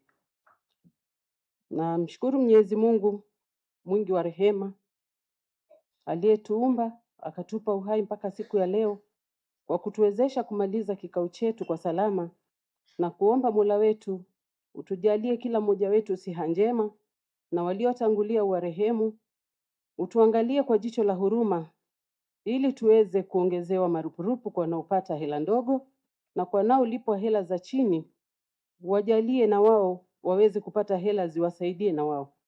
Uwape viongozi wetu hekima na ujasiri waendelee kutuongoza. Washika dau wetu uwape tangamano jema, waweze kututetea na kututunzia rasilimali zetu. Ewe Mola wetu, tujalie tufike salama tunaporudi majumbani mwetu, na utujalie riziki tutakayopewa siku ya leo iwe na rutuba katika mili yetu. Na katika ndugu zetu wa Kristo, na wakumbuka kwa dua hii, watakapokuwa na sherehe zao za Krismasi, wajalie wapate sherehe nzuri na uwape mwaka mpya wa heri. Kwa washikadau ambao wanatusimamia kwenye mikakati yetu sisi wastahafu, tunazidi kuwaombea Mungu awape ujasiri, apanue vifua vyenu muweze kutustahamili kwa mazito tunayowapa. Na kwa jina la Mwenyezi Mungu mwenye kurehemu tunakuomba na kuamini. Shukran. Asante sana Mama Fahima. Nafikiri tutatoka nje kwa heshima na kwa niaba ya wasimamizi wa pensheni yetu wametuandalia dhifa ya mchana. Kwa hivyo tutafanya utaratibu kwa kupanga